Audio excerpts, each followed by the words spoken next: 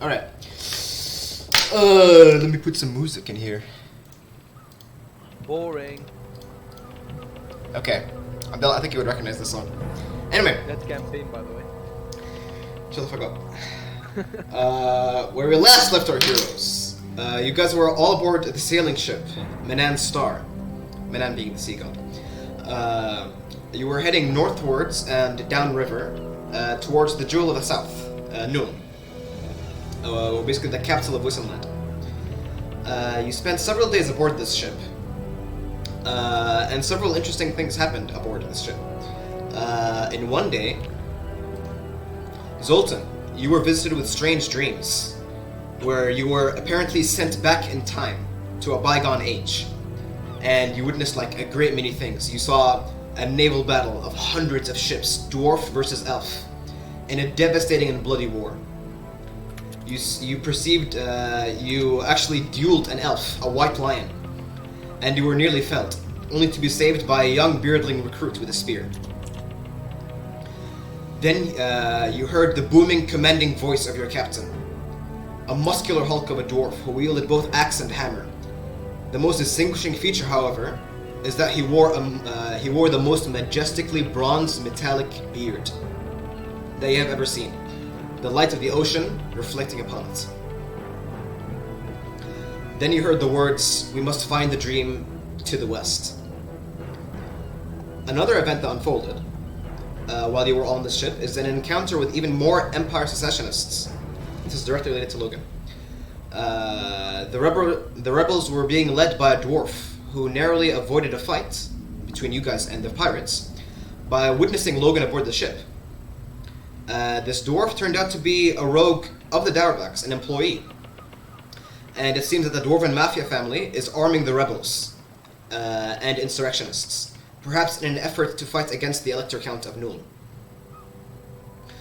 The rogue, who introduced himself later to be Grom, explained to Logan that the situation in Nuln was getting extremely heated. The Elector Count, or the current Elector Count, hired a new head of secret police and deposed their old one. The previous being, of course, loyal to the family.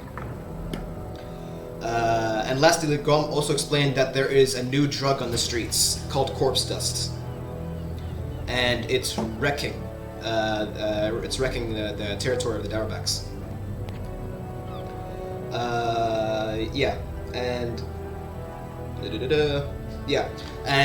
The family that sells this corpse dust is a rival mafia, a rival to the Dauerbachs, called the Scarlet Fangs. And that's when Grom told Logan to meet with his brother Ragni, and then left. Several days passed. Was this in the first couple of sessions where that guy was talking with? No, that was a different character. That was Gaimar. Oh shit! Wait, how long has Abdullah been missing for? Abdullah missed last session. Only? Okay. Yeah. That's two of the three events. The third event that happened was after several days, on the fateful night of the 31st of Broadside, or the Brew Month. A terrible event occurred.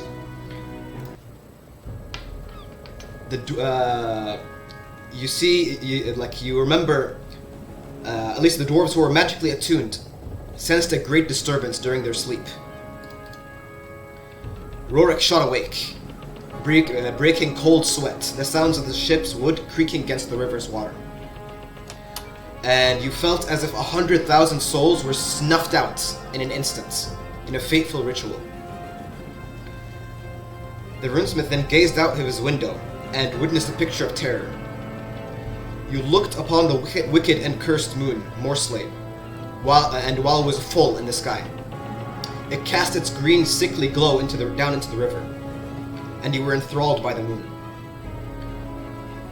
And while you were looking into it, you sensed a strange magical connection between the moon and the ritual, but you could not exactly place what happened.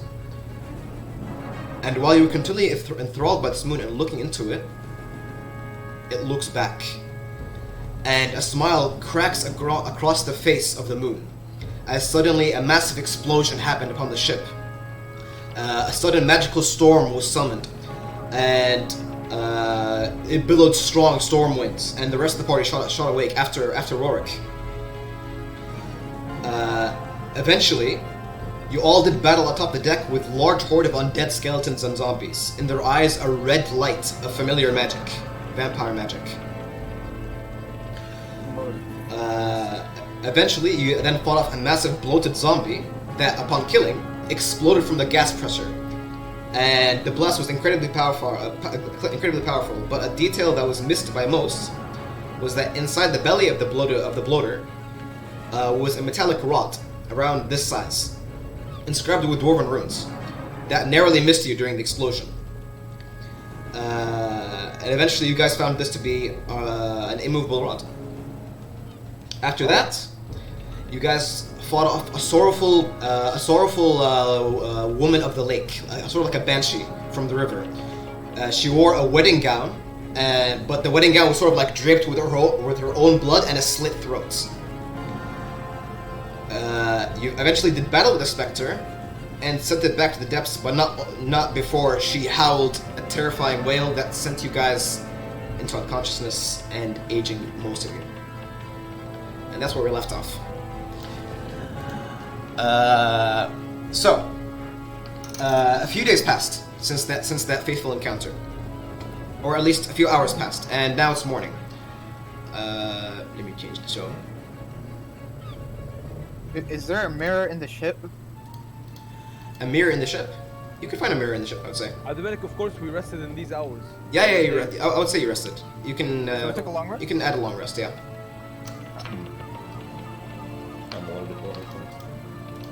See? Yeah. Harold wakes up in the morning, goes to the mirror, to check himself out because Harold is I know this music.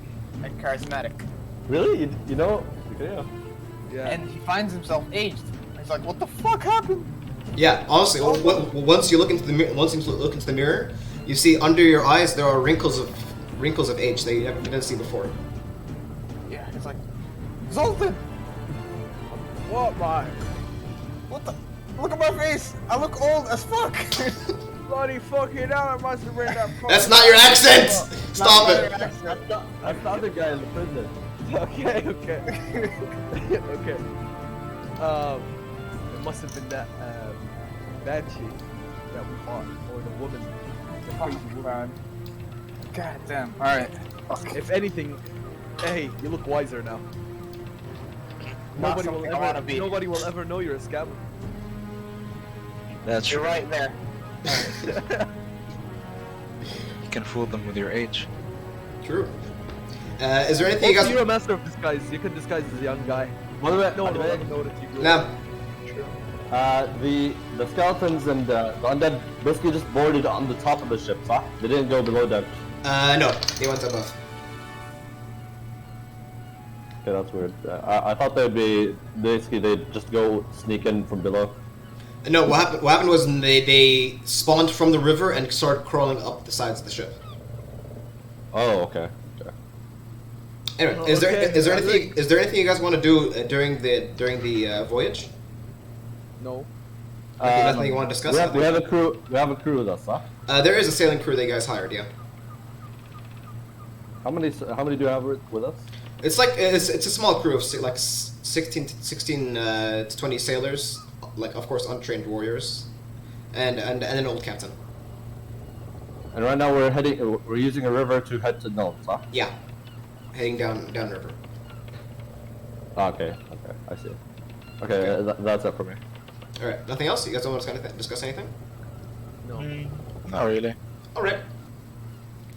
Now, let me bring a cool ass song. Okay. In the first few days of the new month, an extremely cold wind blows, signaling the beginning of winter. And just as you crest over the edge of the river bend, you witness a beautiful sight. You all, this is around noon of the first of counter sites. You witness a beautiful sight. You all reach the outskirts of the biggest human city that you have ever seen in your lives.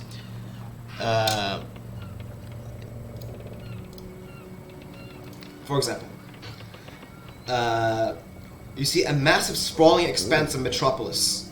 The city itself is divided into many districts that courses that basically it's sort of like think of it as this. There's this one river that splits into two forks, and the city is built into each section. So basically, there are sort of like three sections of the city built upon the river and the sides of it.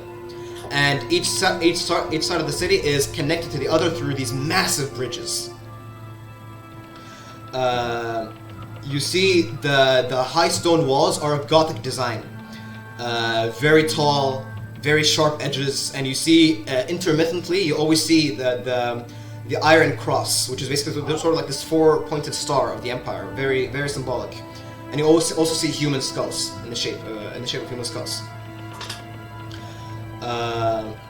You also see massive spires of twisted stone dominate the landscape as hundreds and hundreds of plumes of dark, black, acrid smoke flow from chimneys of thousands of homes. And it sort of builds up this smog that covers the sky.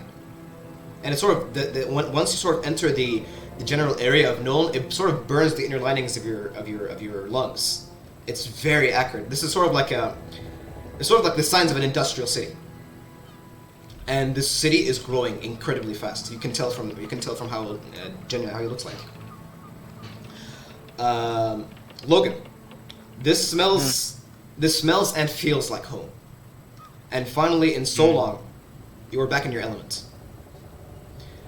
I say to the guys, welcome to my city. This is my home. Your city smells like shit, bro. No! Then I stab a bit. Whoa! Holy shit! Okay. Anyway, Make I have whistle العبيد, you know, with the knife. what the fuck? Okay.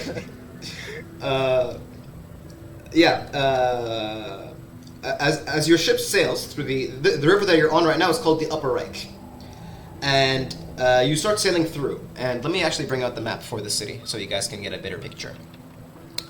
Beep beep beep beep beep. Dude, I want my accent. Bro, Zakaria, you know what you sound like? You sound like that guy from Peaky Blinders. It is. See? It is that guy. See, Omaid? What did I tell you? Actually. Alfie Solomons, right? Yeah, Alfie, yeah, exactly. Oh my. Can you guys see the map? Still, No, It's a little bit. Is it the image?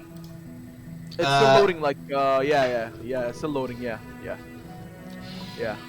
Basically, Question: was that? Like, map I don't have a big? token, I don't have vision token. you don't. yeah, it was out. All right, let me put you back in. How about now? Okay, nice, I'm back, yeah. Was that image actually the city? No, or no? Yeah, it was Nuln, yeah. Damn, it looks like kind of gloomy and dark. It's sort of because of the smog that dominates the area. They're very lovely people. Yeah. Still black for me. I don't think I have vision. Still, You don't? I'm 97% in. All right, let me add you Oh, again. never mind, I got it. Oh shit! The map. Yeah, Can this- you remove everyone except Abdullah and add them again? Sure. No, I got it. It's good, no problem. Nice, now everyone is on the map. Okay. So basically, this is how the city is divided.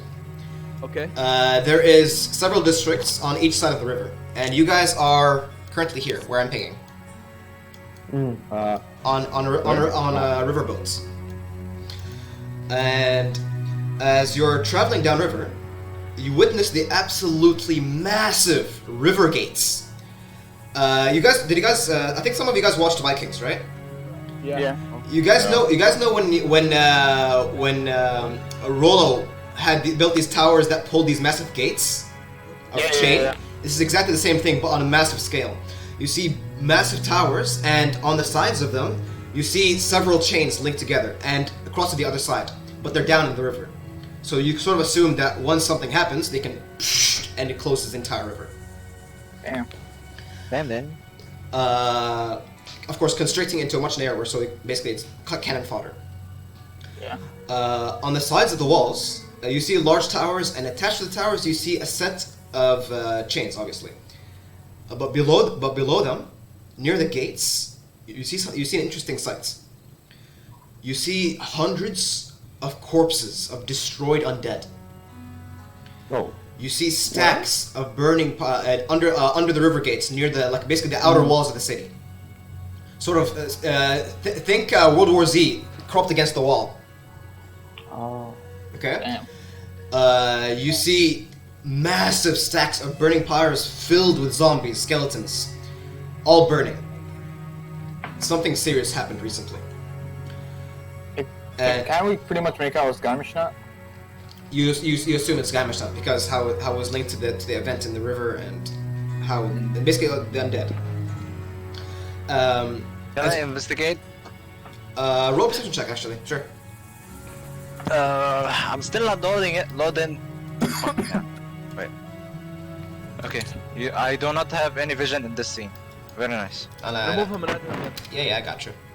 How about now? Okay. Abalado. I Did don't you see change the anyone. music? Yeah, change the music. Loser. Yeah, respect. You liked it? I can put it back. It was a good music though. Alright, I'll put this one. Zeki bipolar. Make them alone. I don't see any. It's fine. You don't need to see them. You just need to see the city. You see the city on outside. Yeah. This is how. Okay, then just roll D20 plus 9. That's your This perception. is how it looks like. Okay, Logan, you notice something.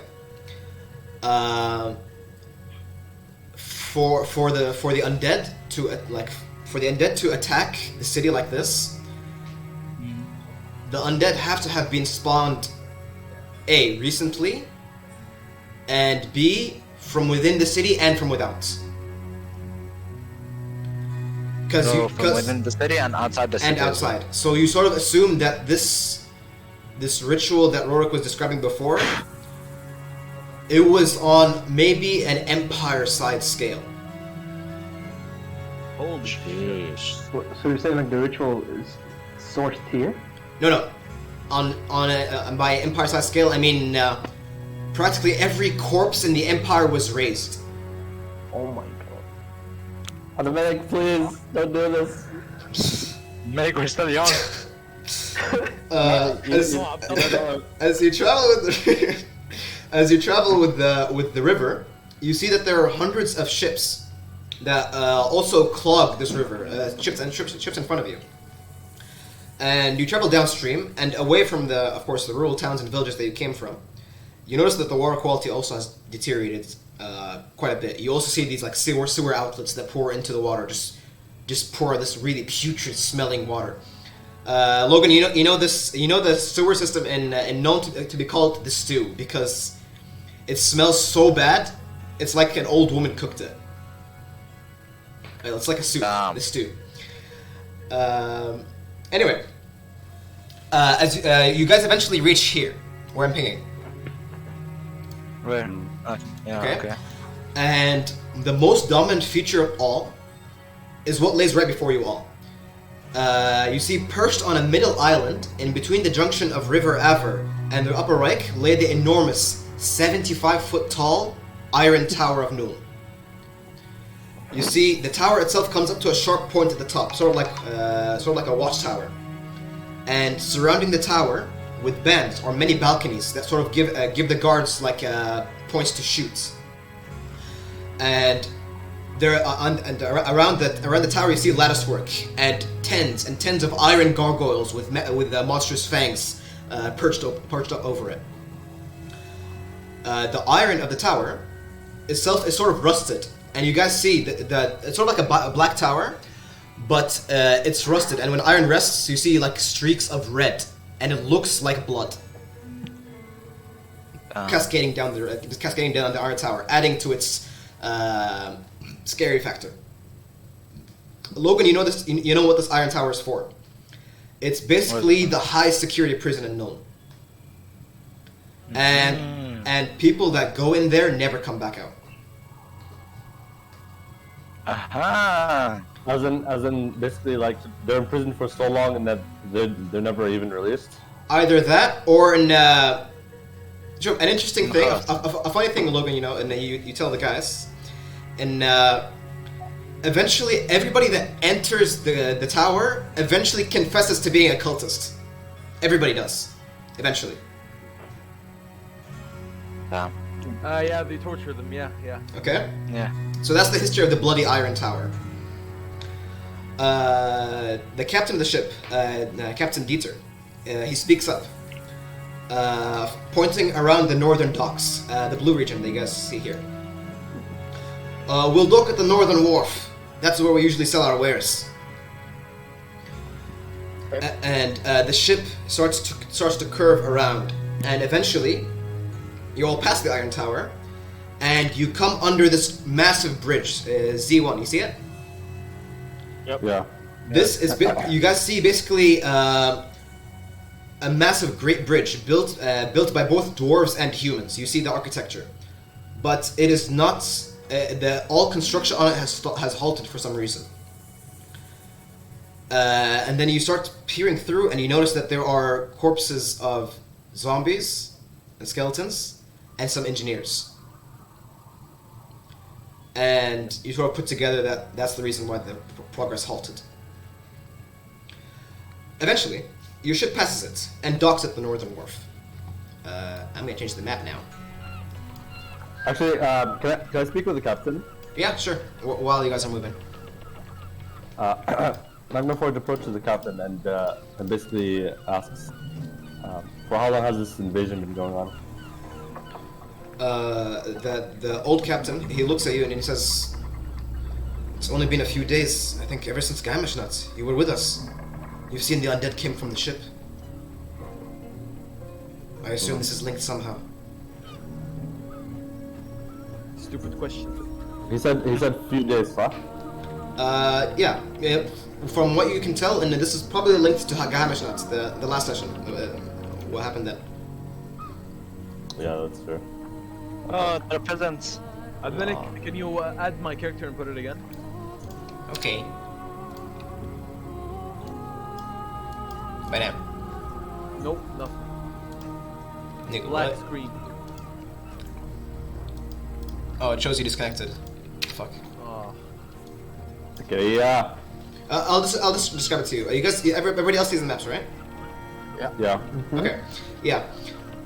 Basically, you land on the northern docks, and you all hear the sounds of many bells in the northeastern direction.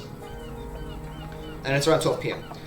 The sailors, of course, unload their cargo as the captain, old Dieter, steps out of the ship and starts talking to the wharf master, a rotund-looking human man. Logan, you know this part of the city like the back of your hand. The northern docks is basically directly connected to the university district, which is sort of like a walled-off campus.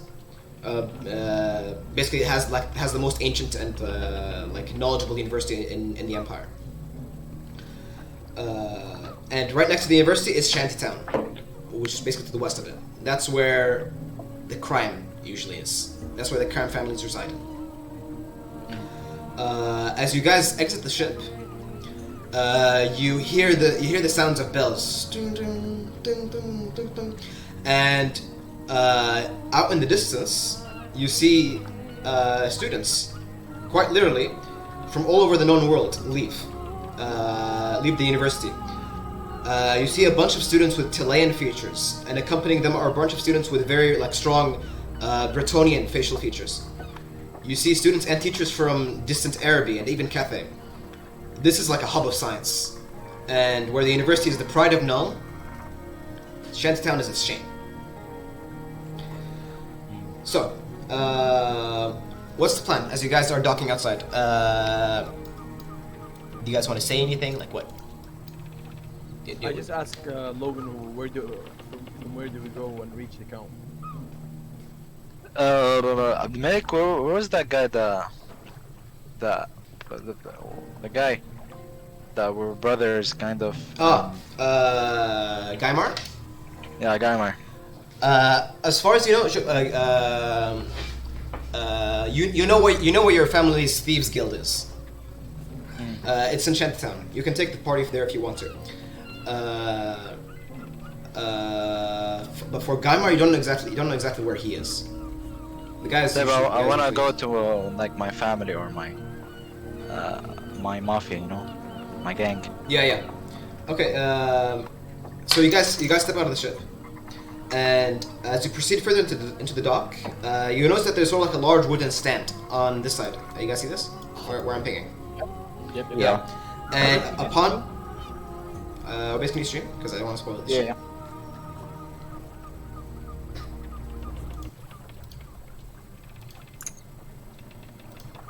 Okay. Upon the stand, you see a very grizzled-looking not old man, like a middle-aged man wearing chainmail, and he has sort of like these mutton chops, like as a facial hair, and a simple iron helmet. And beneath him, you see soldiers and peasants with weapons, armed, and you see piles of rotting zombies on the ground. And you also see soldiers sort of setting a perimeter around the river with crossbows. And every now and again, you see basically a hand of a zombie come out of the ground, and that guy brings the crossbow and shoots it down. Every now and again. Damn.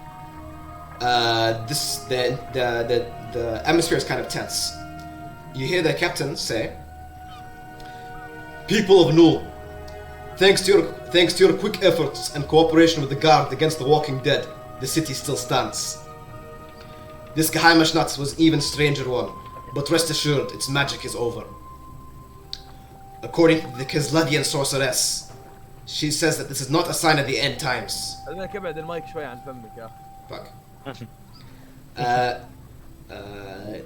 Don't listen to the doomsayers and their ilk. And then he motions with his hand. You may carry on. And the captain basically sort of disperses the humans, disperses the peasants. So, what do you guys want to do? Maybe put you out of the shot. Okay, know what we're here for. You guys can explore the city as well as you please. You guys can go to the electric count. Yeah, Rogue speaks up. He suggests, should we find a place first where we can settle in? Aye. Find a place. Actually, Sure, the count can- Logan speaks up, and I say I have a place. Follow me. Alright. As we're walking, I want to ask Logan something. Okay. So, Logan, what's the authorities like in this area? What's the how do criminals get treated here? They don't get put in that jail, do they? That prison we saw. I mean, You can ask me. May I question that? You can ask me. Sure. Sure. For you, you were part of the Dauerbeck mafia, and family, at least the Dauerbecks, stick together, and because of that reason, the Dauerbecks have huge respect amongst the guilds. Like the people of Nuln don't see your family as criminals. Actually, they actually kind of respect your family. At least some do. But of course, you still do operate in criminal activities. Generally, the Dauerbeck family is strong enough to not have any of its soldiers or its employees get stuck in the Iron Tower. But maybe lower gangs that don't have such a wealth of connections, funding, and general firearms and shit, probably they'll get tossed into the Iron Tower and maybe other lower prisons. Have you gotten into any trouble with the law before? not really. Okay. My family got my back, basically. Hey, alright, yeah, alright, for sure. Okay. Okay, so Okay, you take them to your place. Yeah. Okay. Jesus. The fuck? What car was that? What the hell I was have that? no idea. Okay. You start taking the party around northwards. Okay, and you enter Shantytown. Now it's called Shantytown for a reason. You take the troop into a dark and dingy lane.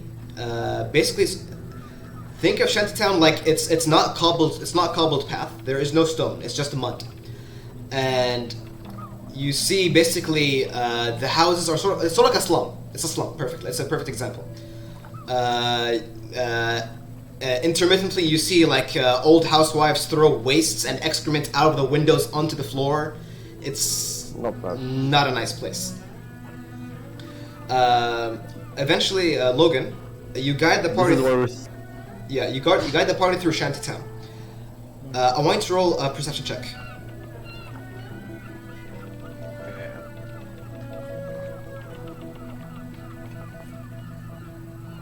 Okay. You're too distracted by what's occurring around you, and you don't notice this natural detail. one. Eventually, Can someone else roll perception?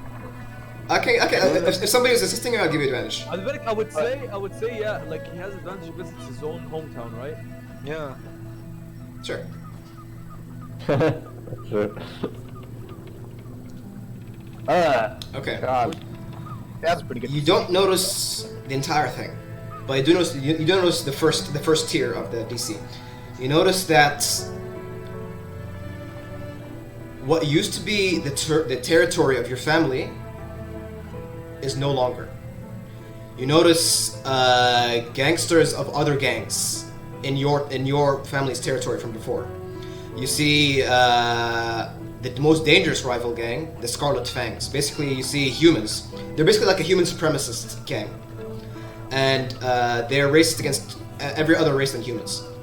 They have these masks or bandanas that are red, and that's why they call them the Scarlet Fangs. And they are dominating your current streets. It's your choice if you want to stealth away or you want to confront them. Can I stealth away and like I would see say- what's up like? I would say you can lead the. Actually, you're leading the party right now, so whatever you're doing, the party has to follow because this is your place. You said follow me, right? Fuck. Ow. You have the experience on what to do here, so follow. Yeah, Hey, take the lead. can I put a red bandana and then go and talk to them or something like that? Sure. Okay. Do you have one though? Okay. Do you have a red? Sure. Do you have a red bandana? Or you can. Does anybody have a red cloth? On them, who wears red? I mean, I'm a fancy cloth, so I don't know if that. You can make a cloth out of my red beard. Or I'd make. Yeah. Or I see like one of the gangsters. Okay, they're alone. They're chatting alone. Yeah. I take them and like investigate with them or like deal with them. Okay. So you're getting up closer to them, basically. Basically, but I see someone like no one like he's alone. Basically, no one is around him and like you know, you get me? And I approach. Yeah. Okay. So you sort of get away from the party because they might be too loud. Okay. I tell Zoltan if this goes bad, just have my back. Okay. Yeah, I got you, bro. Okay. Okay. Roll stealth for me. Please. Okay. And what's the results? 18. 18. 18. I'm gonna put some private rolls here. That's work on Melik's face, dude. Gizan, this is your time. I'm fucked. Oh fuck! I'm fucked. We're Okay. keeping a close watch on face, man. Okay. Let's go. I'm fucked. I'm gonna change the map. I'm gonna change the map. Okay. Let's go. And Melik, I asked the party, does anyone have a red cloth? Okay. Yeah. I'll say you get red cloth. Red cloth. No problem. Wait. Give me a second. Let me just move the guys here. I say to Oh, the no. party, I don't got his back. I was lying. Let's go. Imagine. Okay. Logan. Can you remove Logan and Harrock and add them again? I'm still loading, by the way. عشان I How can't- about we wait till everyone's loaded, then we put Shut the the character fuck up. What the fuck was that for? I'm sorry. He hasn't been playing Dota with me recently, so I'll feel bad. Did you load it? So like, come on, then. Huh? Well, Yeah. I'm 86% right now. Okay. Actually, let me put some Witcher music. Actually, you guys remember this one? Wait, No, this is this is Hearts of Stone, isn't it? nope, No. Oh, it's Velen. No, it's not even Velen. nope, Me? It's that Grim area though, right? nope. 3-0? No? It's Novigrad. Huh? Really? Yeah. Are the goals good? Is any here? I don't have vision in this scene. Oh, okay. Sorry, I forgot to pull you back. Okay. You here? Or what? Yeah.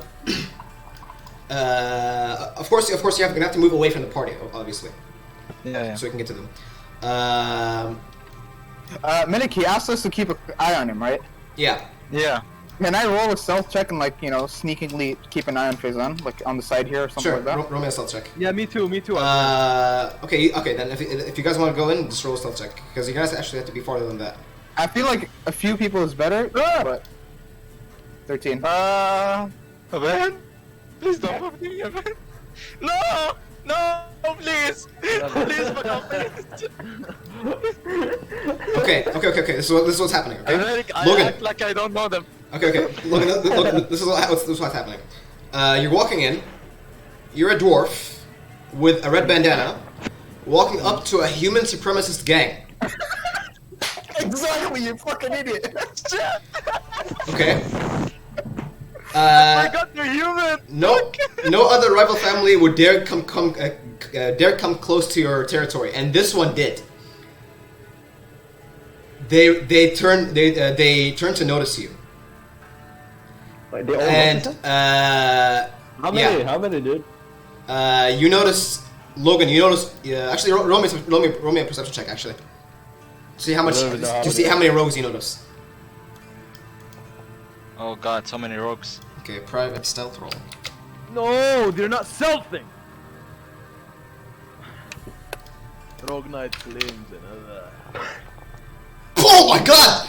Okay, you notice one. How you intended before. What the fuck? Okay, you notice one. And So fucked. as you're like proceeding through, walking through this dingy alleyway.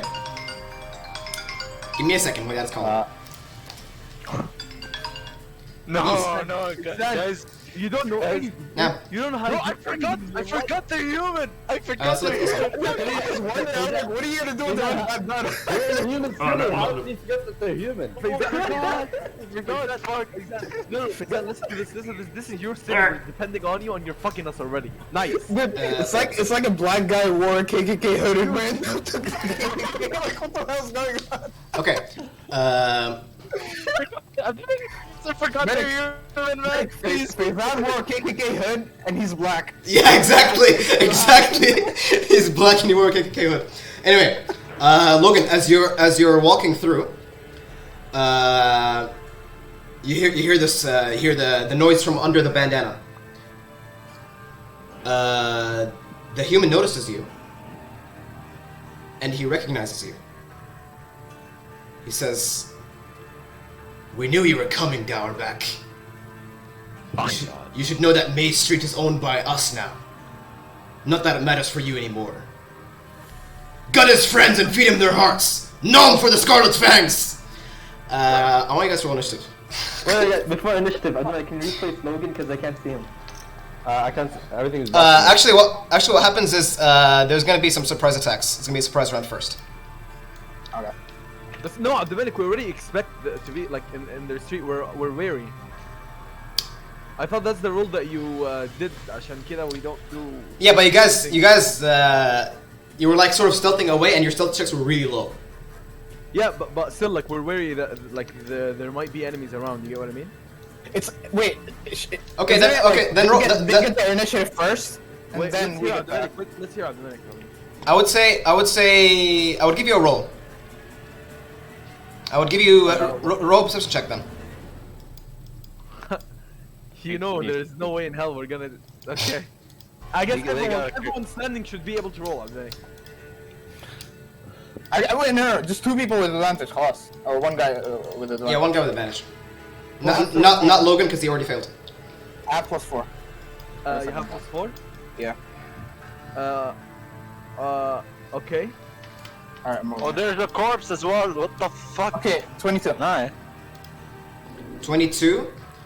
Everything is black. Didn't succeed. They got 26. None of them? None of them. They had 26. 6.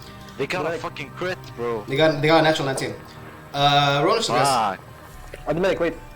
What's up? Can you replace our tokens? Because I- Abdullah only sees black and I can't see Logan. Oh shit. Okay. I can't see Yeah. Logan. No, you can't see Logan for a reason because it's there's walls. Yeah, like you don't know where he is, Hassan. Oh, okay. He passed an alleyway. Yeah. Can you guys see yourselves now? Except Logan, of course. I think Logan only sees Yeah. Herrock. I would say I'm supposed to, yeah. Sure. Yeah. everything is nigger to me. You didn't switch scenes yet. Oh, wait, would you have aid on? Aid? Yeah, I would. I mean, I would have the... You have to tell me first. Inspiring leader. No, inspiring leader I would have every day. That's for sure. You have to tell me first. Wiz. Wait, inspiring leader is every day when we wake up. Every day when you wake up. I'll allow it, sure. Let's be real. When would there be a day I wouldn't do it? It's a free thing. Like, it's my fee. Oops, wait, let me see. So everyone add 10 temporary retreats to themselves. Yes, sir. Yeah, but you know, are you gonna keep inspiring everyone Why are every you day? typing exultant? Slash heroic. Guys, come Stop on, typing exultant as you say that. roll initiative, guys.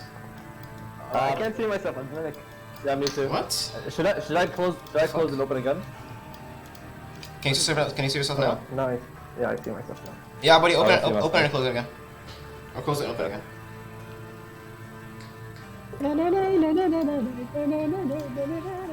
I don't think there's 2 hierarchs on my screen. There's only one. Wait, Wait, what? there is. There is? What the fuck? Let me remove that one though.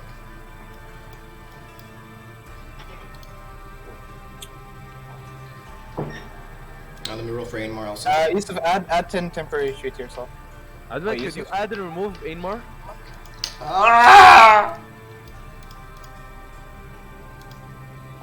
Natural one initiative. Word, my bones.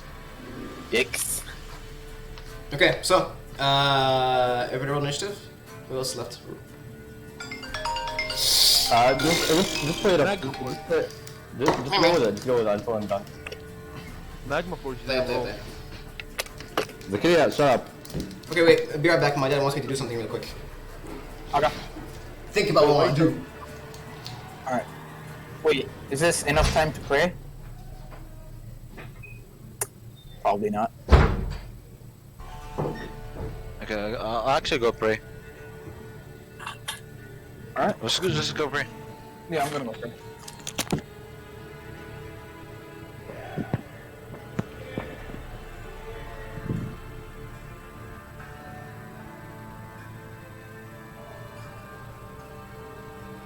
Where did everyone go? Praying. Yeah, I'll do that too then.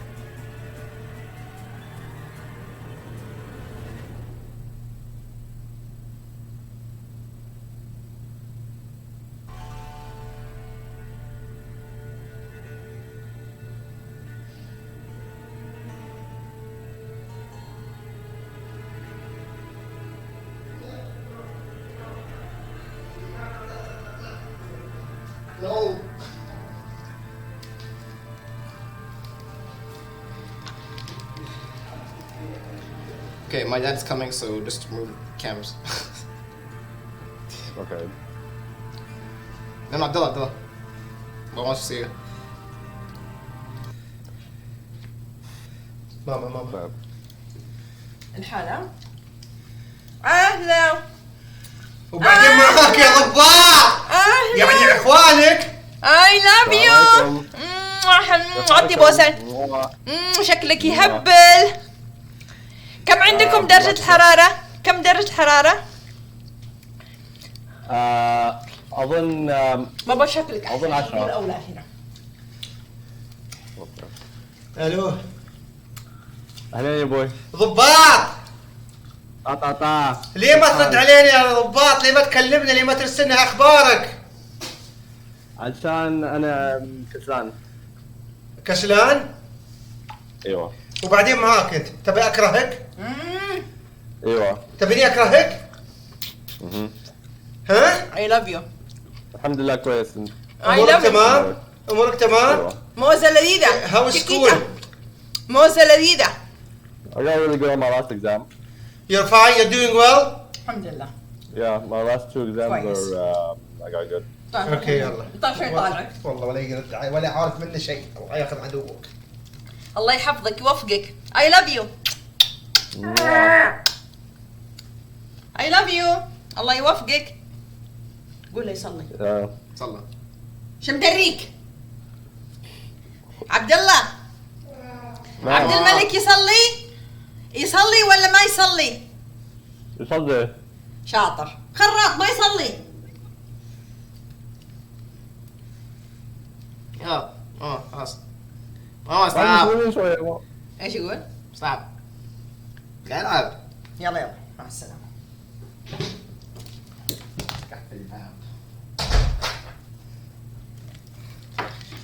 Jesus.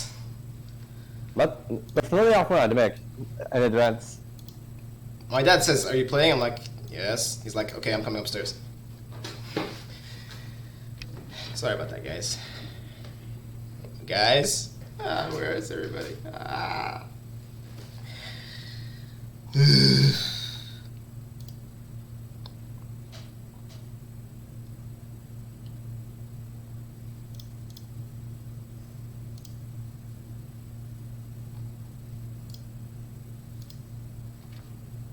We back?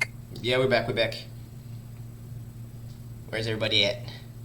Where's everybody I at? think a bunch of us went praying. Yusuf's back.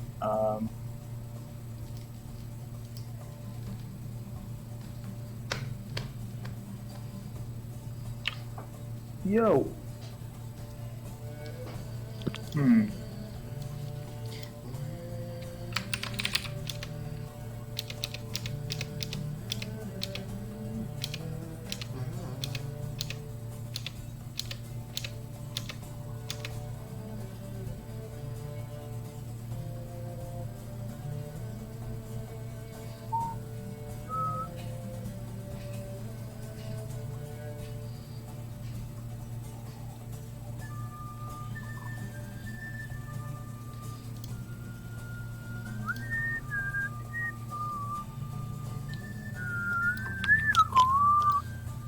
Okay, where's the two of those? Where were those two guys? Can somebody tag them?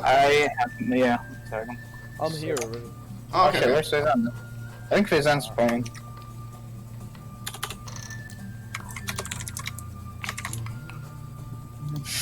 Dude, the fuck did Faizan do? He's black and he wore a KKK hood. I swear. I was wondering, like, how's that even gonna work regardless? Yo. Alright, let's do it. Okay. Alright. Okay, first off, because it's gonna be a surprise round, the Scarlet Fangs go first. Okay? Fuck. The first Scarlet Fang obeys. You see him sort of these shadowy assassin types with like bandoliers and hoods and these guys look menacing. He's sort of perched on top of this building. Wait, move your mic a bit. He's sort of perched on top of this building. No, move it down. Oh. We hear the bullet village, yeah. Move your mic. Yeah, he's sort of perched on top of this building, right? And he brings out this club type object and jumps on you. And he's gonna attack you with this. Do I get a reaction, by the way? You're surprised, so you don't get your reactions now. Okay. He's gonna stun you. So, first attack, it's gonna be... Okay, it's supposed to be a club, but I only have short swords. I believe that's a hit.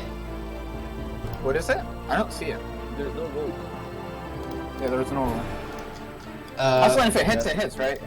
Yeah, you didn't see it? No, I didn't see the Yeah, one. neither did I. Sorry, it was a private roll, sorry, my bad. Yeah, it was a natural 19. Actually, yeah, that hits. Yeah. Once he hits you, he forgoes all the sneak attack, and you are charmed for 1 minute. And you're incapacitated. And with his bonus action, he's gonna go for your gold pouch. And he grabs your gold pouch. You're incapacitated, you can't do anything about it. And with the rest of the movement, he's gonna go 1, 2, 3, 4. That's his movement. That's his movement.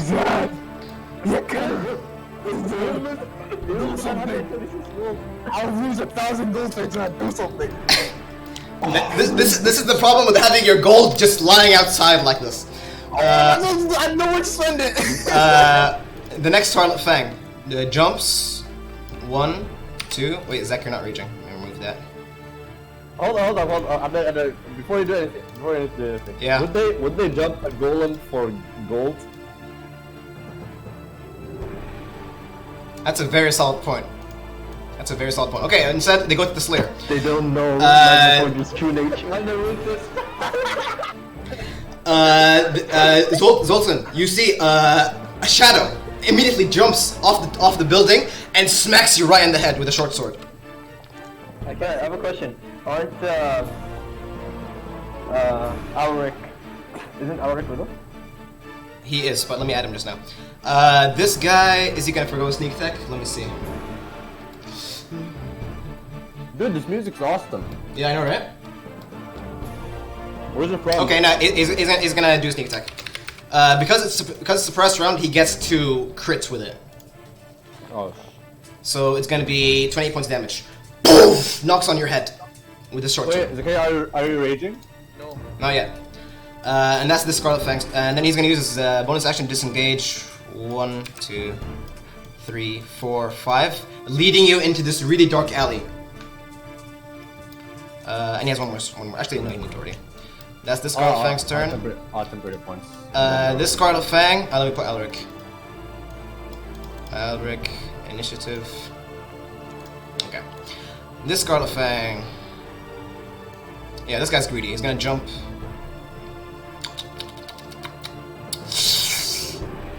He's gonna jump Elric. And actually, no, he's not. Logan. Actually, all of you guys see this except Logan. He opens his cloak, and you guys see this metal string. Okay, very light metal string, and attached to it 1, 2, 3, 4, 5, 6 knives. He twirls it between his fingers like this. Throws 3 knives at you at Alric. First one. That's so cool. Okay, this one misses. Payson, how are you not even close to being these guys? Third one, natural 20. With sneak attack, so it's gonna be a crit. Oh shit. Plus poison. So Elric has to roll a constitution. Aywa. Yeah, slathered on daggers. You see this black ichor. He's gonna roll to roll constitution saving throw. Succeeds. My He life is doesn't shit take compared damage. to the market. And the third dagger No. hits. It doesn't have sneak attack though. It's just 1d4. And another constitution saving throw. Succeeds. Okay. That's the Scarlet Fang's turn. Logan, the Scarlet Fang that talked to you looked much more gruff and like stronger than the others. And he just brings out a short sword and brings out a dagger and bum rushes you. And he's gonna attack you. Short sword first. Misses. Goes to attack your chest, and narrowly you evaded with you use the butt of your operator quickly and you butt it open. But then he goes from under your shoulder and stabs your armpit with his dagger. Misses again. You block it. And the Scarlet Fang, that's his turn. Okay, now initiative starts. Logan, your turn. Almeric, is my house close by? How close is my house? Your house, I would say it's around like a 10-minute walk from here. Guys, I'm sorry, but I gotta call for help. Wait, but Danny, they're not gonna reach into the fight. We can handle these little fuckers. We can handle them, but Bro, Danny, guys, they're much more. We can't see them. They're much more. we can handle them. I feel like we can handle them. You guys are not communicating, by the way. You guys can't communicate. Yeah. Okay. Let me make that clear. And you guys don't see each other, and you're in middle combat. If you guys had the earrings that you're supposed to make, then you could. So Logan, what do you want to do? You don't have any communication with you guys. You can do whatever you want. Don't let any like metagaming. Fuck. Think I Quick. should go for it. Okay, I fully disengage and I go for my house. All right. So disengage, movement, action. So that's 12 Cunning squares. action. Yeah. You can head down these stairs. You see the stairs in front of you? You can head down these stairs and run towards your house. But Shofi, Okay, from what you know, your house, the Thieves Guild, it's hidden under a tavern. Your allies don't know where it is, so if you go there, your allies might not know where it is. You know? Babe, I called for help and I'll come back, basically. Okay, sure. So 1, 2, 3, 4, 5, 6. 1, 2, 3, 4, 5, 6. Medic, they can see that I'm charmed and like incapacitated, right? The Scarlet Fangs. No, like my team, like my party. Your team. You guys look onto Hyrok and you see him like dazed like this. He's out of it. Doesn't Logan America, see it? I can't see in front of me. This is the end of the map. Just think. What are you seeing right now? You're passing between alley 1, 2, 3, going as fast as possible. I would say because you're incredibly fast, you can actually make it in 5 minutes. But still 5 minutes. That's like 50 rounds. And I know the city That's how much as round? back of my hand. 50 rounds. That's Fizan, that's 50 rounds in combat. 50 rounds in combat. He doesn't know. That's up to you guys. Well, it's 50 rounds. That's Yes, he knows that at least. yeah. You know it's gonna be long. Best house you already moved. Megaforge, your turn. Okay. Well, you see above you see the Scarlet Fang, and in his chain you see 3 more daggers lathered with this black ichor. Okay. Megaforge stands next to Ulrich. He points at this Scarlet Fang, this Scarlet Fang, and says, "I'll deal with you later." And then he turns to his left to the Scarlet Fang that basically nicked Harrock, and launches a rocket at him. But this one is a different rocket. Okay, sure. That you guys never saw before. Let me launch it. Oh shit! Let's go. Firework. Okay. Now let the guy roll 1d4. 1d4. Yeah. 4. Okay, let's see what the effect will be. Okay, the target loses the reaction until the end of your turn. In the next round. Okay, suddenly what you guys see is Megaforge pulls up this strange multicolored rocket and launches it, detonating near the Scarlet Fang. Not taking much damage, unfortunately, but you see that the Scarlet Fang's his reflexes are dazed. He can't react, so no opportunity attacks basically. That's your action. Any movement or bonus? I stand in front of Alric, so basically, like, any attacks by the Scarlet Fang gets directed to me. Okay. Scarlet Fang.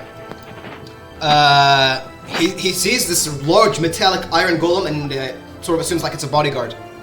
And he smirks. He says, "You think you'll protect yourself from me?" And then he goes 1, 2, 3, jumps down, and throws 1 knife at Alric, 1 knife at Zoltan, 1 knife at Ainmar. Fan of knives. Oh shit, he basically like angled it towards the back, got it? Yeah. First one against Alric hits, but it's not sneak attack. Does 5 points of damage, and Alric has to roll Constitution saving throw. Dude, Alric is getting fucking smoked. Succeeds. Second attack on Zoltan. Zoltan, you see the dagger coming in, and using basically the braces on your arm, you deflect it. The arrow flies. The dagger flies, hitting the cobbled streets behind you. And the third one against Ainmar, it's gonna be the dagger. Natural one. Anymore It- stands still. Yeah, literally, Ainmar just stands still, and the dagger just flies off the armor. That's the Scarlet Fang's turn. Rorik, your turn. Allah. Okay, from Rorik's knowledge, what does he know about, like, does he know anything about getting rid of the charm? The charm, you can have to roll a medicine check. Medicine check. Yeah, medicine check. It's a medicine check. What? The Firework Rocket Fire was uncommon, so it was supposed to deal 3d6 instead of 1d6. Oh, sure. Okay, so roll 2d6. 2d6. Okay. So that's extra 5 points of damage. Okay. And is he affected by something else besides charm again? He's charmed, incapacitated, and basically he's flat-footed. And he has a speed of 0. Oh, there's flat-footed here as well. And Okay, I can't tell you that actually. yeah, I don't think I'm gonna risk it then. It's not magical. It's physical. It's like he got a concussion. Okay, so this is what Rorik does. Okay. Rorik raises his shield and activates the rune of fire over Okay. here. Oh, okay. Yeah. Okay, I'll make it over here. Okay. Yeah. And as a bonus action, actually wait, I can heighten it, right? You can hide him, yeah, to a level 3 if you want to. I'll heighten it to level 2. And I use my bonus action to make it charge against him. Okay. So how much damage? I believe it's an attack, huh? Or it's a reflex saving throw. No, I think it's straight It has roll. no reaction also. I think he rolls a save to take half. I'm pretty sure. It's flaming spheres, huh? Let me see. Yeah, I think it's this one. Yeah. Over here. Rune of fire. Let me check out rune of fire. I think, what's the rules about having no reaction when it comes to this? Reaction basically, it's for like opportunity attacks and like counter spells and that kind of shit. Okay, Does so he get a reaction to dodge a thing, Aslan? it's not a reaction. It's a dexterity saving throw. Okay. Yeah. Okay. So Yusuf, roll for me 2d6 fire damage. Oh wait, did you heighten it? You heightened it, right? Yeah, 2d6. Yeah. Okay, 2d6. So that's 6 points of damage, and he's gonna roll a reflex saving throw, which assassins are pretty good at. Succeeds, so he takes half of that. Takes 3 damage. Okay. You smash the ground with your hammer and create the rune on that location, and it appears from the ground, and a molten ball of fire appears and starts incinerating just from proximity. His flesh, but he doesn't look visibly hurt. He dodged most of it. Anything else? You have a movement and bonus.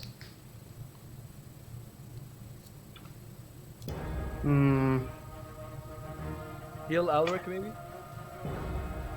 No, I use all my actions. Rorik goes to Harold and like tries to protect him while he's Okay. charmed. Like So basically, like bodyguard him. Yep. Okay. Herok, your turn. You can roll a Constitution saving throw. Shit, okay. Saves, Constitution. Please. Okay. How much is that? 15. 15. Succeed. You shake the stupor, and Okay. you see your money pouch is gone. Fuck. Wait, did I get a look on the face? Do I recognize, or can I get a look of his face? Like, remember his face? They have bandanas and hoods, so it's really hard. Fuck. Yeah. Okay, so can I take an action or something, or is that it? Yeah, you have. Sorry, let me see. Yeah, you have an action. You have an action. I have an action? Okay, Yeah. fuck this guy. Alright, let's see. Let's see what I can do. I don't like this guy. Alright, alright, here's what I want to do. Sure. I want to cast... You know what? Give me a second, give me like 2 milliseconds. Sure. Take that. I'm gonna choose some cool music. Let me put this But 98. Alright, I'm gonna cast Hypnotic Pattern. Let's see. hypnotic pattern. Okay, wait. Let me remove the conditions from you, and add concentrating. Okay. Where are you casting it? Right here.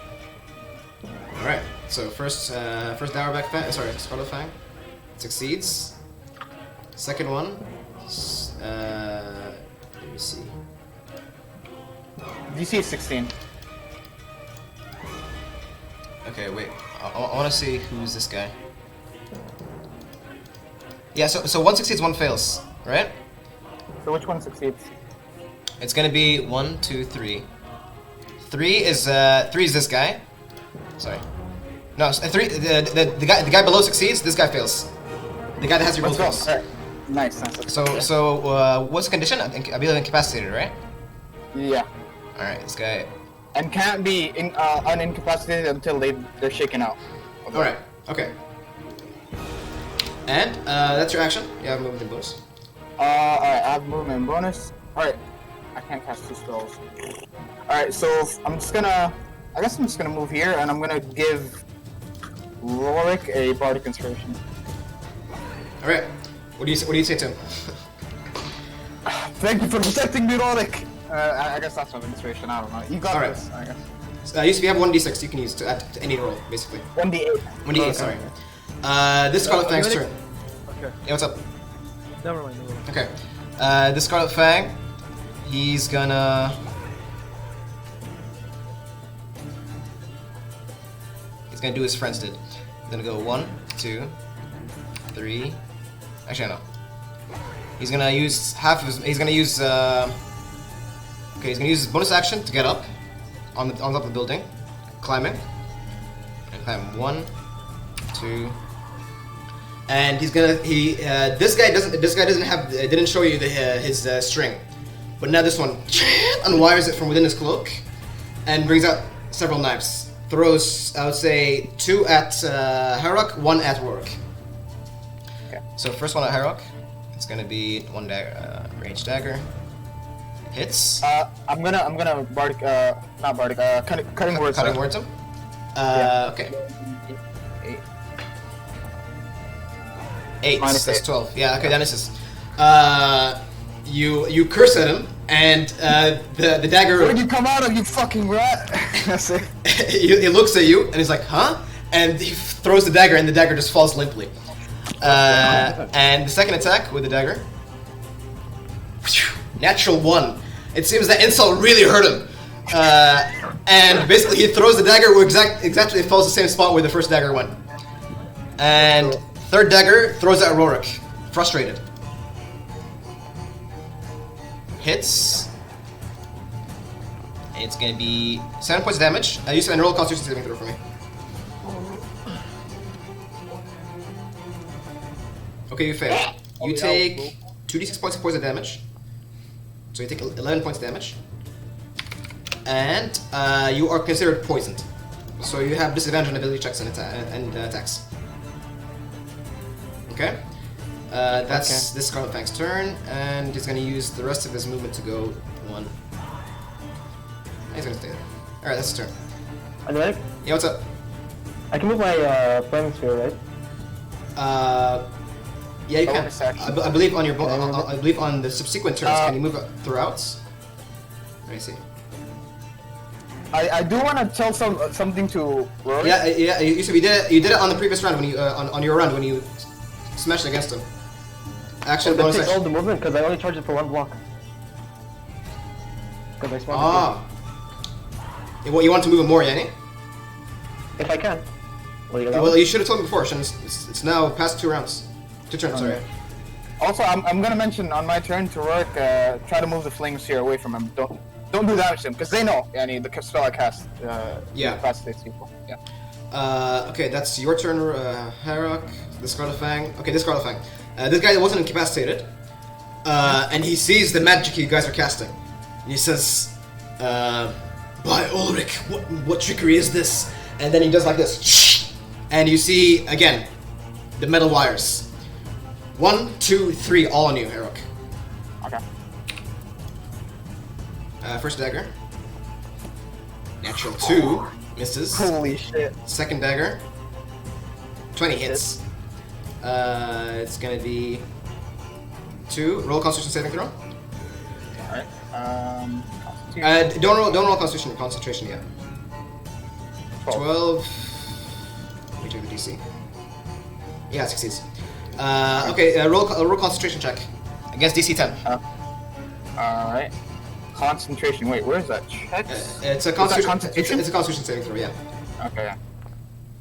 Okay, the spell fails, and Okay. he's no longer incapacitated, and you're no longer concentrating. Okay. And the third dagger, he basically sort of grabs it like this and chucks it, aiming for your neck. 15 misses. No.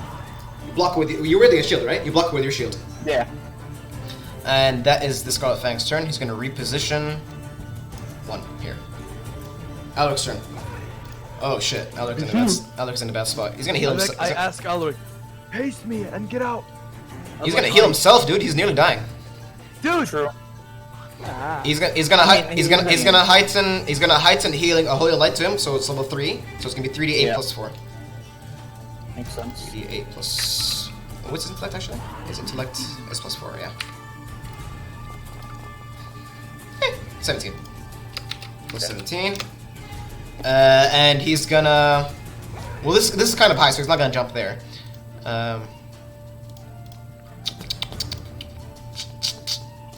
He's just gonna hide behind you, Zoltan.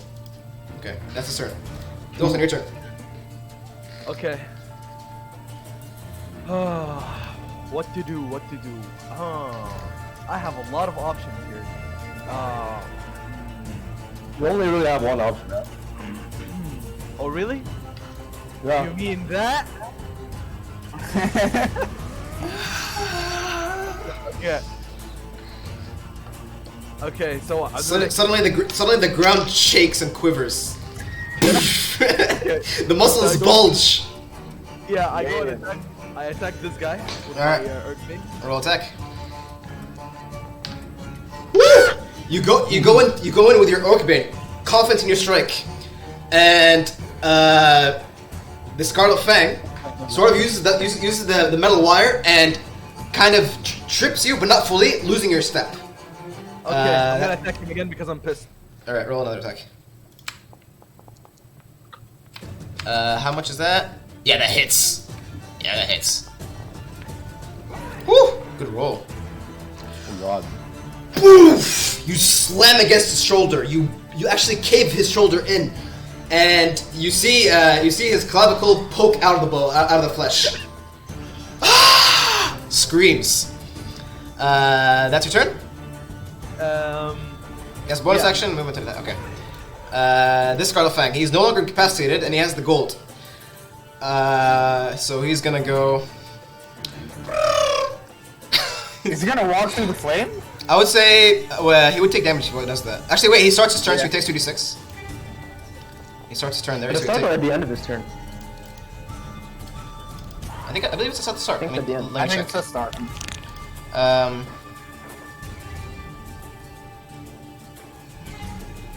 Any creature that ends its turn. Okay, it's not, yeah, it's not yet. End its turn at the spot.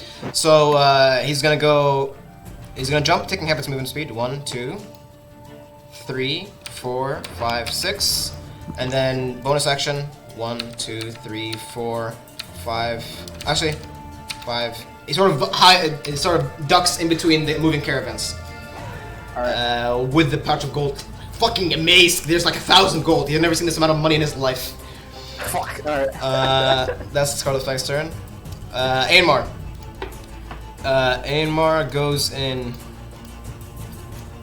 He turns to you, Zoltan, and he says, "I believe you've got that ready, or you've got that section." And he's gonna go Don't worry 1, about it. 2, 3, We got 4, it already. 5, and he brings out his. Does he have a head axe? Let me see. Okay, he doesn't have any ranged weapons.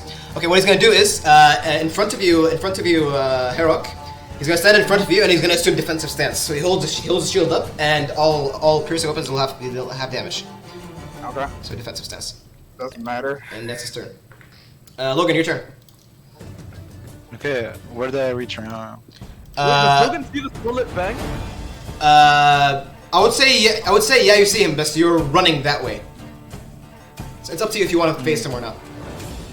I would say I would say you're like 30 feet away. Oh, so I'll just run. You continue running? Okay, you continue running. Wait. The guy is here. Wait. I don't see. He's This here. one here. Yeah, this Wait, guy. am I changing? But he's actually. Am I changing the volume for everyone? Does he notice me while I come by? Sorry, what? Does he notice me? He's running for somewhere else. He's not paying attention to you at all. He's running to the west. Okay, as I'm running, I fucking charge on him and I stab. Okay. So you run 30 feet. Okay. Roll attack. Advantage, right? No damage. No. Why? Why would he? Why would He he have doesn't advantage? notice me. He doesn't notice. No, but he's me. not. It's not that he doesn't notice you. You're running. It's obvious. You automatically fail stealth. But he's not paying attention to you. That's what I meant. Like surprise attack, basically, right? It's fine. It's fine. No. Aha. You're in combat. Natural 20. Doesn't matter. Okay. 14 points of damage. Minus 14. You add the 6 damage at the end of the turn, The sneak attack, right? He has to start his turn there. No sneak attack. No sneak attack? Nobody's next to him. No one's next to him. That's your turn? Yeah. Okay. Megaforge, your turn. Do I have bonus and cunning action? ولا خلاص. You have bonus action. خلاص. Okay. Okay, I use a bonus action to launch using Flash Bomber, another rocket at the Scarlet Fang. All right. 10. Let me see. Reflex saving throw. Yeah, DC 15. Succeeds. Takes half damage. Narrowly evades the blow, but it's severely scarring most of his side, most of his flank. Of course, Just obviously. end it, Abdullah. Just end him. That's my bonus action, and with my actual action, I step up in front of Alric and pull up the gun that Callie used to use and shoot it in the face All right. with a boomstick. That hits. Boom! Yeah. The one facing Zoltan, right? No. The one with Fizan. Oh, the one with Fizan. Oh shit. Okay. So you crest over this balcony type area against the stone. You rest the barrel of the boomstick on the stone. Take aim and fire. The sound echoes. Wait. And after I kill. Yeah? Sorry, continue. The sound echoes through the alleyways, resonating against the stone, and the bullet, dead center between his eyes, and exits, and he falls against the ground. And after I kill Scarlet Fang, Megaforge puts it over his shoulder and says to Logan, "You can run now if you wanted to." Oh! Damn! Sheesh! Okay, actually, I'll give you inspiration for that. That was fucking not inspiration. I'll give you XP for that. 125 XP. So add 125 XP to you. That's your turn. Yeah, that's my turn. Yeah. All right. Scarlet Fang. The one facing you, Zoltan. He looks at you and he sees that he's never. You can see in his eyes. Jeff, you're a man of combat. You were being in combat for years and years. Yeah. This guy is not used to fighting men of your like musculature and expertise. Yeah. And he says, "Oh hell no!" And he disengages. He disengages. 1, 2. He's gonna spend 3, 4, 5, 6. Climbs up and he's gonna use his movement. 1, 2, 3, 4, 5, 6, and begins running for it. He's too low to fight. He's not gonna continue fighting here. Okay. That's his turn. Actually, he's gonna hide. Let me roll a stealth check for him. Hide where? On the roof? You don't know. You don't see him anymore. Pretty good roll. That's his turn. Rorik, your turn. Okay, my turn. Yeah. Hmm. You're currently poisoned. Ugh. So you guys actually see that once the daggers hit Rorik, the black ichor sort of seeped into his veins, and his veins are actually black now. Damn. And you're From my knowledge, is there a way to get rid of it? You can roll an Arcana check if you want to, Arcana. Don't waste your action. or Nature check. That's an action. I would say it's not an action because you're doing it quickly. Okay, so it's like a free action, you're saying. Yeah. Sure. Arcana or medicine, up to you, actually. If you think it's magical in nature, or if you think it's natural. 19. It's probably not magical. It's not magical at all. It's something nature-based. Do I share Probably an vision with extract. my wind of fire? Sorry, One what? dwarf's resistant automatic to poison damage? Ingested. Dwarves are only resistant to ingested poisons. Only ingested Dude, I keep poisons. forgetting. Yeah. Like Oh I yeah. share Okay, vision with my actually reminded me. Dwarves are getting a buff. We're doing a retcon actually. All dwarves have dark vision of 60 feet. And Logan, because of your goggles, your dark vision is actually now doubled. Damn. Nice. Okay. We're gonna apply. Wait, we're applying it now. Yeah, you can apply now. How do I apply? Just go to your. You guys see your senses in the character sheet? Yeah, I say I have dark vision. Yeah. So just apply like 60 feet dark vision here. Like that. Anyway, so what do you want to do? Station. Your turn. Yeah, I'm asking, do I share a vision with the flame sphere? No. Share the vision. Because when I click on it, I see more. Oh, no, you don't share the vision with it. No. Oh, okay. I guess it has full vision because it's considered an NPC. Okay. Can I? This spot over here, I'm assuming it's like a Sort of like- shade, like it's I can sort- go under. yeah, it's sort of a shade, Or is yeah. it stepping? Yeah, it's a shade. Okay. So.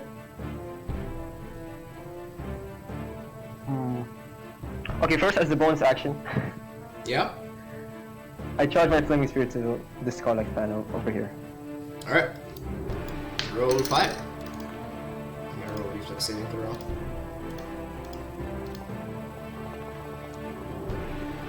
Succeeds. So it takes half of that, so that's minus 3 damage. Okay. For my action, heightened a magic missile on the Scarlet Fang on the roof. You currently can't see him really well. Can't see him? No. No, okay, fair enough. Then I will hold my action. You can shoot the same guy they just hit. Okay, and then in that case, I'll cast Ray of Frost instead. Okay. Hits. You slam the rune, and all of you guys suddenly feel a sudden drop in temperature as a ray of frost beams and strikes against the Scarlet Fang, almost freezing him. But he crashes the ice. That's your turn. And I hide under the shade. Alright. I can't move there. Yeah. Eric, your turn. Alright, Harold looks over and this guy's dead, right? From what Magma Force did to his head, yeah, he's dead. I'll be like, Logan, make sure you get my coin purse. And then I'll move here, or actually move here, right? Yeah. Can I see this guy on the roof? I would say at this angle, yeah, you see him. Is this guy already wounded? He is partially wounded. Yeah, you see some gashes. You see the frost that sort of crosses all over his Alright. arms. I want to cast spiritual weapon at level 3. Okay. Yeah. So give me my weapon. Did you guys not go supernova? Where are you placing it? I'm placing on this guy. All right. Suddenly, this and I'm gonna spectral green hammer forms. Hits. Jesus. 1d. 28. That hits a fucking Tarrasque, I think. Jesus. Alright, let's go. 15 damage. You targeted the guy up there, right? Not the one below. Yeah. Yeah. Oh shit, my bad, yeah. That's fine. slams into him. You actually hit his knee, and the angle actually goes inward, sort of cracking his ACL. That's Fucking an ACL. That's my bonus action. it's like this tendon here. Yeah. So for my main action, or my action, I'm gonna boomstick him. You met students. Hits. Shoot him and say you messed with the wrong set of doors. You bring out the boomstick, and sort of inspired by Magma Forge's deadly accuracy, you bring it spot on directly between his eyes. Falls dead on the roof. That's your turn. Wait, I can still move my axe, so I'm gonna move it right here. 20 feet, so I can move it. I should be able to move it here, but it collides with the wall, it says. I would say it's sort of going like a hypotenuse, you know, because it's up there. So Okay, but it's only 15 feet. I would say it goes like here. Okay, sure. All right, that's your turn. Next guy is a dead guy. Next, okay, Scarlet Fang. He sees the situation turning quickly, badly. He sees two of his friends die, and he's going to disengage. 1, 2, 3, 4, 5, 6. 1, 2, 3, 4, 5, 6. He's a slope from the Great Frost. How much is the movement to that? It's 10 feet, son. Let me double check. He's reduced by 10 feet until the start of your next turn. So it's going to be, instead of 60 feet, he moves 40 feet. So that's 4 squares. 1, 2, 3, 4. Right there. Alright. That is his turn. Alric. He's going to go 1, 2, 3. I believe he has... Haste me, dude. You seriously want to go supernova like this? Yeah, that's what I've been saying. Don't go supernova. Like, what is the Shisma, the rune of speed or whatever? Rune of speed. He doesn't have rune of speed. Medic, why does it say Dower back fan? He does? Yeah, it says that. It says Scarlet Fang. What are you talking about? No, it says Dorbuck. What? On initiative it says Scarlet, but on the rolling thingy it says Dorbuck on chat. Yeah, in the chat. Oh, that's a bug. Well, Scarlet Fang. Yeah. Yeah, okay, Alaric's gonna sit here and he's gonna not do anything. Because that's other stuff. Okay, Zoltan, your turn. Okay, I climb this, so like the guy who was trying to disengage. Okay, okay, you begin to climb. So you get up here. Okay, do I see him? Nope. Like, You climb up this rickety hold up. You climb up this like cobbled up wall or sorry roof. It's dinged up. Because you're a dwarf and you don't have really fast movement speed, I would say it takes most of your movement speed to get up there. What?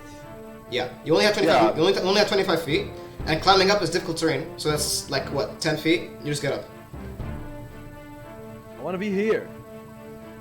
Tough luck. Why didn't you? Well, you can use double your action to get double. You can use your action if you want to. Yeah, but then the guy is still gonna escape.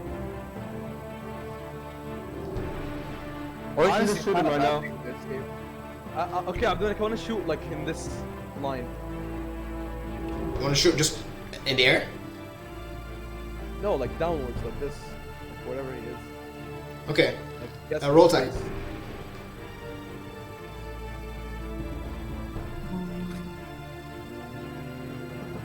I'm gonna shoot with a crossbow. Okay. Yeah. Okay.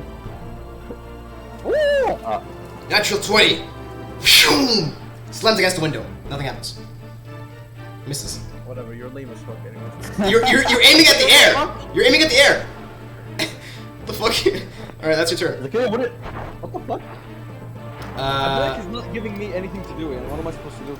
Kill him! Oh wait, What he's dead. No, it's I okay, don't. Chef. You aimed for. Oh, you aimed for this guy? He's already dead. No, I aimed like this way. Yeah, dude. That guy. The guy is not. That guy was right here. That guy was right here. You made him climb, hide in Yeah. one round. Disengage. He's a rogue. Disengage. Action. Movements. They can fucking fly if they want to. And these are humans. These are faster than dwarves. Wow. So slow? you miss. That's your turn. Scarlet Fang, this guy's fucking dead. Ainmar. He walks up 1, 2, 3, 4, 5 trying to catch up to that Scarlet Fang. Which is kind of slow. He doesn't have a crossbow.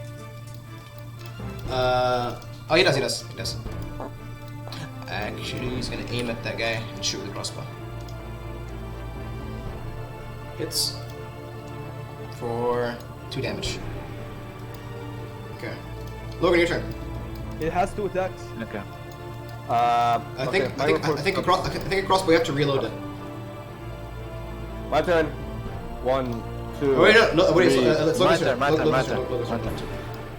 It says my turn. I accidentally clicked twice. Okay, continue. Yeah. What do you want to do, Kizan?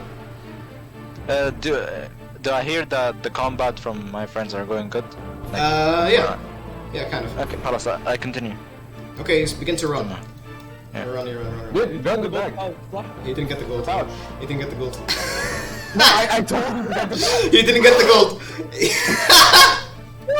We'll get it later. fuck. Oh. Priorities. Okay, you begin to run. Alright, that's your turn? I'm still not there? No, it takes 5 minutes to get there. 50 rounds. 50 rounds was that? 50 rounds. Ah, god damn it. 50 initiatives. Okay, it's okay. Okay, Megaford, your turn. Got it. Okay. How dumb Yeah. could the player be? After that eventful turn, my fort goes here. 4, 5, 6. Oh, straight line. I fucking shoot him. Jesus! What the hell? I think that's a super function, dude. Yeah, it is a super function. Let me roll first. Okay. How do you want to do this? Okay, overkills him. How do you want to do this? Okay. Let me bring up the super function table. Let's see this. Okay, let me roll a d10. 1d10. Yeah. 2. Give me a second. Okay, actually, it's gonna be faster. Actually, it deals maximum damage, or I can make it harder. Maximum damage. Let's Yeah, say it kills him. How do you want the bullet to kill him?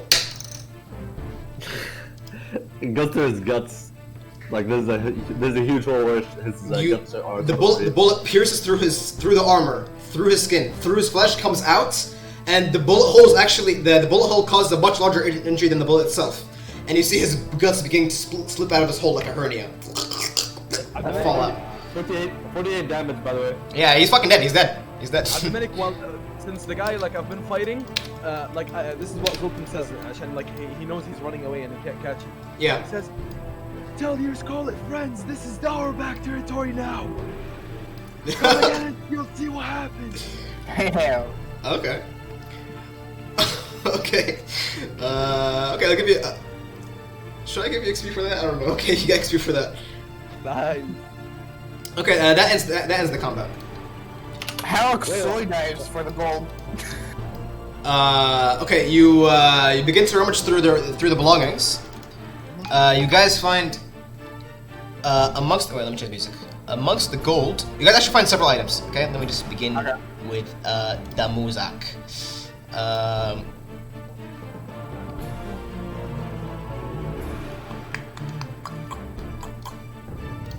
Okay. Amongst the gold, you guys find around 250 amongst all the corpses.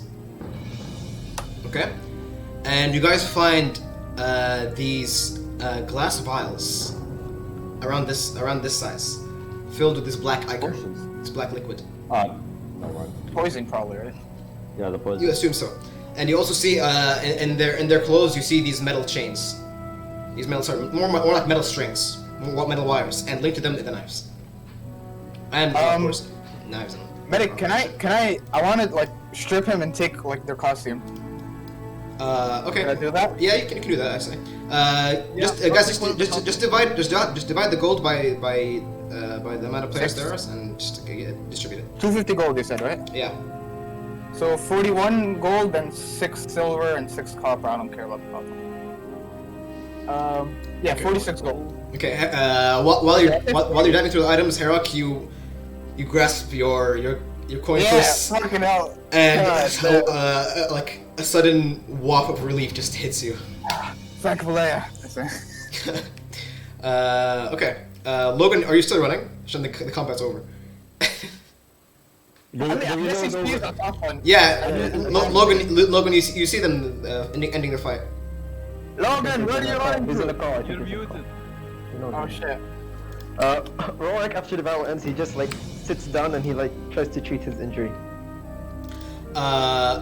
Okay. I believe Alric has a medicine check. Medicine. Is that an odd man? Is that? Medicine kits. Is he in a call? Yeah, I think he is. Because he's talking to the air, I'm assuming. Herok, you do have a healer's kit. Oh, yeah. Once I loot. So you I'll see Rorik, his back against the wall, sort of slumped down, and you see this. He looks sickly. I pull out the poison. It must have been this while, and then make a medicine check. It's a check, right? Yeah. No, it's not. Wait, give me Yeah. a second. It's Advelik, I can't see anyone anymore. Oh. But I don't even think I need to make a check. Honestly, it's a healing kit. Remove one dose, one use of it. Yeah.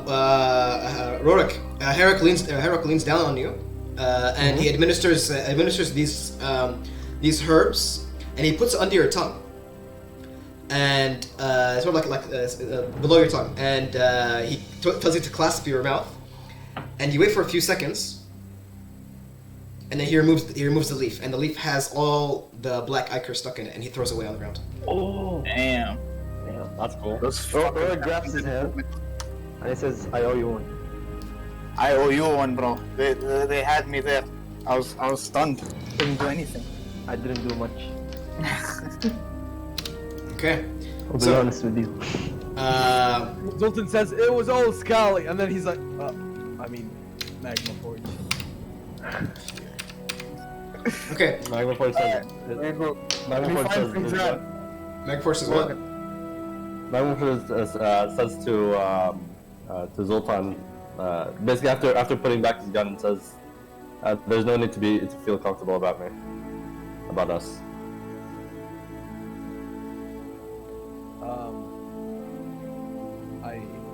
I don't know whether I should address you as Magma Forge or Scally. It doesn't feel like Scally anymore.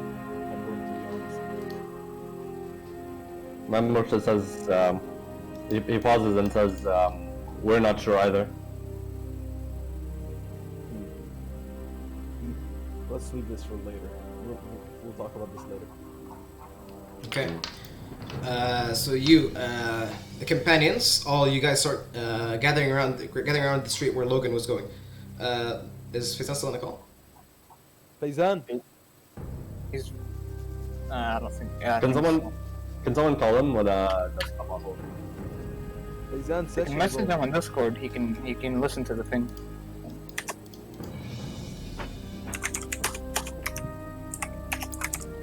Faizan. He's in call. Okay. I'll just go with what Faizan was doing. Faizan's running, or Logan was running. Yeah. Okay. And Logan is fast as fuck. So you guys are left in. You guys are left. Sorry guys, I was on a call with my mother. It's fine. Hello. Yeah. Hello? Yeah. So the rest of you guys, except Logan, you guys are left in the alleyways of the shantytown, and you guys are sort of lost because you guys sort of don't know where you are. Can we find like a bunch of like civilians? I would say as you're going into as you start walking down the alleyways, you notice several things. I want the head of who's the head guy that's leading the group. Zoltan. That was Martin. Logan. Oh, Eamon. Logan's yeah. not here. That So was okay, Logan, so but I would say Zoltan. Zoltan, roll for me. I'd say the guys that are aiding you. Roll a perception check with advantage. Medic side note, I keep my coin purse like fucking inside pocket somewhere. I assume. Yeah, I don't keep it outside lying about. 17 out there. I don't. Is my Okay. flaming sphere still there? Because I'd say I'd use it for vision. I mean, yeah, but the flaming sphere it's extremely hot, so it could burn certain wood elements of the area. Oh, okay. Dominic, I got 17. Yeah. As you begin to lead your allies through the alleyway. Actually, Mickey, pause for a bit. Pause for a Sure, bit. sure. Magma Forge produces a bag, like a money pouch, with okay. First he brings up a money pouch, okay, and it's empty.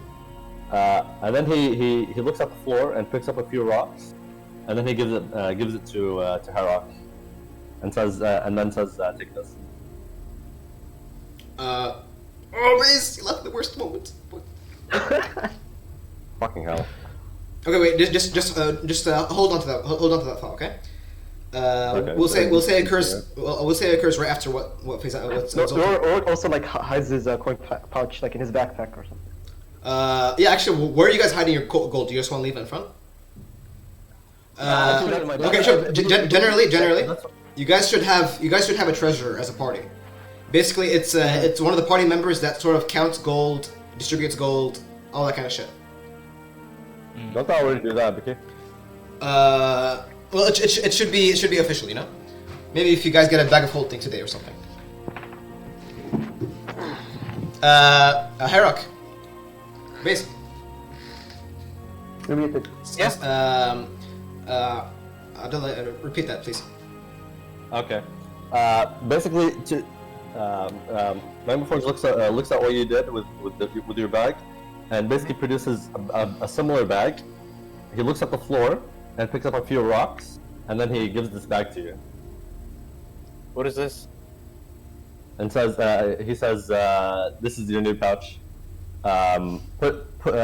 Keep it where you keep your old bag, and you'll have to steal this one instead. Smart. That is awfully smart. Fucking smart. Okay. That is. And then really smart. he does this and says, if you want to stay rich, you have to keep the others. You have to be a step ahead of everyone else. You're right. You're right. A little lesson in stewardship. Have you made up your mind about buying the what is that thing he called? I forgot. Warstone. He wasn't here last session. Oh, he wasn't here. Wait, he wasn't here. I have an ounce of warpstone in my inventory. Yeah. Yeah, I know, but Annie, it's the party, so basically we're talking about it last session, right? We wanted to sell the warpstone in the black, like in like the Thieves Guild, right? We wanted to sell it to them, but like we found out, well, Merlik told us that you can have a use for it. So we're we're gonna sell it to you instead. Okay, here's his response. Magma Forge says, he waits a bit and says, don't most dwarves destroy whatever warpstone they come across? Aye, but I thought you had a need for it. Maybe if I spent a little time looking into it. I can let you. I'll let you know if anything comes up. All right, we hold on to it. Okay. I need money though. Yeah. Yeah. Yeah.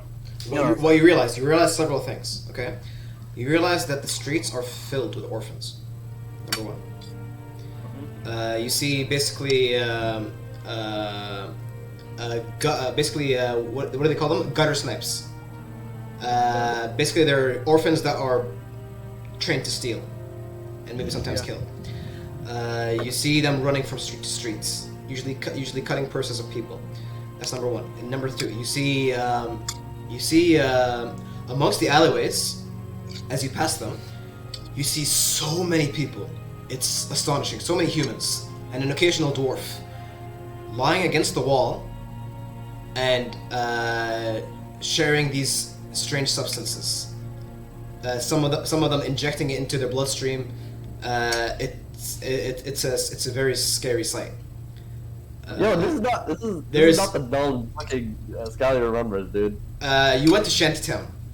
This is nobody goes here except the worst of people. So The worst of people. yeah, you see basically an epidemic of illicit substances and drugs. This place is filthy. Where the fuck did Logan lead us to? Like, did I reach the house? I would say as the party is running, yeah, you eventually reach. You come up to this thing. Okay, you see a 2-story inn, and upon it, there's like really strangely enough. Okay, there's an actual sign with actual letters that actually proclaims the name of this inn. Generally, in Shantytown, nobody knows how to read, so this is actually strange. It says the Reaver's Return. Okay. As you start entering the Reaver's Return, you notice that the territory has changed. You see more mafia, more gangsters of the Dowerback Mafia. You're back in home territory. So do you want to enter? I enter. Okay. You enter this tavern, and it's rubbish. Like you see people throw their people throw their food and shit all across the floor. It's not a good place. But you know that it's extremely safe. You also know the owner of this inn. His name is Rudolph. He's basically this like really old human, and strangely enough, nobody dares fuck with this guy.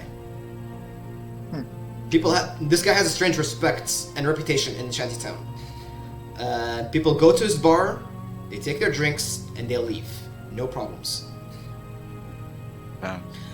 Number two that you see is you see casually against the wall, against the corner, you see a table, and sitting against each other, you see sitting on one side two humans, and the other side another human, and the two twins, you know them. You know these guys to be the Twin Vipers. Basically, these guys are some of the best assassins in Wissenland. And these are not from Wissenland, these are actually from Araby. These are Arabian assassins. Okay? And also you would know, because you generally know this yeah, these guys are basically they're basically part of an order called the Hashashans. I knew it! Assassins. Yeah, it's you played Assassin's Creed, right? Yep. Yeah, Assassin's Creed. That's the origin of it is the Hashashans. Just I'm not even telling you that. Anyway, so you see that. Eventually, you start walking through the tavern, and you walk into the back into the kitchen, and Rudolph doesn't mind you. He notices you, and he says basically he nods knowingly, and you can come in. Eventually, you make it to the back entrance, and you go to the familiar brick wall, and you start feeling on the bricks. You touch one, turn it, push it in, and suddenly a stone doorway begins to open. The bricks begin to move, and a sewer entrance is right in front of you. Okay, I go in. Fuck, this song is so good. Okay. Moving you guys here. I don't feel anything weird about the place, right? It feels safe. It feels like home. It feels safe, but you notice that the if I would say the momentum is moving against your family. You can feel that the terrain is the territory that your family held is decreasing, and you can notice that the guard activity is becoming much more intense. Generally, guards never enter Shantytown ever enter Shantytown, but now they are. Damn. Interesting. So do you see the map? Yep. No, I don't. No. Can you? Am I still connected? Tell me. You aren't. No. No. Fuck my life and fuck me. Nice. Let's put some Thieves Guild music here. Dominic, Yeah, what's up? check your DMs by the way in Discord. DMs. Give me a second. Why are you hopping on my brother's DMs? Yo, that's tough.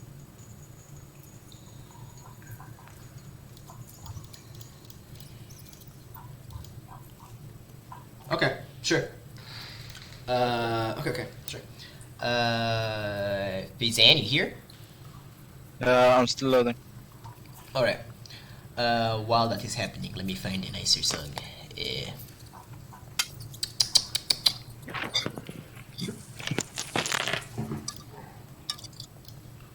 Okay.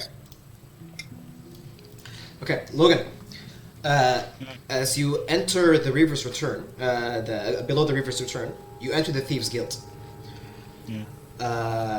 You see cutthroats and thieves. They all eye you at first suspicious, but then they recognize you and they bow. They, strangely enough, for rogues, they bow. It's black for me. I didn't add you guys. Let me put you guys actually here. It's still loading for me, by the way.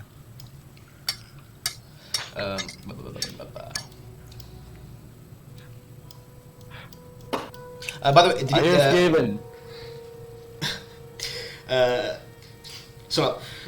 did you guys? Sorry, Logan. Did you tell the guys that you were going to the Reaver's Run, or you didn't tell them? I don't remember. Like I shout, I'm gonna get help basically. Okay. Anyway, you sort of enter this sewers kind of location, but strangely enough, even though the sewer water is flowing downwards, like flowing through, it doesn't smell.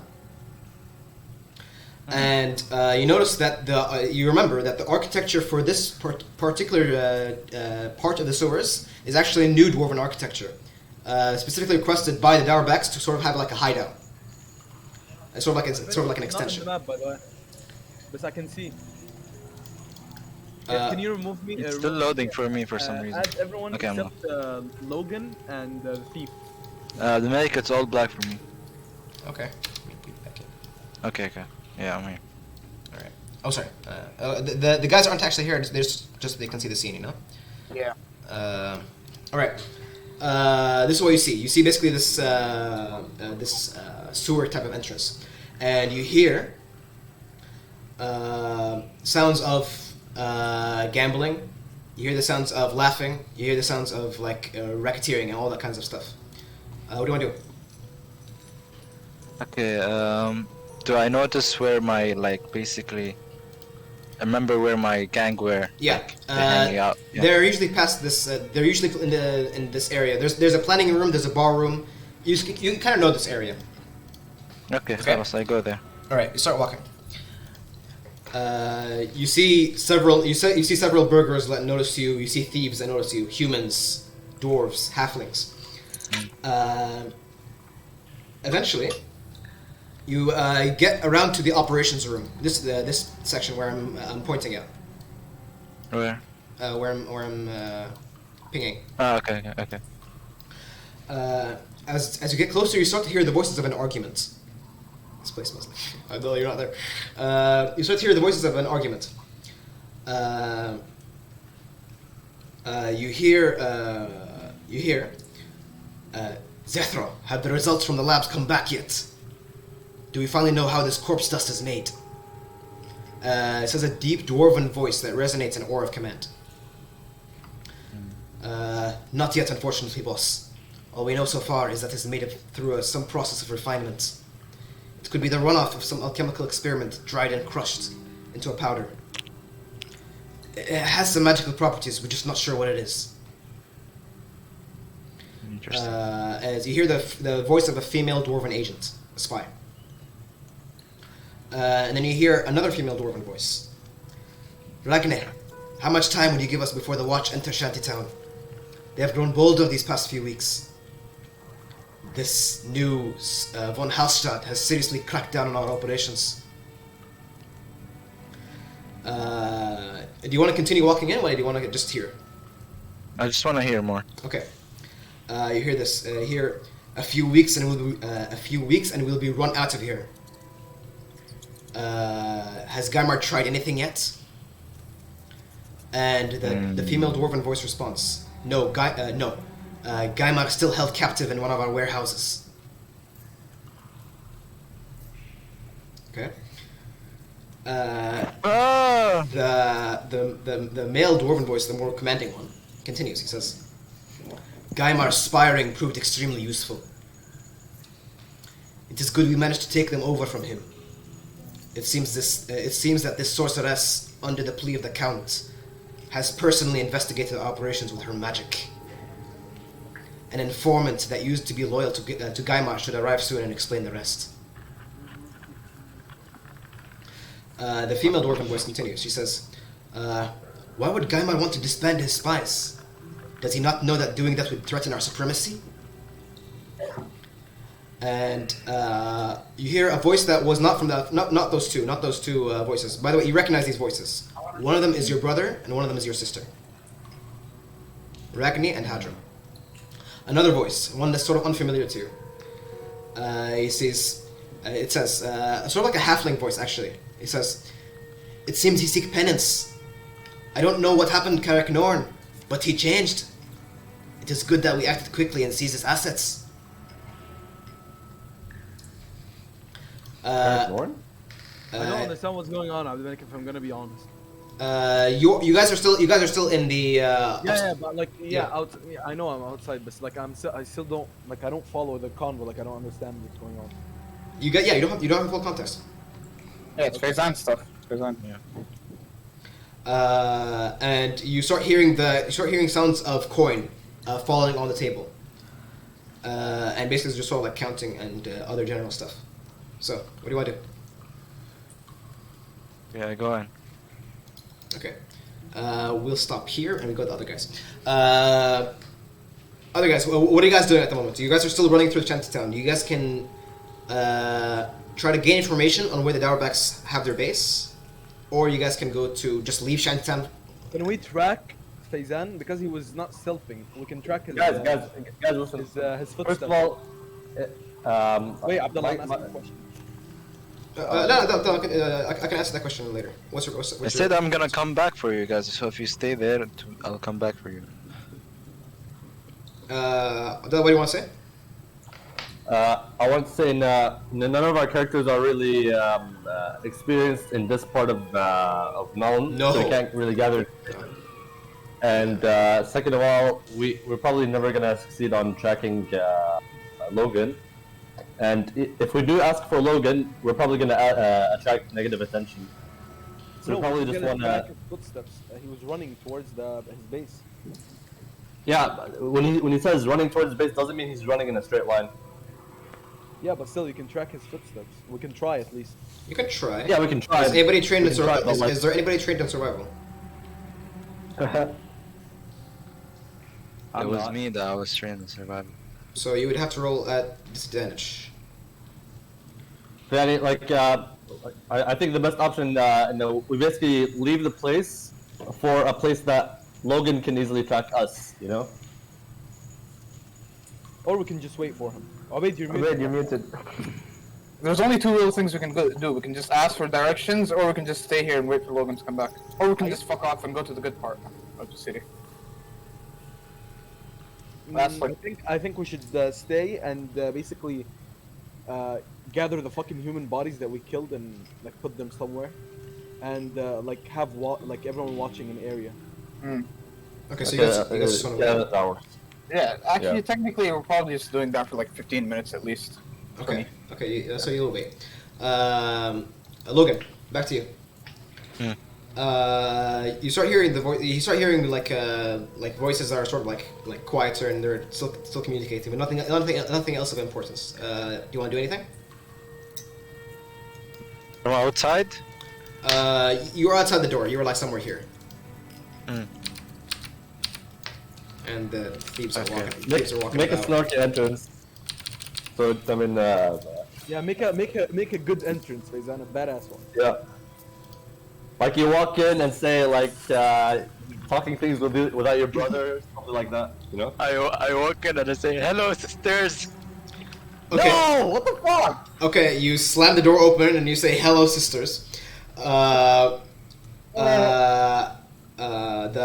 female dwarf, Hadra, your sister, recognizes you and she says, "Oh, how are you doing, baby brother?" And she immediately like gets up from the chair. She's this one. She gets up from her chair and she basically goes for a hug. I'll fuck my sister. No. And she basically has her. She's her sister, dumbass. But she's actually quite beautiful. She has like this dark brown hair and a knot behind her head, letting a few loose locks of hair flowing down her eyebrows. Her eyes are a blue-green color, and she has a sharp jawline with freckles that dot her white and fairish skin. And she tugs at your hair and beard, and she says, "You haven't been taking care of your beard like how I told you. How have you been?" I say things have been tough. First of all, I want to ask what has happened to our territory. She says, "Baby brother, that's a long story. Come sit." And she points you towards a seat, and basically you sit. And she starts like sort of trimming against your beard hair, like sort of like fixing it, making it better. And you, at this point, you see the massive figure of the boss dwarf stand up. You see Ragni Dauerbach, your older brother. He's quite tall for a dwarf and just as large. His hair is held back in a mohawk, not unlike that of a slayer, but it's not dyed. And he has the same colored eyes as your sister, but his left eye is blinded white, with a massive, nasty scar that goes across all the way to his upper lip, cutting into it. Was it like this before, or? He had this for a while, yeah. It's an old scar. He says, basically, he gives a nod of acknowledgement. He says, "How have you been, little brother?" And he starts walking up to you. I've been good, but things have been tough. A lot of stuff is happening outside. I was just attacked by what is it called? What is it called? The fangs. Scarlet's Fangs. Scarlet fangs. Yeah. I thought this was our territory, but then they attacked me, Yeah. and I ran to get some help. Yeah. Your brother sort of puts his arms on the table, and he says with a deep sigh, "You noticed?" And he almost like he actually does. He spits on the ground in frustrations. And then he says, "Hadra finishes tidying up your beard, and actually feels pretty good. You gotta take care of your beard more often, or it'll dry out." And Ragni says, "So when did you arrive to Nuln?" Just today. I just arrived today. Today. Did you arrive with anybody? Were you A alone? group of my Faizan, by the my way, friends. we're fighting right now, like. Yeah. I just wanna see what's happening in the city, and then I'll go back to you guys. Yeah. Roll an insight check, Faizan. Interesting. Okay. You don't notice. Actually, let me roll. Private check.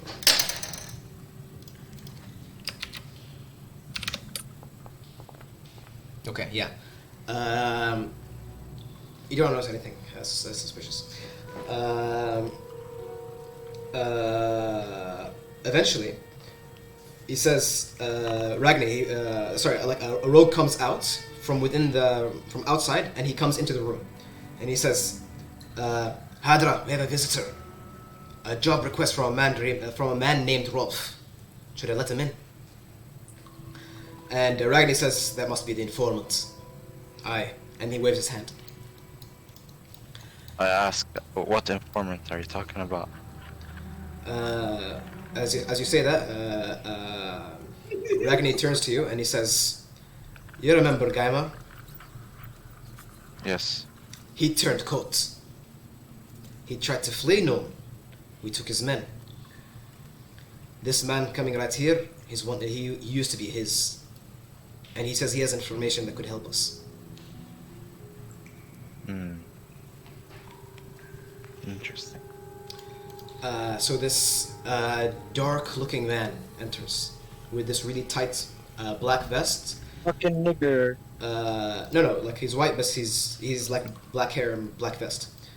He has around shoulder length, like pitch black hair, and he wears like dark studded leather. He bows slightly with his hand on his chest, and he says, "Dauerbachs, Ragni, Hadri, Logan." And with a curled smile,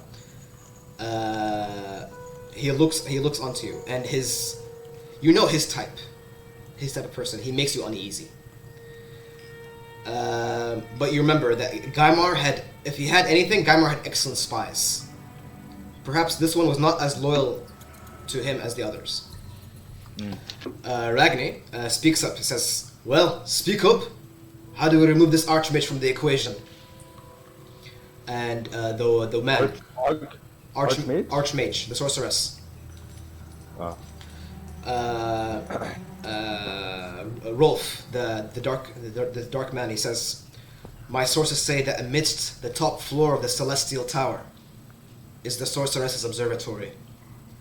Within that room, you will find a brass-colored box around this size, with a pearl-topped lid. Ragni, inside this box are papers that could undo our entire operations. The guards would discover all our secret entrances, and they would smoke us out of our own hiding places." And this it sort of sends Ragni into a fit of thinking. He puts his hands on his beard and starts stroking it and thinking. And Hadra looks nervous. The dark man, the Rolf, continues. He says, "You will find her magics hurdling you at every step. But my sources managed to discover an item that will grant access to the first floor for you." And Morgan. And this strange man retrieves a small bell from within his pockets. And he says, "Ring this chime, and the secrets will unveil themselves to you." And he places it on the table. Can I roll insight on the guy? Roll an insight check.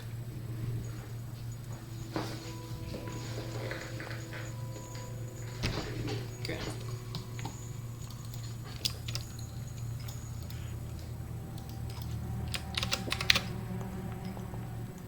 Okay.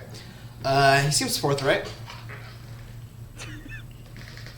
There's no fucking laugh. Okay, I can't give him a poker face. He seems forthright. You trust him. Stop smiling, Abdul. Shut up! You're giving it away. You're giving it away. You're laughing. Because of your face. How about I remove the camera? Okay. Anyway, and he gives you. He places a chime on the table. Ragni looks at his sister, and then looks at you, Logan. He says, with a sigh, he says, "Logan, I know that this is a heavy responsibility to bear. I need you to enter that tower and steal that box, and then bring it back." Does it Ragni? Sorry to interrupt you. I'm sorry. Sure. Does it Ragni and Hadra are also like really like roguey, and they should be able to also like discover if this guy is like, yeah, they also look at him too? Because they're also wary because of the trails and stuff. You also have to be careful. Yeah. I mean, head of the family right now, I think. Or, I mean, you're not here, so you can't say anything.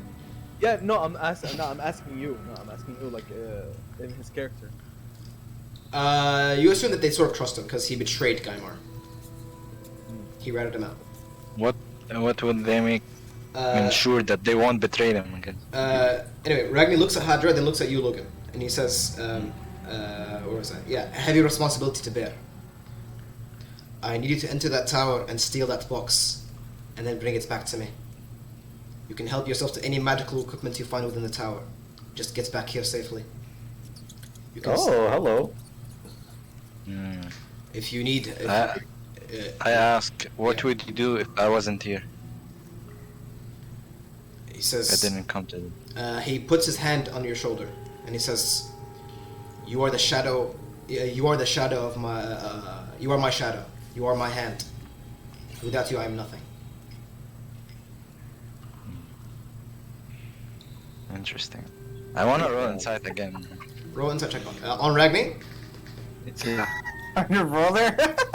Bro, I feel he's sus, man. Roll insight check. Brother sus. Roll insight check. No, roll insight check. Okay. Okay. 29. Something is definitely suspicious. He's not acting like he used to. Either he's nervous,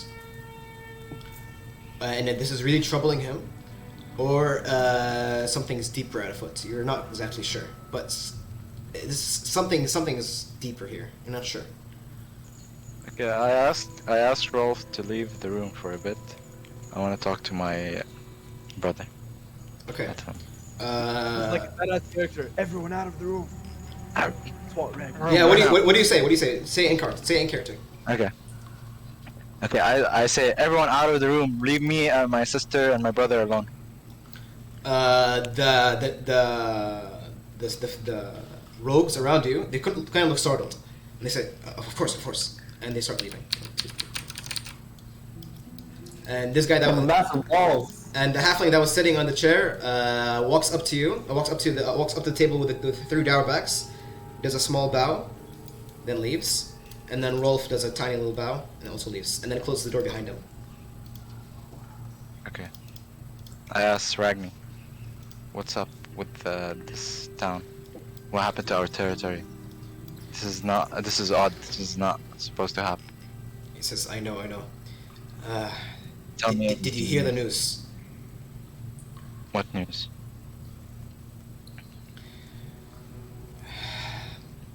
I want you to be patient.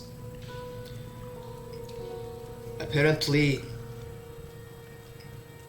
there's a new war. Apparently they call it the beginning of a new era. The beginning of a new era. The Vampire Wars, they call it. Fuck. And then he places his hand on the table and he says, Wait, what did he say? I didn't hear, Dominic, sorry. The Vampire Wars. he says the beginning of a new era, the Vampire Wars. And he puts his hand on the table and he says, do you remember our history lessons with Father? Our geography lessons? Yes. Do you remember the kingdom of Ostermark? It's basically, it's actually like a massive, it's a massive dwarven, not dwarven, a human kingdom of the Empire, or one of the 8. Hmm. And he says, It's a vampire kingdom, basically. no, it's a human kingdom. It's not a kingdom. Mm. He says that entire kingdom fell in one day.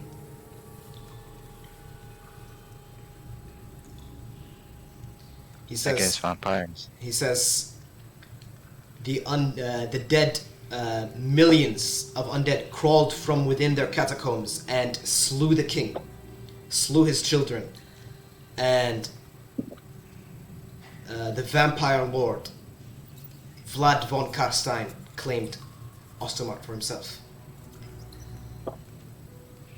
Fuck. Now this is having repercussions because this Vlad von Karstein has not only declared war on Ostermark, he has declared war on every kingdom of man. Not dwarfs. Not dwarves, obviously. He has declared war on all the 8 kingdoms, and he has swallowed up one in one day. He claims to be the true emperor. Fuck. You can, and then Hadra interrupts and she says, "You can see the pressure this puts on us. From what I assume, I believe that the Count wants to get rid of the crime families before defending against the Vampire Wars, so he can consolidate his power." Yeah. I tell him, let's talk about this on the way. I need to get my friends and comrades here. We should discuss this all together. Gather some men and let's go. Ragni stops and says, "Unfortunately, me and Hadra cannot leave the hiding spots. We're in hiding. We can't leave. We can't be seen." Are you being targeted by someone? Let's just say there was an assassination attempt that didn't go well. Fuck. By who?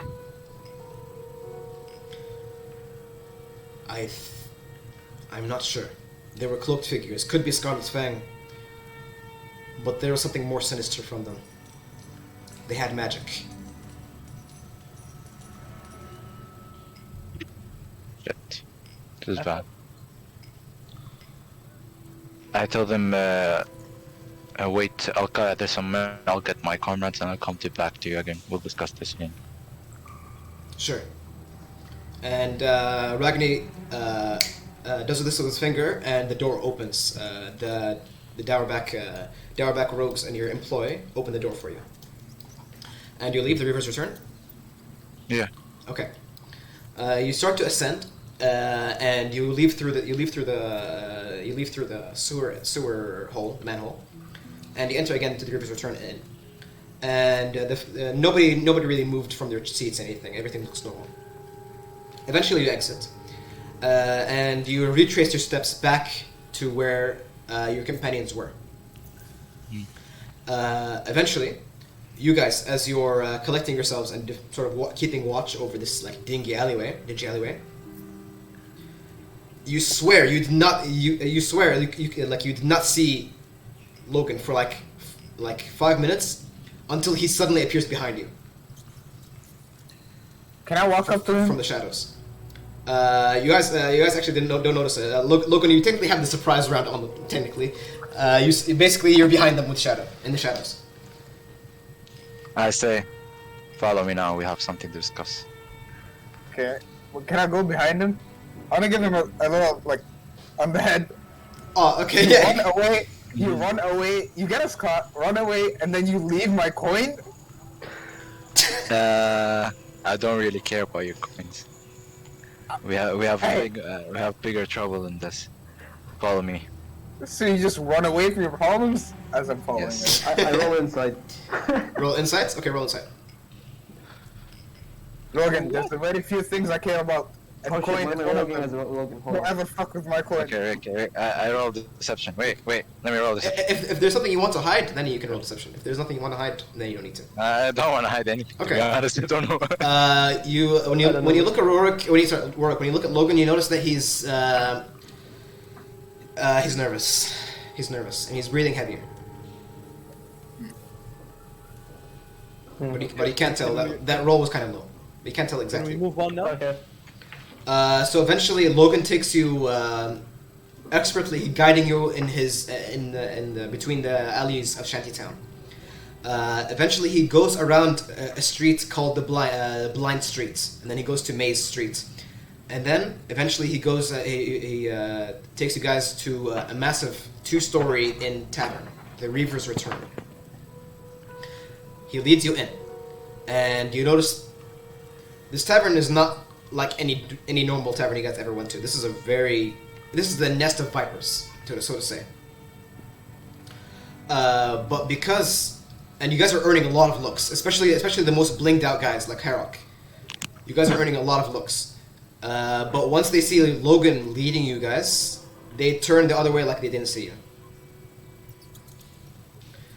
And They think we didn't leave alone.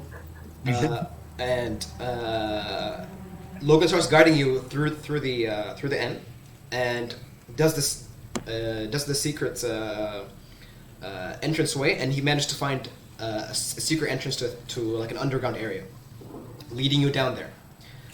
You enter this sewers of sorts, dwarven architecture. It doesn't smell as bad actually than normal sewers, and now proverbially, yeah. This is if there was a nest of vipers, this is the root of all vipers. So yeah, you guys enter where he was. You guys are now here with Logan here.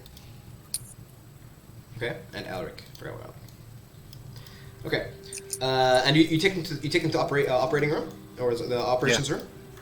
Okay. Yeah.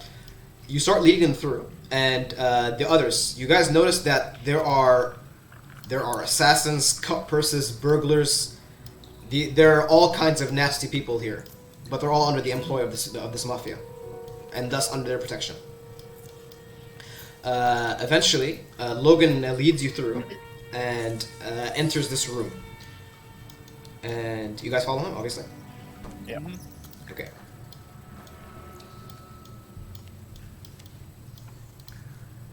Okay. Basically you see in front of you, you see a table with many maps strewn about, and you see a larger dwarf with a mohawk and a blinded eye, and you see a beautiful dwarven woman next to him. And once they see you enter, noticing Logan, Ragni sort of grabs the maps that he had on his hand and sort of flips them over. And basically you enter. I say, Ragni, these are my companions. I trust them. You can say whatever you want to them. Please. Ragni looks at you guys as you get closer, and he says, and he nods to your vouch of support for them, vouch of trust, and Abdunik, yeah? can I speak? Yeah, you can speak. Okay, I introduce myself to Ragni, and like I go for a firm handshake, and I say I'm Zoltan Dursklat, and I also I made sure these filthy, what were their name? Are they? Scarlet Fang. Scarlet Fang. I made sure these filthy Scarlet Fangs knew this was your territory, and then I show him the blood. Yeah, and this is this proof enough? Like, like basically like after combat, you know, like there's blood on me. Blood in your beard and shit. He grasps your hand with a firm handshake, and he says, "Your name precedes you. You don't need to introduce yourself to me." Oh, Wait. Your name Do precedes you get the idea that like they already know us and you know what it was? Zoltan, at least you. Zoltan, you get the idea that he already knows a lot about you. me? Yeah, he says. Basically, he says. I'm sorry, give me a second. Yeah. Basically, he looks at you, Zoltan, and he says, "You're the headmaster of the Order of Everlasting Flame. Am I correct?" Correct.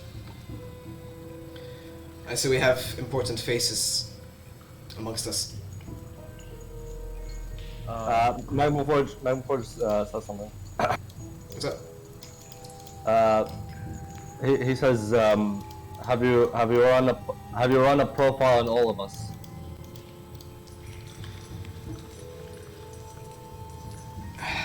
And he looks at Logan and says, "Generally, I need to keep information close. You have to understand." I know. I nod, like basically, and I say, understandable. You want to know who's around your little brother. And he turns to Ainmar, and he says, "You are undoubtedly Ainmar Hearthfire. Your features give it away quite easily." And he scratches his beard. Something you know, Logan, a common habit of Ragni that you picked up on is that he generally used to scratch. He always used to scratch his beard when in the company of like new people, and so he does. And then Hadra actually looks at Herok, okay, and she says, "Haven't I seen your face here before?" My face. I haven't been in this. I haven't been in Nuln before. No. Or was it your father's face? You're from Barakvar, I assume. Hi. Wait, am I from there? Fuck. You are from Barakvar. Yeah. Am I from India? You knew my I am father. from Calcutta. She says, I knew your father. Your ale is quite good. One of the best I've ever had the pleasure of tasting. Thank you, lass. I have heard that business has slowed or died down. Mind explaining that Yes. for me? Unfortunately, my father has passed away. With him gone, business has been slow. And that's that. Hadra nods and she says, "My condolences." Ragni looks at Rorik and he says, "I will admit, I did not gain much about you. Your features tell me that you are Norskin, and I have only seen 2 dwarfs from the Giant Home Mountains and Nuln. One of them being you. It is my pleasure, and he extends a hand to you. After looking at his hand, and then he looks at his, Rourke meets eyes. Yeah, also extends it and shakes, and he says, "Unfortunately, I too don't know much about myself. I was hoping you'd know more Oh, than that's me." interesting. That's interesting. Yeah. And as you shake your hand, as he shakes your hand, you feel his firm grasp. And then I pull him slightly closer. You said 2? He smiles and he says, "Aye." But then he stops, cuts it, and he releases your hand from his firm grasp. Head onto hands, and he looks at Magma Forge, and he says, "Now, according to my sources, I believe an engineer accompanied you all. What's the situation?" I point at him. He's turned into a monster. Mammoth says, I'm the engineer. That earns a few looks, but Ragni says, "I've seen stranger magics." And he turns to you, Zoltan, and he says, "I hope you can. I hope you can accept my apologies, but I had to research deeply into your character." And he says, "I have many spies within the Blackbird post office, and a letter bound in such wealthy colors raises many eyebrows." And he pulls out an opened letter. And you see a letter bound in the colors of blue and gold, the colors of Everpeak. My father's city. Yeah. And you see the royal seal emblazoned on it. Uh-huh. And he says, "I hope you can forgive me." And he gives it to you. It's open. You took... Wait. I take the letter. Yeah. And I'm gonna be like... Zoltan is a little bit like angry now. Yeah. I ask him, did you open a letter that was meant for me? Yes. I stare into his eyes and You look at his eyes, and his eyes look back right at you with a poker face. yeah, I tell him I hope something like this doesn't happen again, since we are acquaintances now, and you gotta trust me. He says, I trust so." Your apology is accepted. This, in a way, yeah, don't do it again. Yeah, whatever. Yeah. And basically, I pull the letter and I read it. Okay. It's not out loud. What is it?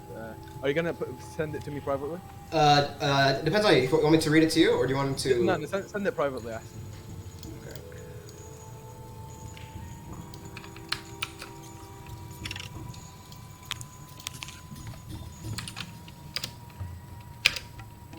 Alright, send it. Okay.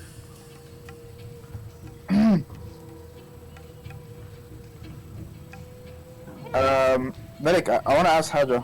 Yeah, sure. Hadra, how did you know my father? Did he used to come with you, or like in these meetings or something? Him and his agents used to sell the Bronze Dream around noon. Quite a lot of it, actually. So his face used to be seen. Abdulmalik, you can visibly see Zoltan smiling, because it's been like so long, like since he heard from his father, and he's like actually like happy. You get what I mean? Yeah. And basically he closes the letter, and he puts it like with him, and he puts it in his bag or whatever. Mm-hmm. Okay. You guys hear a knock on the door. And after permission, you see a very dark-looking man in black attire enter. Yeah. And Ragni turns to you, Logan, and says, "Whenever you have the time." Whenever I have time. Yeah. He wants to talk to me and privately, or what? No, and basically get to do that operation. The mission. Yeah, but he tells you in Thieves' Cant. He switches mid-language. He says, take as minimum people as possible if you were to take any of your friends. Makes sense. Who wants some magical items? Me. Dude, we all want magic items, but like it depends on the skill sets that you need. I asked Rolf, what's the security on that place? He says, unfortunately, my sources don't say much, but you can expect heavy magical influence on every level of the tower. Asian? By the way, this is session 9, huh? This is session 13. Oh shit. Wait, I'm gonna ask Ragni. Ragni, do you guys have any contacts with potential spell sellers or something? I'm looking to access more spells. Spell sellers. And he starts to think. He says, the only person I know that could have this is the sorceress we're trying to steal from. Will you be successful? Not yet. Yes. Maybe I could help with that. I am quite useful. He says, it's up to your friend, Logan. Give him the details. I am very interested in this. So, Okay. I asked Rani, is this important now, or should we take care of the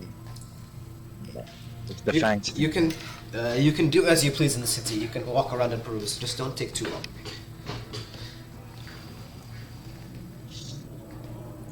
Okay. Okay. Tell us okay. I tell Ragni, talk about it with my comrades about it. I don't know. Advenic, Yeah, what's up? I asked Ragni if we can speak alone, me and him,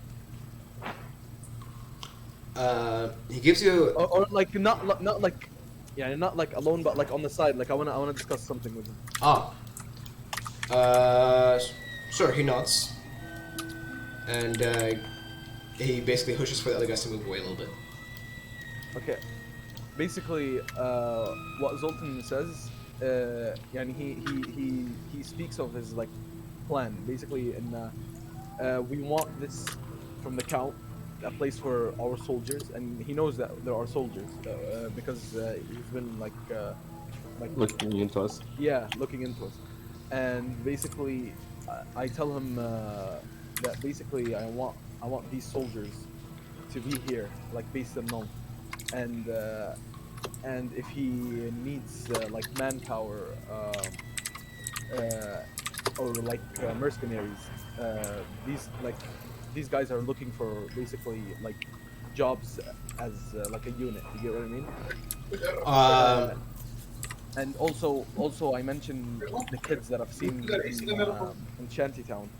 That I want them, as I told you in the message in the DMs, I want them to basically not be thieves, not do that, but like work in there and like we will handle the expenses, but like I don't want them into this business. He smiles with. Roll an insight check, actually. An insight? Yeah. Oh yeah, I can't hear any of this, huh? He purposely. Okay. You don't.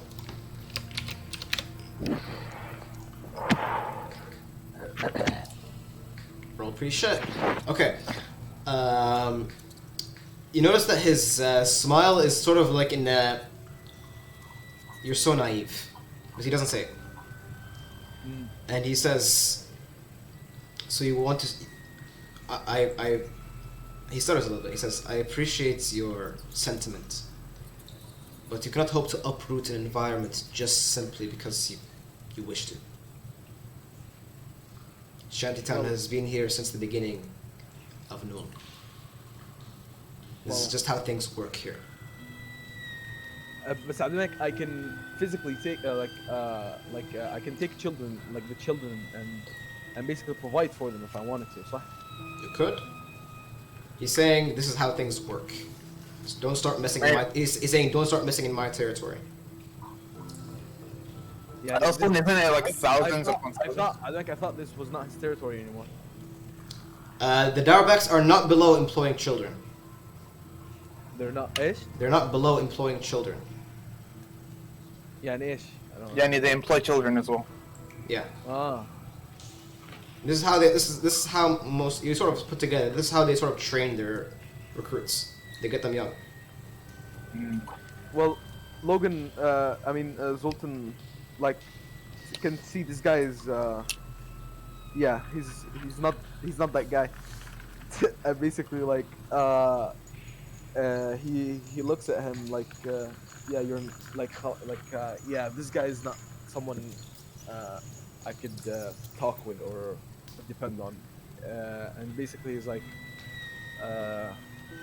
this is and he says this is how things work here, and then like Zoltan like would say we'll see about that.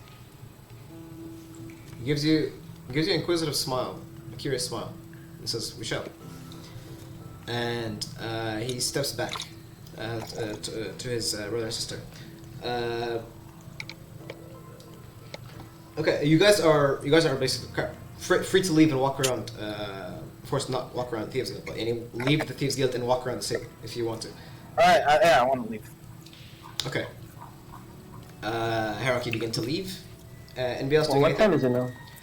Right now, I would say it's like afternoonish. It's like 4 p.m. I'd actually like to say 5 p.m. Can I? Wait, actually, never mind. I wanted Logan. Maybe I'll leave with Logan actually, because I want him to guide me around. Yeah, Logan, what do you want to do? Like or actually, what do you guys want to do? You can just leave right now. I want to like prepare and leave to the count. We have things to do. You can go to the counts. Wait, when you're muted. And also, like. Present you're muted. Like, Yes. Who wants to come with me to that palace? Palace? The thingy The there. count? The The tower. count's place? Oh. I thought. No. What was the thing that Ragnar wants to meet? Tower. Tower. Is it the Iron Tower? Is it Said- Iron Tower? He said What? he said the Celestial Tower. Okay. Is it? It's different than the prison, right? It's Yeah, not- it's different than the prison. Yeah. Okay, I thought I it was- say to Logan, an operation like this must be done in small numbers, and Yeah, I ask. I just need one person with me. I can attend. Rourke says, I'm not fit for this sort of, I'm I perfect for say, this. I'm pretty good at stealthing. It's just your choice, like if you want me or not. I prefer Harak because we need some magic. Alright, With me. that's fine with me. Okay. Okay, so I take Obeid and we go. You guys want to go immediately, or do you guys want to go walk around Noom? No, I want to talk to Logan all on the way. Okay. So you guys, let's say you guys leave. Yeah. So I want to say to Logan, before we go though, there's a bunch of spells that could come in really, really handy for me. So, is there a magic shop in town? Do I know any magic shops? May? You don't know of any magic shops like just selling magic items. That's quite rare. Or spells, not magic items. Not spells either. The closest thing would have to be the Celestial Tower. That's the home for the sorceress. Magic is usually kept very centralized. Oh shit! But So when they I'm were like, talking about yeah. But When they were talking about like the sorcerers they're trying to steal from, that's the same one. that's the same one, yeah. Yeah, the same So it's like coincides. one. Yeah. Shit. Yeah, I'm ready for that. You also know that there's, of course, like there's potion shops, there's blacksmiths, and there's all kinds of stuff. But like, say I wanted access to like some level 1 spells, I couldn't get them like anywhere. Not from them, no.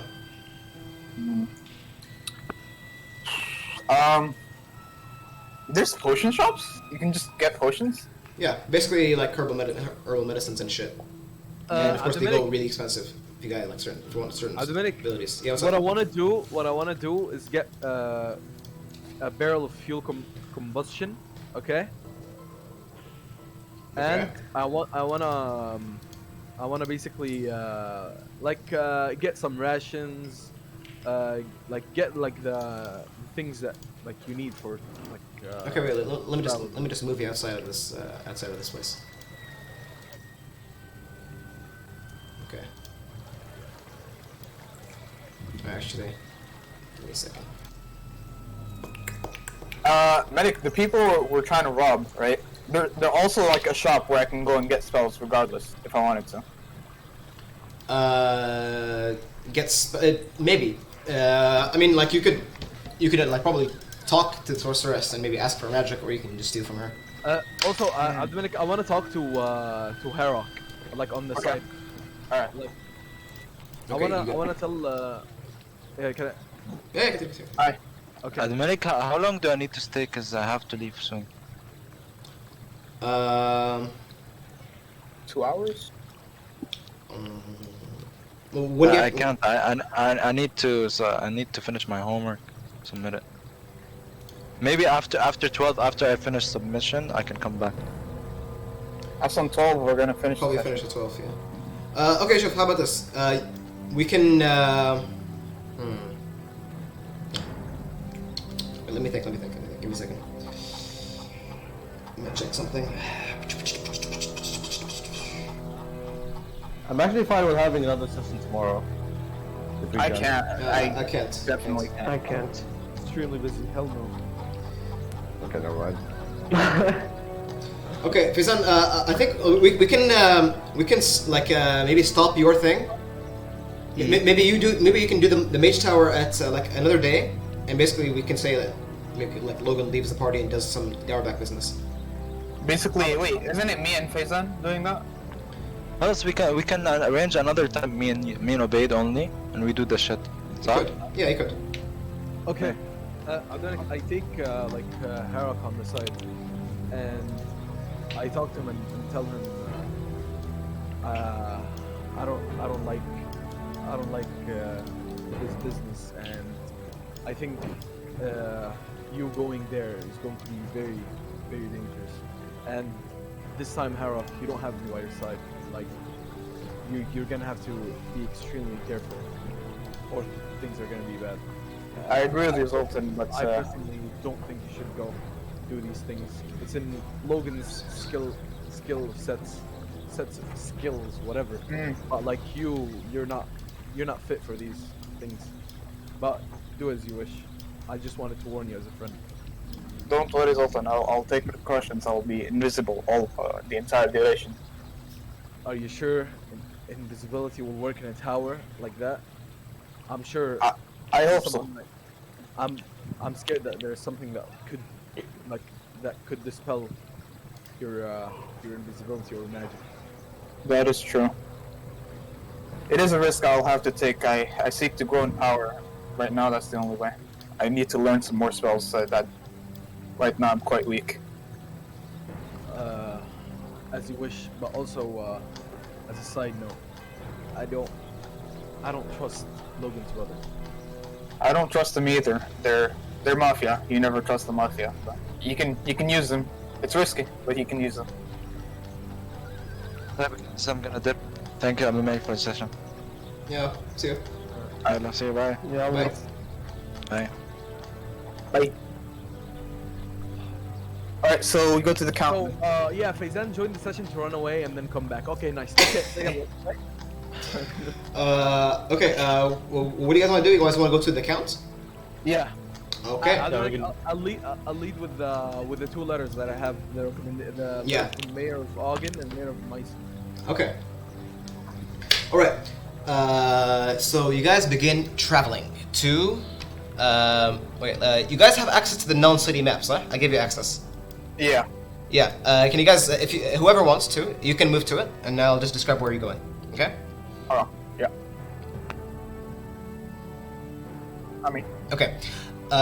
You're currently here, where I'm pointing. Okay. And you guys will eventually take the path northeastish towards the Alde Quarter. Basically, this is the royal quarter. This is where the royal palace is held. And basically, you'll pass through several gates. One of them is the Gate of Wisdom, which is X4. Let's see. I believe it's Gate of Wisdom. It's one of them. Anyway, it takes. Eventually, you start traveling. Okay, and you come to this. It's like a much different experience than Shanktown. It's a whole different world, whole different universe. Merely just traveling to the palace is a joyous experience. The Elector Street is a wide road that climbs up a steep hill, and it sort of offers you like a beautiful view of the entirety of Null's splendor. You see, this is the Null Palace as you're walking up. On either side of the road, array the townhouses of the nobility, and each tier offers a better view of the temple spires. Basically, it's sort of like several rings, and they go up and up and up and up and up. At the top, there's the palace. And as you go up and climb up, you notice you see like one massive building with like sort of like these foundry like chimneys with like smoke coming out of them. You sort of assume that this is the College of Engineering. Then you next to it, or not next to it, like far away, you see the massive spires of the ancient and grand University of Null. Probably one of the oldest establishments in the Empire. And near that area, in the Temple Quarter, you see a crooked tower. Kind of looking like this, actually. There's a normal tower, and there's a section of it that has like an observatory kind of thing. And as you look at it, it kind of changes. It changes size as you get closer to it and further. It's strange. There's a lot of magical disturbance with it. But eventually, you come up to this large area in the training yards. Okay, and you notice there's like this large field, and you see a lot of warriors training with swords and axes. And you see like a large, not large, like a semi-sized human male guiding them. He's sort of like an empire captain. You notice him to be the same figure you saw before, making the same declarations in the docks.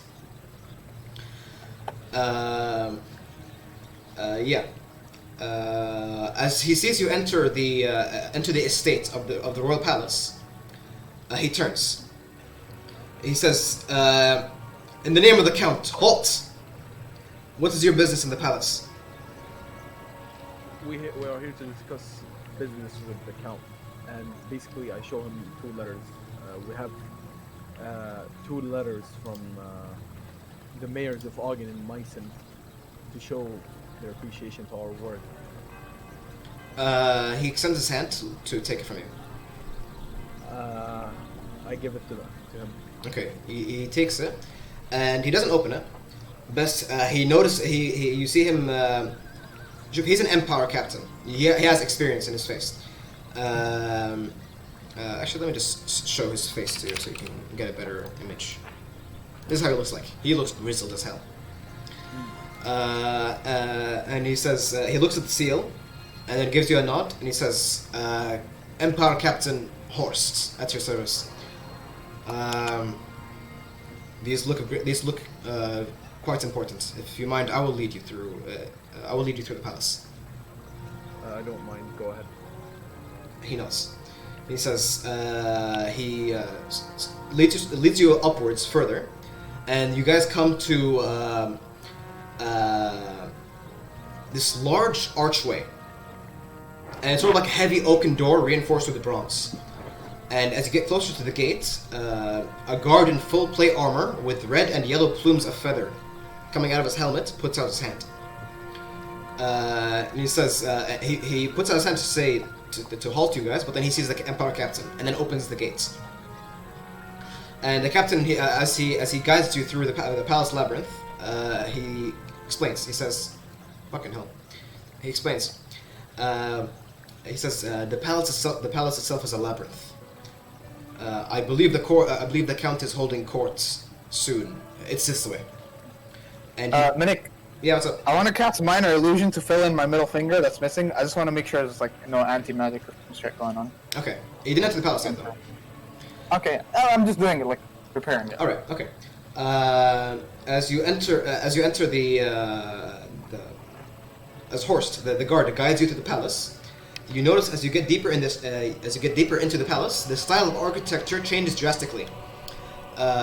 You pass through many art galleries that house the greatest works of art you've ever seen. You see arts from human artists like von Elkar, or like other artists from far-off countries.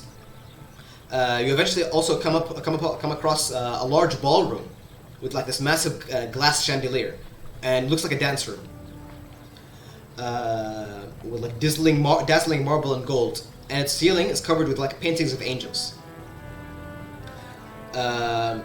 Eventually, you pass through other series of hallways and corridors until you reach the outsides of a large door, which you assume is the outside of the court, or basically the palace throne room. Right against it, you see this. You see.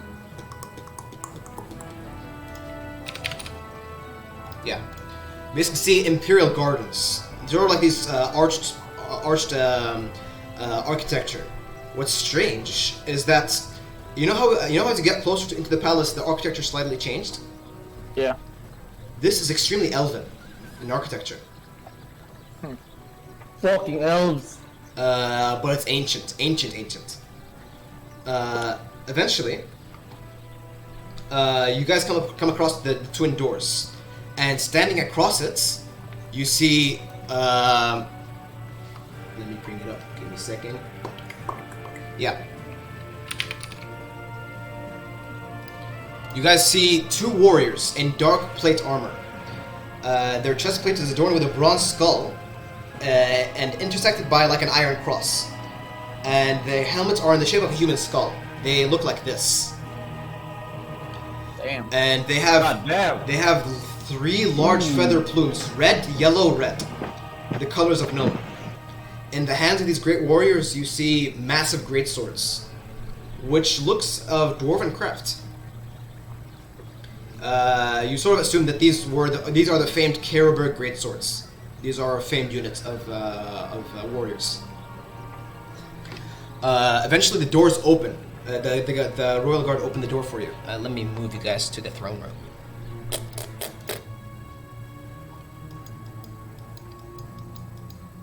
Minik, move your mic farther. I hate this sound. I want the new mic now.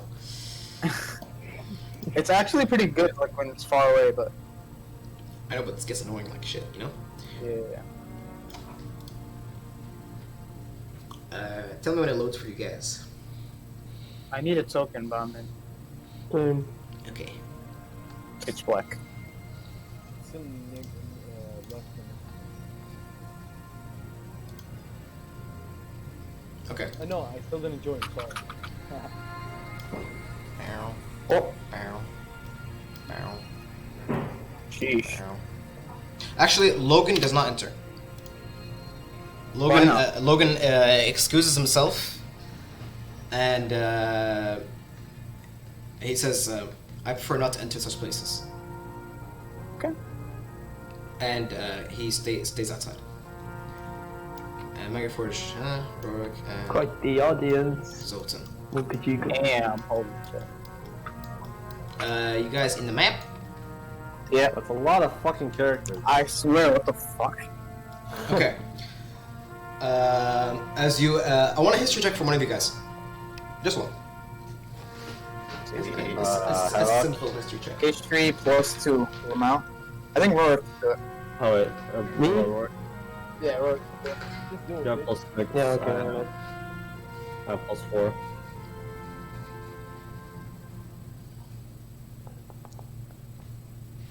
Come on. Okay. I mean, it's not incredibly hard.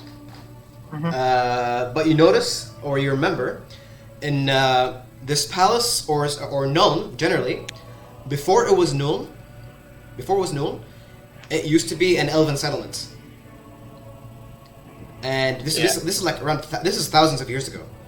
It used to be an elven settlement, but ever since certain events in the elven timeline happened, the elves left the old world, and the humans took this place for themselves. And you notice it here. The elven architecture is stunning. Even for dwarves, actually kind of makes you jealous a little bit. Fuck you. Fuck no, dude. Yeah. Wait, is this the same priestess? No, that's not the same. She's just another priestess. Okay. As you enter, you sort of following this red carpet, you witness a massive throne on which basically lays a human king. This is how he looks like. The Grand Elector Count Conrad of Wusenland.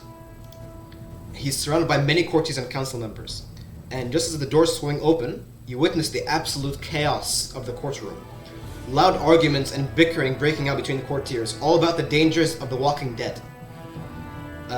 Most of these courtiers, at least two of them, surround a particularly dark figure. You see what looks to be a hooded figure in dark cloak. This is how he looks like, the one in the front. Damn. You see in a cloak that's sort of embroidered with human bones of devout worshippers and human skulls. You see a priest of Mor, the god of death. And you generally see that they're talking to this man, and he's very calm. And he puts out a hand, and he silences the crowd and reassures them. And you generally feel there's a state of anxiety hanging over the air. And the count, the count on the other hand, he is tired looking, but he's armored and armed, and he's looks experienced. And surrounding him, of course, are the King's Guard. Horst, the captain that was with you,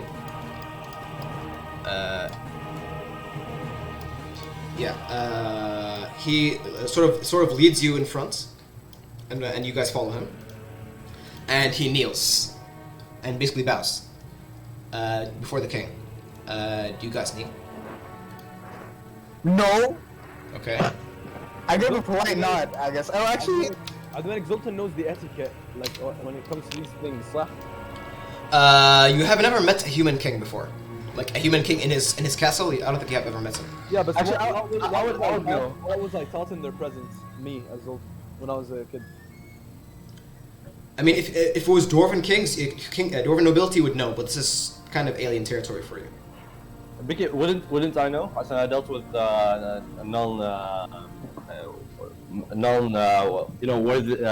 wealthy members of Nuln. Yeah, but this is a king.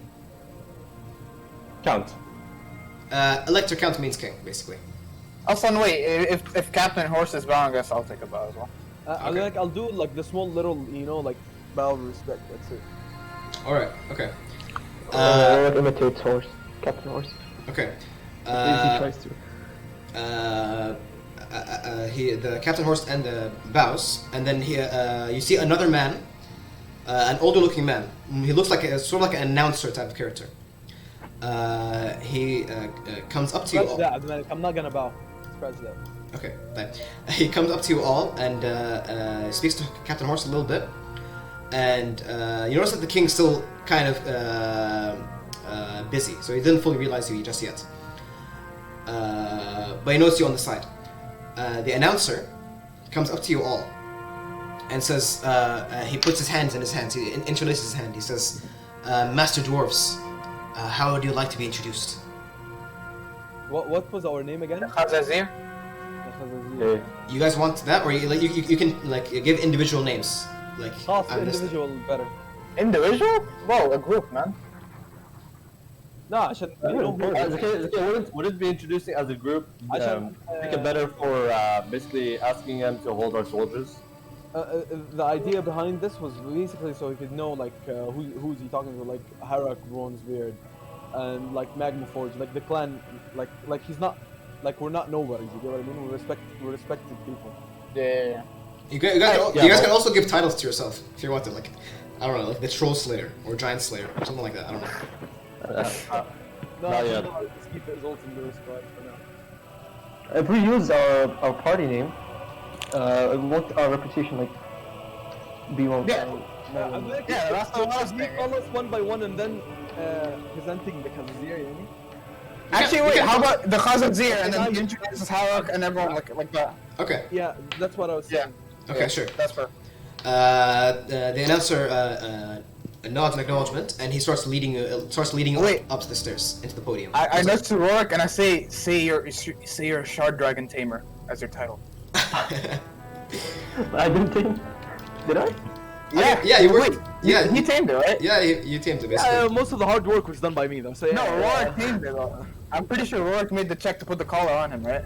I did. He did. Zoltan did. Okay, yeah, so Zoltan say Zoltan Dragon Tamer. I'll go titleless actually. Okay. Eventually, you guys start stepping up the podium. Okay, and the whispering between the courtiers slows down. Oh, sorry. Okay. The announcer announces with a booming voice, "The Khazazir, Your Highness," and then he says,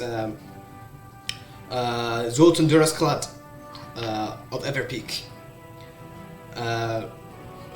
Rorik Forgehand of the Giant Homes, Magma Forge or Scaly Magma Forge." Do you have a title of Zufbar? That works. Yeah. Of Nick, Zufbar. if no one's taking the title of Dragon Tamer, I'm taking it.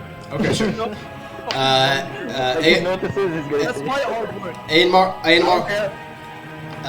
Aenmar Hearthfire of Karak Norn, Alric Dunraken, and Harak Dragon Tamer. And once the people hear Dragon Tamer, they gain a visual respect towards you. Damn right, dude. And you guys, the courtiers sort of slow their talking, but you guys notice that you see the two figures I'm pinging out. Yeah. Yeah. These guys are still talking, are still whispering to each other. If you guys want to roll a perception check to maybe detect what they're saying, Okay, I'll roll. if you want to. Wait, I guess both of us can roll? Yeah, you can. Oh. Obaid, by the way. Okay. How much XP did we gain last session because I didn't add it? You should have the same exact XP as me. I'll type in chat. Okay. But I also gained an extra today. So plus 125. Oh, I forgot to add the. Did you guys add the XP for the monsters? For the assassins? We didn't add the XP, right? Let me We add did that. No, we didn't. Later. At the end We'll of do it later. Okay, sure. Magma Forge, you hear this? You hear the sleek-looking individual with long hair that tapers across his shoulders. He's sort of hunched like a spy master, you know what I mean? And he says, "How could the kingdom fall in one day? It's inconceivable." And the older man replies. He says, "The sorceress deemed this the beginning of a new age. The vampire wars," she says. I'm not sure about it though. In her observatory, though, she witnessed a great ritual performed during Geheimnisnacht atop the battlements of Castle Drakenhof.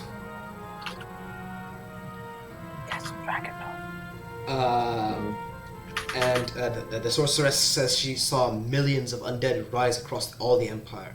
not only in Wissenland. And then he whispers in closer. He says, "Hordes of undead siege Middenheim and Altdorf as we speak." Magrafor, do you know Middenheim and Altdorf to be if you'd say the greatest cities of the Empire, in ranking, it would be Altdorf, Middenheim, then Nuln. Like the greatest empire. The greatest cities. Altdorf, Middenheim, and then Nuln. And they say the Middenheim and Altdorf are currently being besieged. Sort of like in your campaign, Gosh, right? Yes. Yeah. And the spy master replies to him and asks, he says, "So who performed this ritual? What's their goal?" And the older man replies and he says, she saw a vampire lord, a man she described as a man born of shadows and nights, a man who drinks blood, Vlad von Karstein. This vampire lord claims he's the rightful emperor and has declared war on all 12 kingdoms. 12 kingdoms, my bad. And the other spy master replies. He says, "What madness for an entire kingdom to fall in one day." As their whispering continues, you guys, you see next to the king is. Let me find it actually. Admec, also don't forget the ears that we're gonna get gold for. Yeah. No problem. Wait, sorry, give me a second. Where did I put that?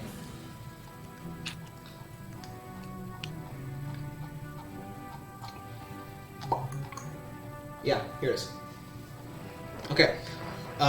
Next to the Grand Count, you see two women. You see the first one. This is how she looks like. You see a fair woman, she looks clearly not from the Empire. Her white hair and facial features are sharp, and which is not similar to the women of Wissenland. Siri.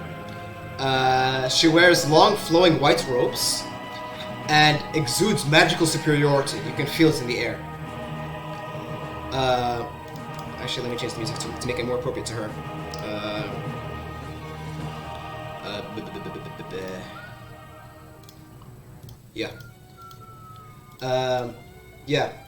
This woman wears a tiara made of what looks to be ice or a strange silver metal.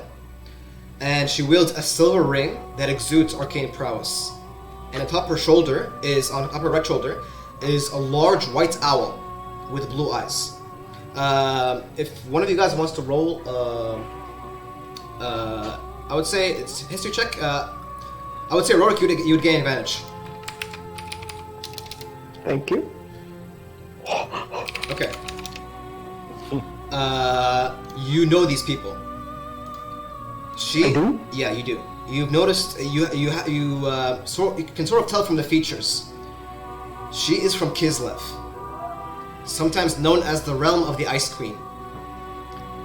It's the most northerly human civilization within the Old World. You know how the Empire has 12 kingdoms?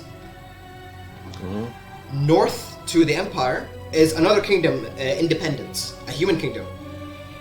But it's of for a modern world similarity, think Russian/Slavic. And the civilization is powerful and war-driven nation that's known far and wide for having some of the greatest horsemen. And basically, this kingdom, Kislev, stands between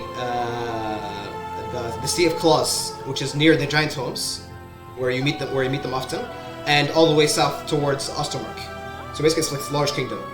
And they have not frequent. I would say they have some contact with the Norscan dwarves, your people. And you can tell that she's from Kislev. She's not from around here. Next to this sorceress, you see another lady. Albeit not like the other one, not like another woman of Wissenland. She is dressed in black. This is how she looks like. she has basically this. Her dress is sort of like this silken spider web, and she has a mix of dark, black, and red. And she has pure white. She has pure white skin, and in her hands she has basically like a wine glass. That's how I call it. She looks fucking sinister, dude. Okay, and she's basically a lady of the court, and she seems to be in an argument with another man who looks like a grizzled man. This is how he looks like. This man, he looks like a general of sorts, or a marshal, and also with another man, an older man, the one in the middle, this warden. She walks around the count's area, and you can hear from her footfalls like the high heels echoing across the palace room. She says, "We are one grand city-state. Our entire wealth comes mostly from trade, and these malicious criminal families eat at our underbelly. Our military is weak because a sixth of our men are owned by these families. It insults our sovereignty to continue to humor them." And then she turns towards the count and she says, "I say we must consolidate our power before the vampire lord makes his assault. What we faced on Geheimishnat was nothing to his true wrath." And the marshal, the general, steps forward and he says, "You are right in considering the powers of the families. That is why we must cooperate with them, at least until this threat to the vampire emperor is done with. We cannot fight amongst ourselves now." And the lady Katerina, she responds sarcastically, and she says, "Brilliant. Everything will be stolen from us while you try to cooperate with these criminals. They cannot be reasoned with." And the man in the middle is he's an older-looking individual, and from the rumors you hear around from the courtiers, you assume this man is the one that he's the boss of the Iron Tower. He's the warden. And he says, with a bow, he says, and not looking at the king directly, of course, bowing to him, he says, "My king, if we're to conduct any operations, it must be done within the bounds of the law. Only that way we can hope to disable the criminal families, the underbelly of Noon." Eventually, this was happening before the introduction, and now the introduction happens. This suspends all the bickering that was occurring just now, and the Grand Count looks away from these people, kind of tired from them, and looks to you with a freshened face in Yakhiron. And let me change. Not this one. Okay. The Grand Count steps up and he says, "Master Dwarves, welcome to my kingdom. How does fair Known compare to your ancient dwarven holds?" And you all step forward, obviously. So, maybe here. Yeah. He asks you guys, how does Nuln compare to your ancient dwarven holds? Like, how are you holding up, basically? Magnaford says that these elven halls make for a good set piece. He smiles and looks up, and as you look up, you notice that you see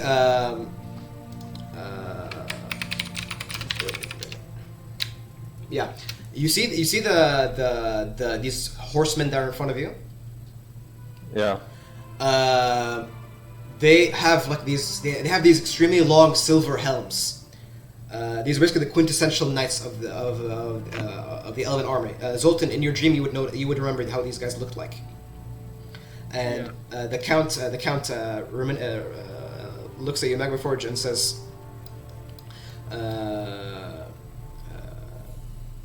"Yes." Like he looks at the general area. He says, "It is indeed beautiful." And he says, "So what brings you to my court?"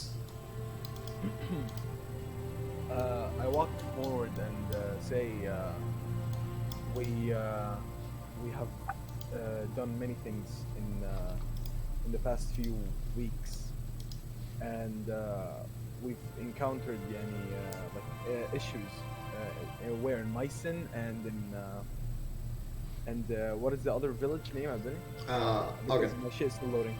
And Ogden. And I was hoping that basically you could make us a favor, like do us a favor, and like I explained to him that basically the war that happened in Kerkenorn, and we have soldiers, and we want basically like a place, like Yeah. a castle for them, like a base. As you're saying this, Aenmar steps up and he actually grasps your shoulder. And he speaks up and he says, greetings, men of the Hammer, king of Wissenland. My name is Aenmar Hearthfire. I am the lord of Kerkenorn in the southern Grey Mountains. I come with grave tidings. The mountain holds have been overrun by greenskins. Badruk, the Ed Splitter, the scourge of the Grey Mountains, has emerged from the vaults and has taken the kingdom when I was in the field. I am aware this might cause fear in your realm, but rest assured, I am the rightful heir and ruler of Kerkenorn and shall uphold our obligations. He steps forward and standing next to Zoltan, and he says, we have much to discuss. And he looks around and he says, perhaps in a more private location. And the count looks interested and says, but of course, noble dwarf. As soon as this court is finished, we shall meet. We shall speak in my office.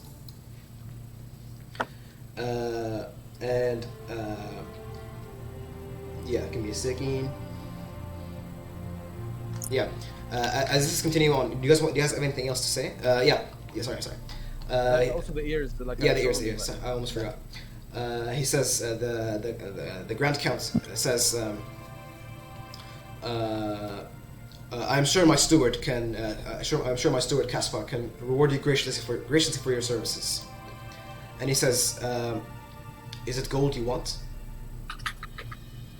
And then before you reply, he says, thinking, and he says, he puts his hand out. And he says, I have a more gracious gift for such a noble duty that you perform for me. And he speaks to his steward, and who comes next to him, and he whispers. And the steward leaves, and comes back a few minutes later, and comes up to you all with this ornate-looking bronze box. Okay, this bronze branded box. It's like this chest, this size. Okay, and he unlocks it. Doesn't open it completely, but he hands it to you, Zoltan, because you're the one in the front. Okay.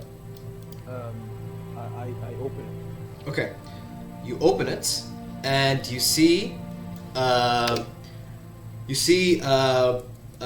ingots, but not of any iron, star metal.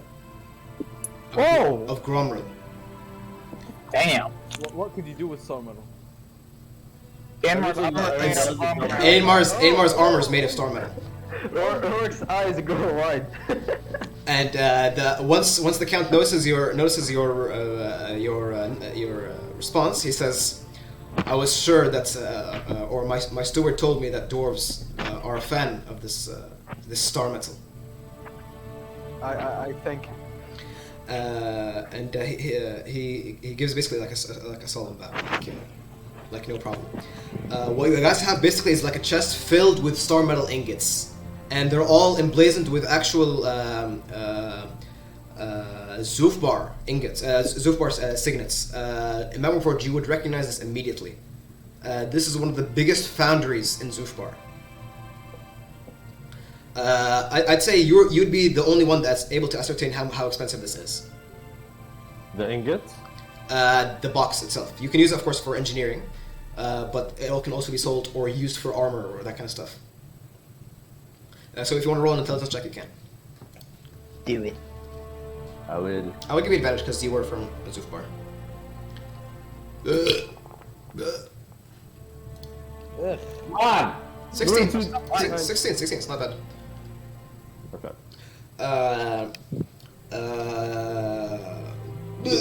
You sort of ascertain the cost of this, and this is much greater than the bounty you guys received.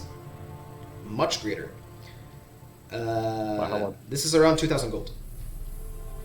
Ooh. The box? The gold medal, the star medal ingots. Oh, the farmer language. Damn. Wait, Wait, that's a gracious gift. Like, what the fuck? Weren't we gonna get like maybe like 300 gold or something at best? yeah. It's Damn. Fuck. Wait, sorry. Give me a second. I'm gonna add that to your inventory. Give me a second. Who's the treasurer? Then he gave it to me. I have it. Yeah, but he's the one that inspected the wealth. Yeah, but I didn't give it to him, did I? What? I mean, technically, Zoltan or Inma are like our party leaders, so I guess one of them. You guys should decide right now between you guys to have a treasurer, a guy that keeps records. I guess Inma. Tom's not gonna be treasurer. Oh shit! I guess I'll be treasurer. Basically, you guys should have a guy with a notepad, and he keeps track of all these things. That's what I do, also. Okay. Okay. This Magma Forge has an issue, a mental issue. it's not Magma Forge. It's like it's a Pola, خلاص يعني. I'm saying he's keeping track. No, but in game I wouldn't fucking give it to him. Yeah, that's also true. Buddy. Tell me if you recognize what this thing looked like. I'm pretty sure it's gonna bring out like a shit ton of nostalgia from you. I added it to your inventory. Before you say it, it's gonna be a fucking RuneScape ingot. Nope. Something better than Okay. Okay, what is that? that. Check your inventory. Or I can actually just present it. Yo. This how it looks like. Just expand it. Oh, Zay, what's up? Remember this from WoW? it's the mithril ingots. Okay. I thought you just showed me felt iron. I was about to kill you. Imagine. Hell no, dude. That's like I'll kill you. that's literally like warpstone infused. Anyway, we're getting distracted. Eventually the session or the session of the courts disperses, and Wait, just a good question. Sure. This is the box and not star metal. You know. no, ingot. these are the ingots. Basically, they're stamped with the dwarven with the Zoof bar signet. Okay. Okay, and it's worth around 2,000 gold. Probably if you sell it to like a dwarf that really wants star metal, you probably sell it for more actually. But it's a very good substance. So selling it might be just stupid. Yeah, obviously. Yeah, it is pretty stupid. Eventually the crowd disperses. So let me just remove all of these. Beep, beep, beep. Betty, can you show us like into the courtroom? Captain Horse, this guy. Can I like talk to Captain Horse on the side and say who's the white the lady in white there? You turn to him and ask him, and he says, she's the sorceress. I believe she's from Kislev. I'm not exactly sure. Does she take what's the word? I forgot. Apprentices. Something. Apprentices? No, she doesn't take princesses. Okay. And then he grabs her hand before he leaves. He says, I believe you might have already seen her tower. It's the Celestial Tower, they call it. Oh shit, the one that was like different in sizes. Celestial Tower? Yeah. Dang. Okay. Wait, is this the tower we're gonna rob? Yeah. Gauge your strength, boys. What the fuck? Okay, sure. Harry gives a slight smirk. It's like, okay. Okay. He seems confused, but he says, but he smiles as well.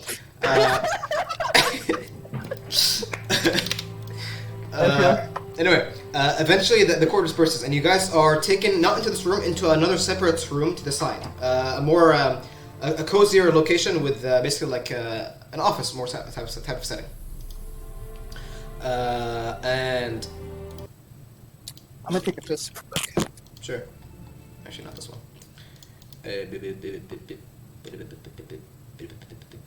I'm hungry. Same actually. Okay. Yeah. As you guys are taken to this room, the Grand Count sits on the edge of the table, on his seat, and basically you guys sit on another couch. And Aemar speaks up immediately. He says, "We may as well begin. We may as well begin." He says,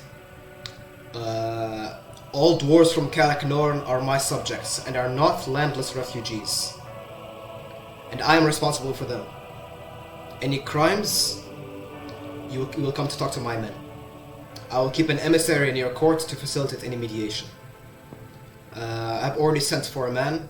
His name that will come soon. His name is Makai Aldebrin, my trusted man. Second, my armies stand near the mountain passes to hold back the green tide from entering your land. And in seasons where they have little work and are up for hire, you can hire them for your armies under certain conditions, such as they are not used for settling civil wars, and they are always under a dwarf captain. Third, the dwarven refugees of Karak Norn will not be assigned to the ghettos of your city.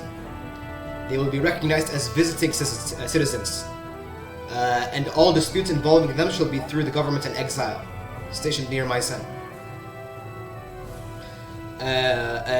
The Grand Count is listening to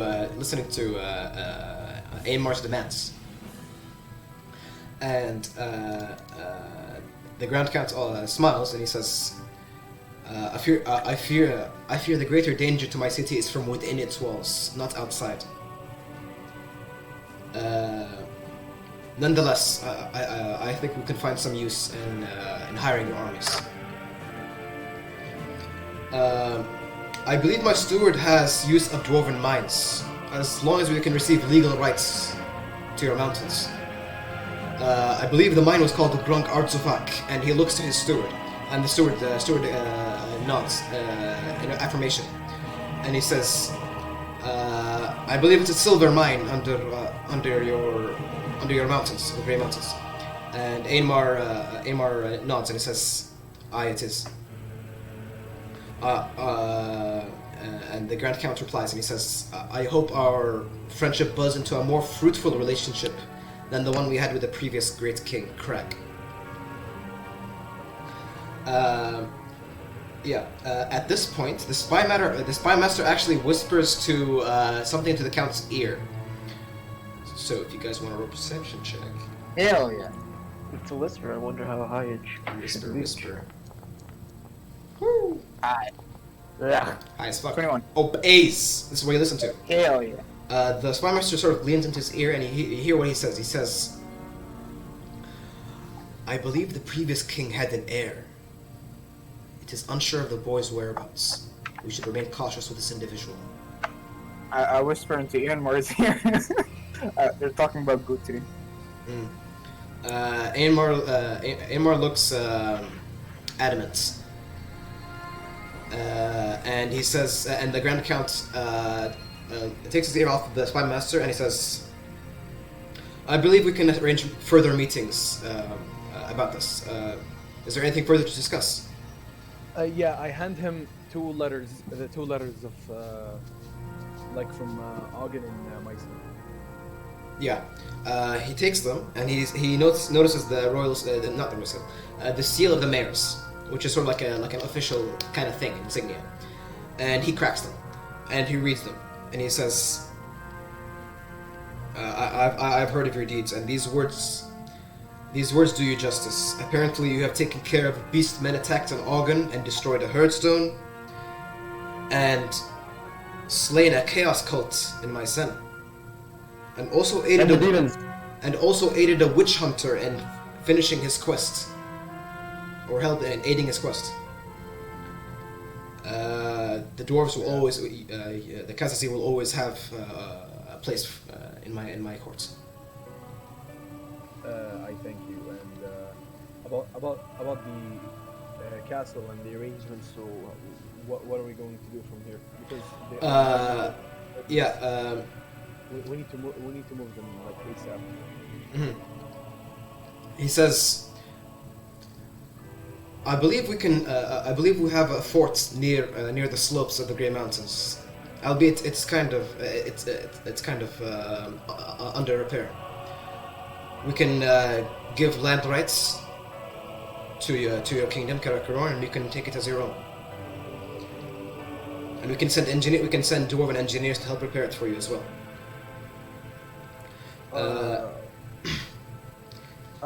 I wave like to Amar, like to negotiate with this. Like, Yeah. it's not my territory. Yeah, Amar says. Amar grasps your shoulder and says, "I'll handle the dirty business of this." But before you leave, the Grand Count stops you and says, "Sorry, give me a second." Yeah, he notices you, Zoltan, and he says,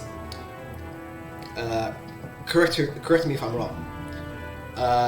But are you the same Zoltan, the headmaster or the Grand Master of the Order of Everlasting Flame?" Yes, I am. And he says, "I do not believe you have a chapter house in Noon, do you?" A what now? A chapter house. What is that, man? Chapter house is basically sort of like every knightly order has a base of some sorts, or like a headquarters. Generally, the chapter houses are spread around kingdoms, but for the Order of Everlasting Flame is still currently growing. Its chapter house is in Averland, is in like Grenzestadt, not in this kingdom. Nice. So like he's basically like offering like to make one here. Yeah. I tell him no, we do not, unfortunately.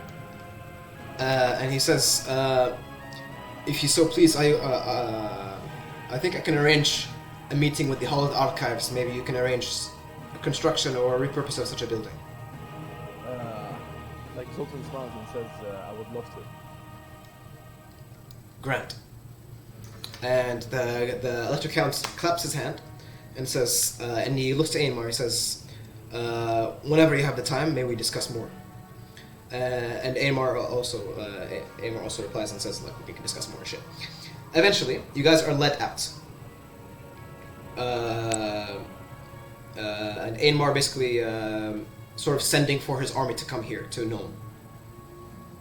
Yeah. Or sorry, your also, army, your guys' I ask the count. Is there any way to send like a message to my ally in Everland really quick and get a quick reply? Fuck, never mind. What do you want to say about this? No, never mind. Dude, never mind. I thought I was gonna get like a spell shop, so I was gonna get some spells to do that, but yeah. The king replies and says, "I believe there are many post offices unknown. Maybe you could send a message that way."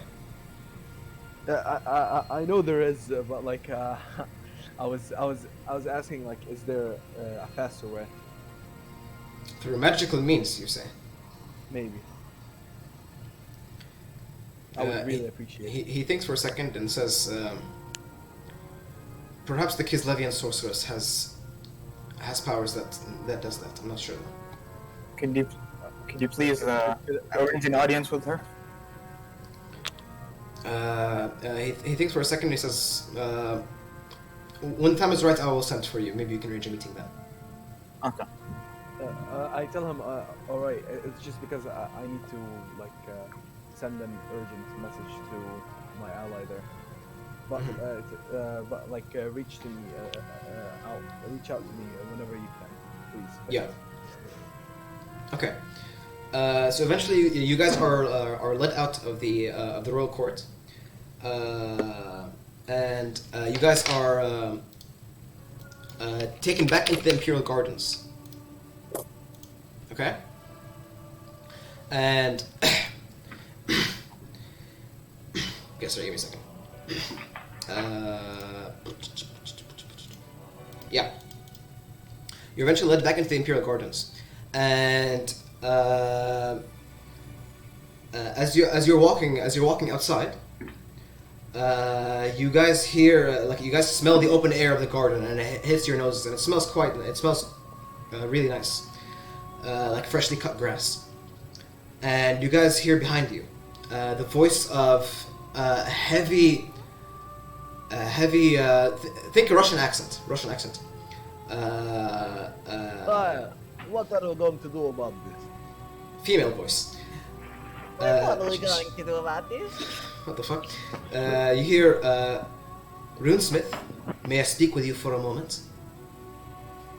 And a heavy accent from the north comes through a gentle voice behind you. You need to talk to her. Rourke says, firstly, your identity. You turn to her, basically, I assume. Mm-hmm. Okay. As you turn to her, you see the flowing white robes of the sorceress. Oh, Oh shit, that's it.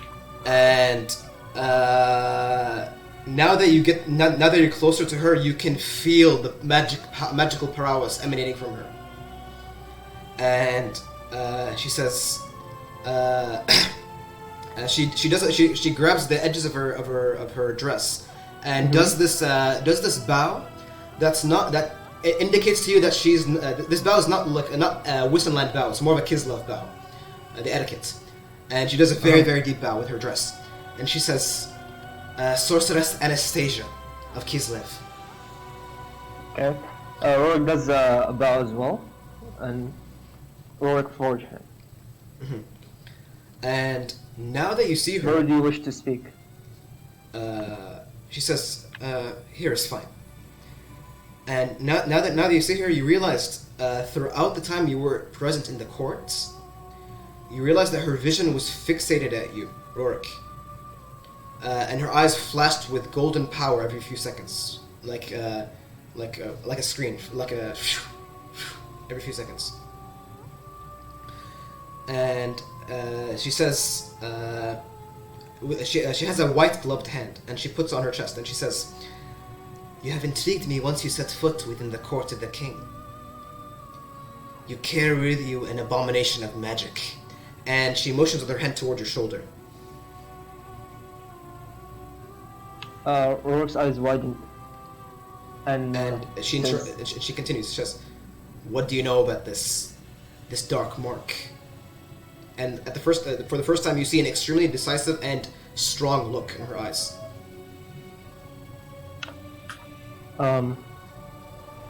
Keeping contact, the eye contact, while holding my shoulder, Rourke says, "Not much. I'm still trying to figure it out." She gives you a keen look, as if confused a bit. She says, "Intriguing.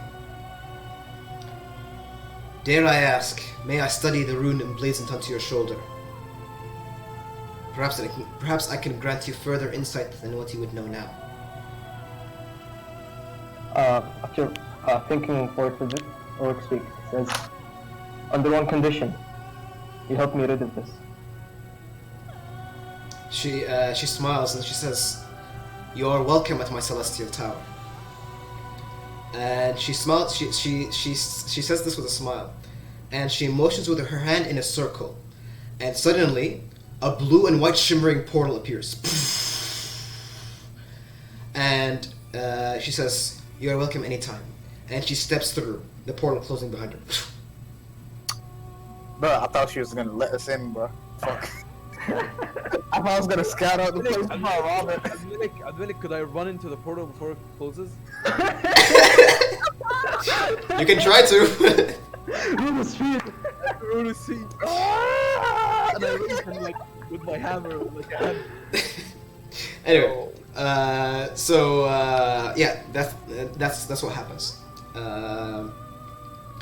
Can I roll insight on that smile? Sure, roll insight.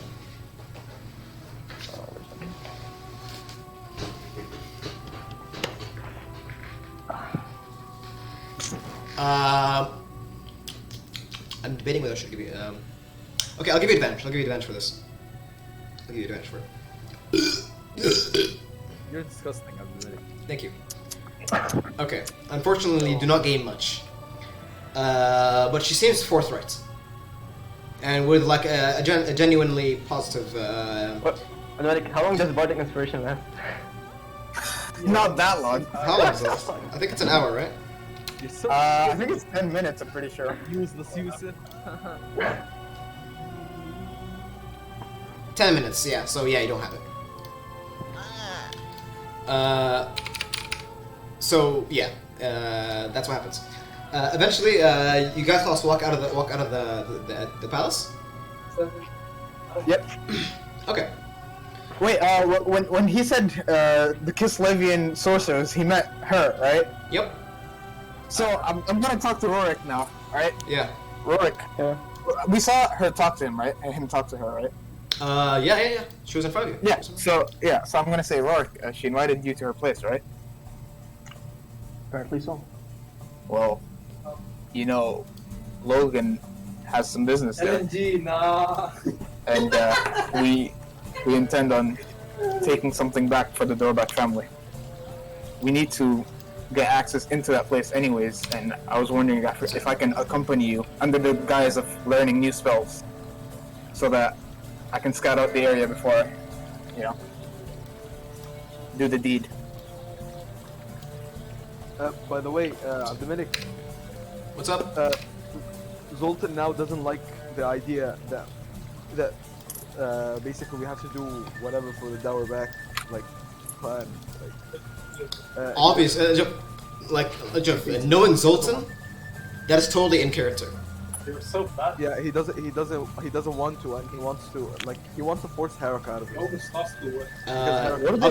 Up to you in character.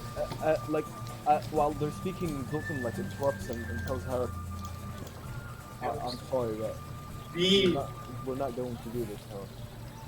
Actually, been People are helping us. Yeah, well, It's totally against our ways as dwarves. We're honorable. I agree with you, Zoltan. God, this is so good. Both of you guys gain 125 XP. That's good, actually. That's a lot of character development. This guy? I agree with you, Zoltan, but Harold, I want to bring this to you. If you do this, my look will change for you. Zoltan, you know who I am. I've already told you who I am. But I am not as honorable as you think I am. But this is a request from a friend. I'm your friend, right? You are, Zoltan, you are. Then don't do this. Zoltan, you know I'm trying to gain more power, and there's certain ways. You can do it in another way. You can ask We her.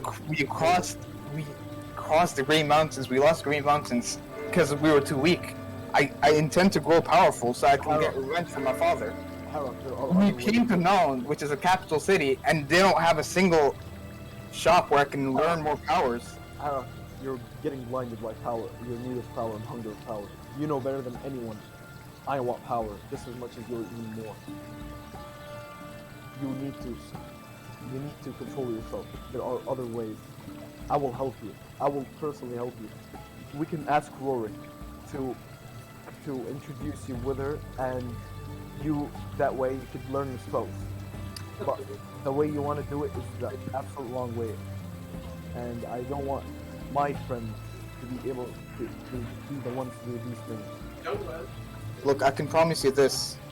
If I go with her, with Rorik to her house, to her tower, and she hands me those spells, then I will do no more in helping Logan than cast invisibility on him.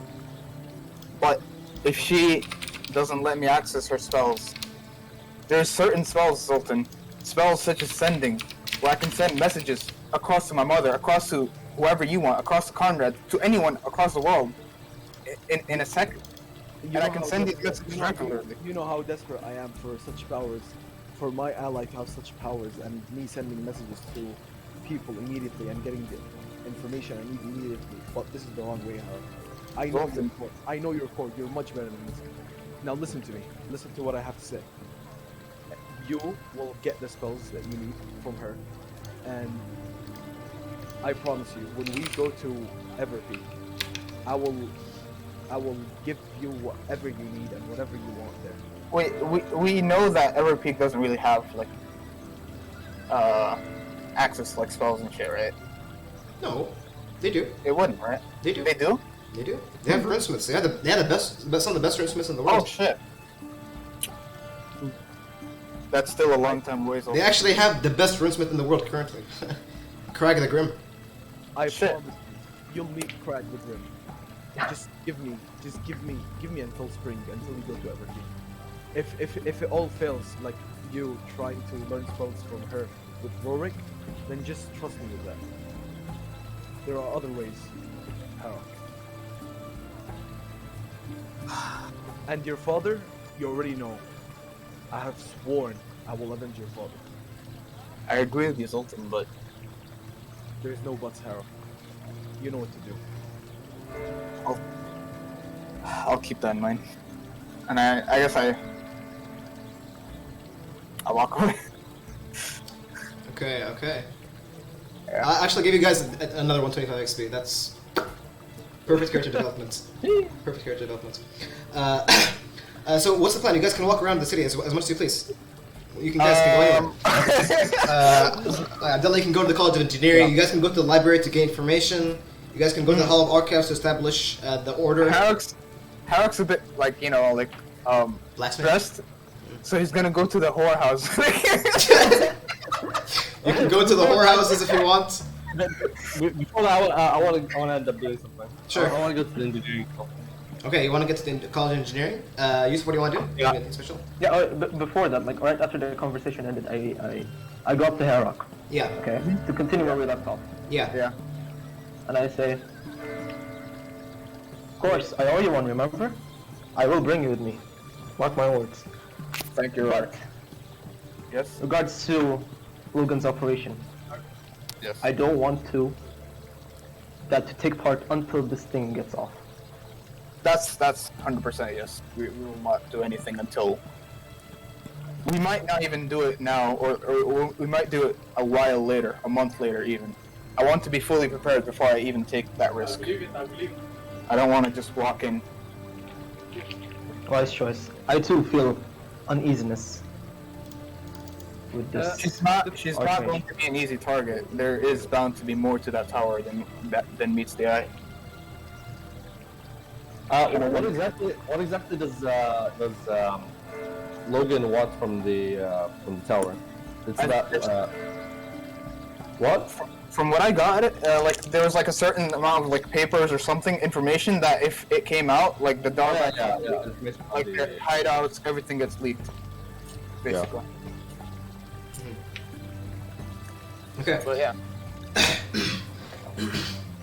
I just want to know who wants to do what, and I can like split it. So Abdullah wants to go to the College of Engineering. Who wants to go to the library, blacksmith, potion shop? What? Yeah, I want to go to the library as well, but yeah. Okay. Yeah, Maybe we library. can go to the Library? together. Yeah, I want to go library. Yeah. I want to go to a blacksmith in the entire Blacksmith. Okay. We'll start with Abdullah first. So you guys are splitting up. Where do you guys want to meet up again? You know? I guess we first get a tavern, like a I really. think that the count did not provide any like place for us to sleep in for the time being. To Was it the sleep- tavern at Logan's? I guess- you guys could find a tavern. Not Wait, I want to ask Logan, what's the best tavern in town? Where is he? Is he with us? Logan is not with you. Once you guys left the throne room, where he was outside the door, he vanished. He vanished. Fuck. Can I find like a good-looking civilian in town? I guess. Yeah, sure. Wait, I already know a tavern we can meet up in. Okay, but Harold wants to say the best tavern, right? Like, the rich tavern. I want to get some things done. There is okay. You eventually find you're in the rich quarter, obviously. So you find nobles walking around, and you ask one, a very haughty-looking tall human. You ask him about an inn, and he says there is the inn. I believe it's called the Dragon. It's an inn, casino, and brothel. If that suits you. That would be perfect. Yes. Dude, there's a tavern called the Saucy Dwarf. There's also the Saucy Dwarf. Yeah. Saucy dwarf. Yeah. By the way, in Nome, there is a quarter called the Dwarven Quarter, and basically this is all dwarves. And there's also a quarter called the Little Moot, which is basically a place only for halflings. Ooh. So it's like there's like a kind of Yeah. Yeah. yeah. So Abdullah, let's do the College of Engineering first, okay? Okay. Where are you guys meeting again? I guess at the tavern, some tavern. The Saucy Dwarf. I guess the saucy The dwarf. Saucy Dwarf. Okay, you guys are meeting the Saucy Dwarf. Magnaforge, you split from the party. Does anybody want to accompany him or him alone? I'll go by myself. Okay. Is it on the way to the blacksmith? Blacksmith, yes. Okay, then I'll walk with him. Okay, you go with him. Alright, so Scally and Logan. Scally and Zoltan.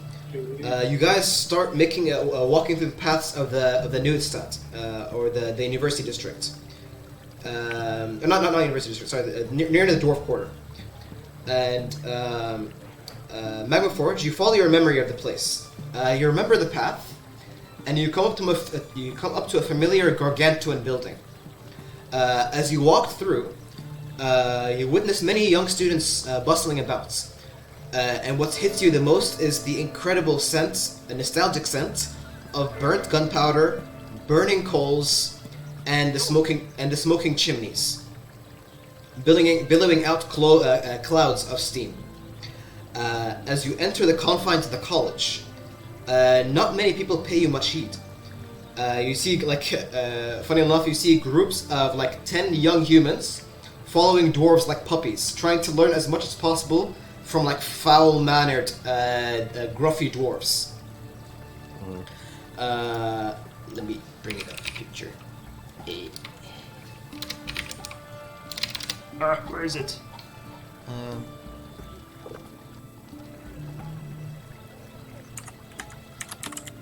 Hold up. Yeah, here it is. This is what you see. Right, let me change the music a little bit. The architecture is it's extremely dwarven, actually. Intensely dwarven. As you enter, inside? this is the inside of the College of Engineering. Yeah. It's extremely similar to a dwarven hall of learning, and the difference only is that this one has a sky that it opens up to, and not in the deep bowels of the mountain. It sends a warm feeling into your chest, and the nostalgia is nice. You see many classes being held in other separate rooms. With dwarven lecturers. Well, it's always a dwarven teacher and human students. You also see firing ranges of humans testing their new rifles. And you see the occasional venerable human teacher also. You also hear the sounds of intermittently released steam from the pressure, like a kind of thing. And it's eerily familiar to Zufbar, actually. You sort of remember and put together that Zufbar engineers made this place. Look, man. Yeah, what's up? Can I go? Does this part have to do anything with anything? I want to eat real quick. You can eat if you want to. You can eat. Okay. This is an engineer's paradise, and you hear behind you Magmaforge as you're walking through. He says, this voice, a dwarven voice says, a familiar one. I know that Grim you carry. I know it's Ona. From behind you. That gun I'm carrying? That Grim, Dwarven Grim. A Dwarven Grim is basically a sign or a signature on any weapon made, and this is the property of named Tinker. Oh yeah, I do that. Yeah. He says, I know that Grim that you carry. I know it's Ona. From behind you. Do you now? And then I turn around. And you see him. He looks like this, actually. Let me just bring up the picture.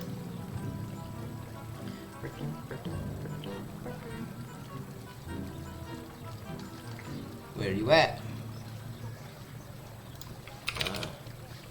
Here it is. This is how this guy looks like. You now that you're hearing the name, you remember it. You remember his face. He attended the halls of learning with you. He was in your batch. He was a gifted dwarf with a hint of mad ingenuity that both frustrated the venerable engineering guild and grew the relationship between you stronger. Basically, sharing the thirst of knowledge between you two. What you see before you is the quintessential dwarven tinker. Atop his brow lie a set of glasses of different sizes for different lengths, for different strengths. Strapped to his back is a massive metallic bag with like hundreds of varying sized cogs spinning over and over again. Tick, tick, tick, tick, tick, tick, and like intermittent bursts of steam. And above the bag, you see a rifle. But not like any rifle you have ever seen. You see 8 barrels. 1, 2, 3, 4, 5, 6, 8, all in a circle. And at the edge of it, at the base of the barrels, you can ascertain with your like sharp tinkering eyes some sort of rotating mechanism. And he says, like he sees you noticing his weapon. He says, "I see you noticed my steam-assisted crank gun Mark II. One of my proudest inventions, if I do say so myself." And he says, "So, Scally, what are you doing? Constructive Scally, where's your master?" That he doesn't know and I'm able to speak at least. Okay. Magnum Forge basically asks, "Can I see this? Can I see your gun up close?" He looks at you as like, of course he would want to see it. And there's a smile in his face across his beard, sort of cracks in his face, and he brings out the steam-assisted crank gun Mark II. This uses steam instead of combustion, huh? Yeah. And I'm assuming it's rare quality, huh? Yeah, it's rare quality. Yeah. Basically, you see the steam pack in his back, and basically it rotates like that kind of shit. Okay. Okay. And yeah. Actually, you go first. Yeah. He says, "Do you remember my name?" I remember this. He looks at the mark. Yeah, the door. Yeah. And then says, "Guns weren't within our specialty, but I can do them all the same." And then says, "It's not something. This is not something I can make all the time, but this construct is of my creation." Once you say "my creation," you see a mask of terror and jealousy, like serious jealousy. And he says, he continues. Yeah. And says, "This is but one inkling of my ambition." I'll give you XP for that. That's hilarious. What happened? Please. I'll say. Sure. You say. Okay. Okay. So after we split, I'm meeting up with an old friend. Okay, and basically this guy went with me to the same division and shit. Right? We come back way back, and he walked up to Magnum Forge and showed off his gun. Right? Like the steam gun with 8 barrels on it, and then says how do you like this now? Right? And then I looked at the gun and it says like this is pretty good. And I said guns aren't my specialty, but I can do them all the same, like sort of wave handy. And then I point at myself and say this construct is of my own creation, and it is but an inkling of my ambition. And once he said that, Zoltan, you realize this also. The face of the dwarf grew yellow from jealousy, Holy fuck. and he says, "You," and he's stuttering like crazy. He's nervous. He says, "Engineering with rune magic," and he looks at the ground. You? How? And you see the mask that he is holding. He quickly, the mask of jealousy quickly vanishes, hidden behind, and he sort of regains his composure. And he says, with a startled voice, he says, "Would I be right to assume that you are going to present that to the exhibition of Zufbar?"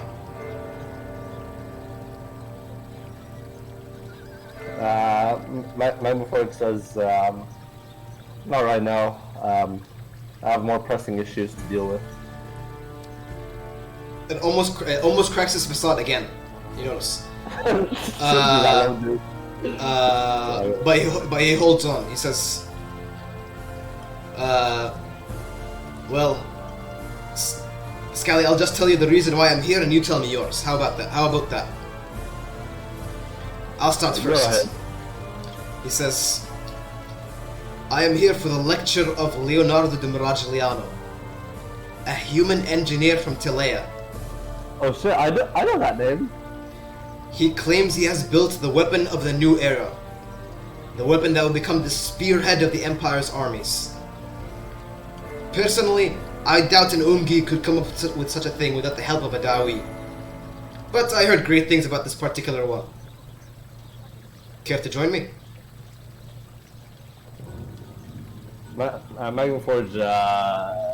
Magnaford nods and says,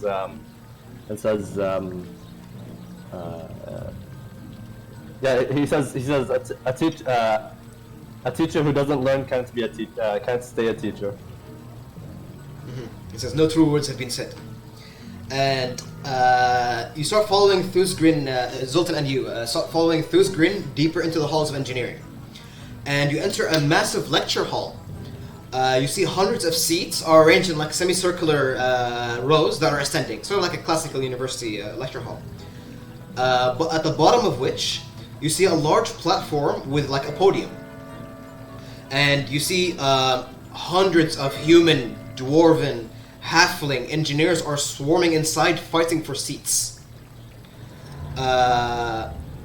Mostly humans and halflings, not dwarves.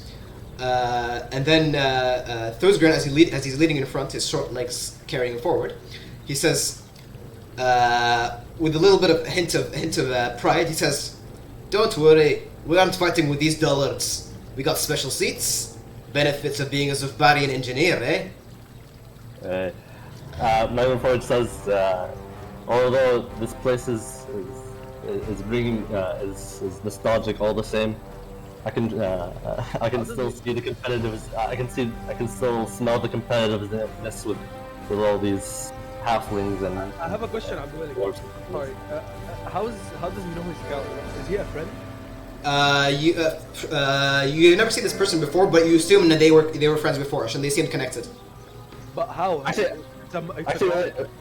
He noticed Scully's grim on his weapon. So he knows he's Scout now. Yeah. But he doesn't know the long story. Yeah.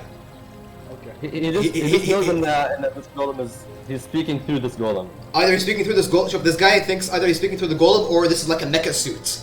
So you can see that this. Holy shit! This is fucking amazing. Basically, want to say something? Okay. Actually, I want to say something. Sure. Magma Forge turns to Zoltan. Did you add the XP by the way? No. Add 125 XP to you. Every time you roleplay really nicely, I add XP. As a encouragement. Yeah. Magma Forge turns to Zoltan and basically like spreads his hand a bit, right? And says you're walking through the halls of history when it comes to our works, and says if there's anything more you'd like for us to do for you, then now is the time. Or you can sit with us and learn learn from this human?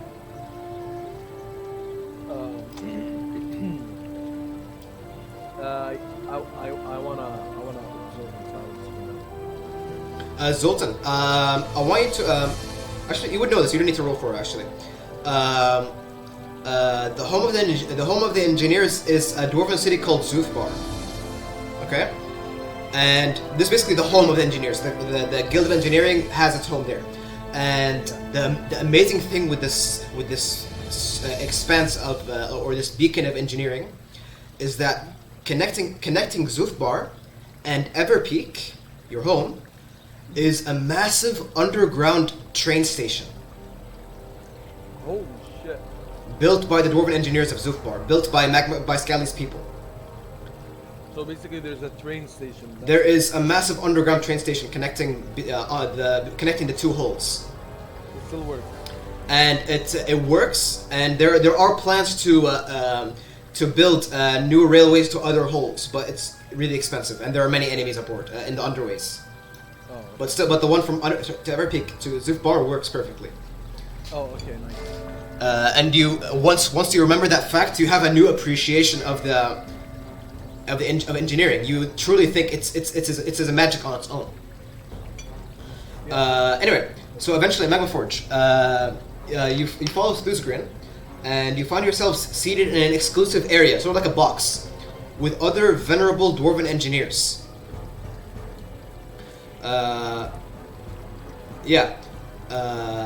With other dwarven engineers, just as the noise begins to die down and the whispering between classmates is silenced. Briggy, can you read the message? Yeah.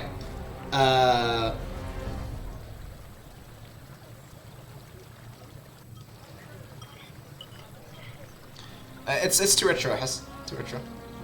Okay, fine. Yeah, but it's cool. Maybe you can think about it later.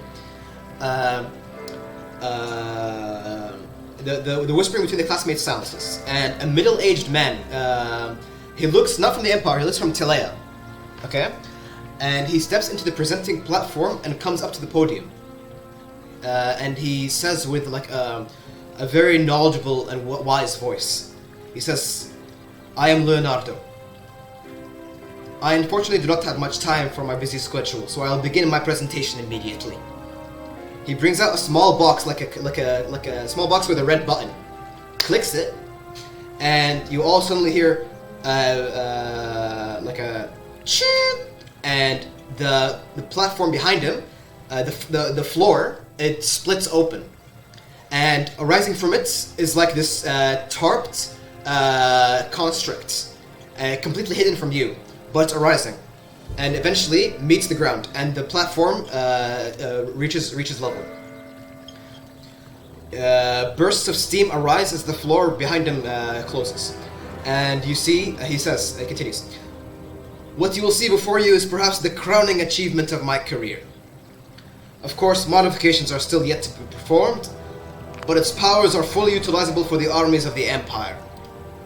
And several assistants, human assistants, come around, and they grab the tarp and they pull it. And Zoltan and everybody, Megaforge, you are amazed, and you see this. You see in front of you a massive steam tank.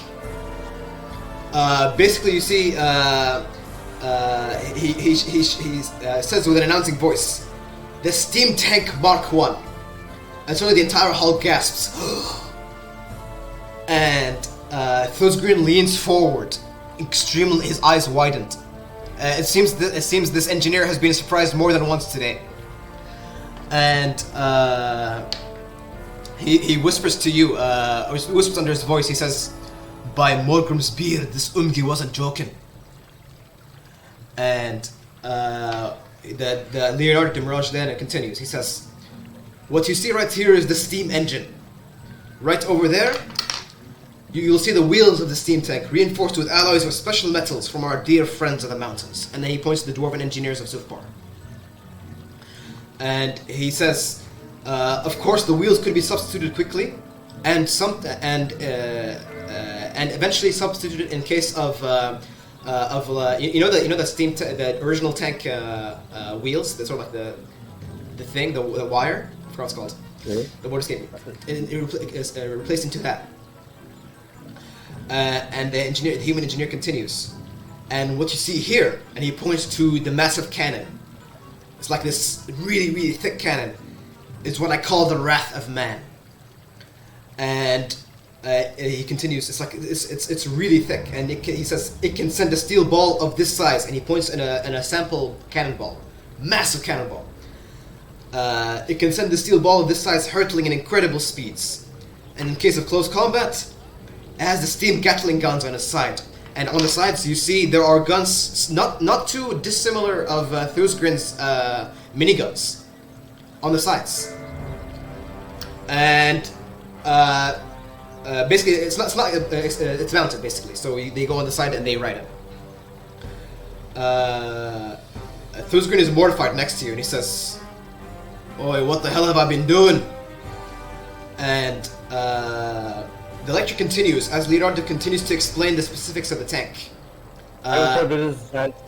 Yeah? He wants to ask a question. Okay, you raise your hand, and right before he's continue, he sees you in the specific box for the Dwarven engineers, and he takes your question. Magma Forge basically looks at the design and says the front plates of the vehicle are they detachable? Are they easily detachable enough for them to be removed for you to repair the front wheels, or would you be or is there some other way to repair the front wheels in case they got lost in battle? Basically what he's saying since the front wheels are basically in the bottom and not in the side like most cars or tanks, in the real world, they'd either have to remove the plate in the front and then repair it, or they have to be able to fix it from the inside, which is impractical. Yeah. And they can't lift it with like a normal car. عشان only half of the wheel will be there, and you can't get into it to fix it, to remove it, صح? Yeah, exactly. Yeah. But he's asking like how would you fix the front wheels? The human looks impressed, and he says, "An astute observation I can only expect from Zufbar's greatest." And he says, It is a weakness in my steam tech that we hope to explore in future versions." And he continues, and he says he continues explaining the steam tech and its engine and all kinds of, and how much it can hold, how much people it can hold, all the kinds of details. And the Thusgrin, the dwarven engineer next to you, he said he taps you and he says, "I'll make a dwarven one. I'll present it in the exhibition. This won't do." And he points to his gun. And as he says this, the lecture nears its end, and applause, like a series of applause, commences, even from the cautious dwarf engineers. Eventually you are led out from the lecture hall, and Leonardo tarps over his steam tank and shows some other minor tinkering equipment that he made. And you're led out back into the forges. Sorry, give me a second.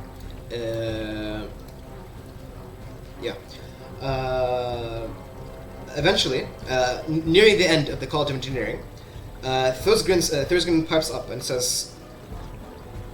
"I have an idea. How about we exchange schematics or gifts?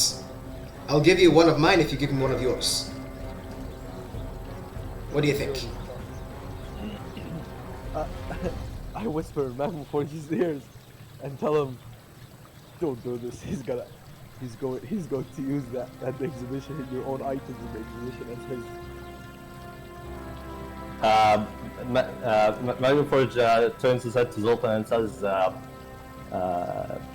with most dwarf engineers is that they don't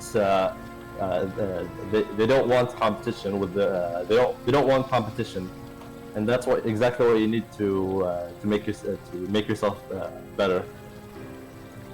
And then he turns to Thorgrim, and then says he gives him the schematic for his firework rockets, and says he describes it and says the firework rockets is intended to disorient enemies and potentially blind them for a follow-up attack from an army. Yeah, and he's looking over the blueprints. Yeah. And says it is weaker than a regular rocket, but makes up for it with disorientational tactics.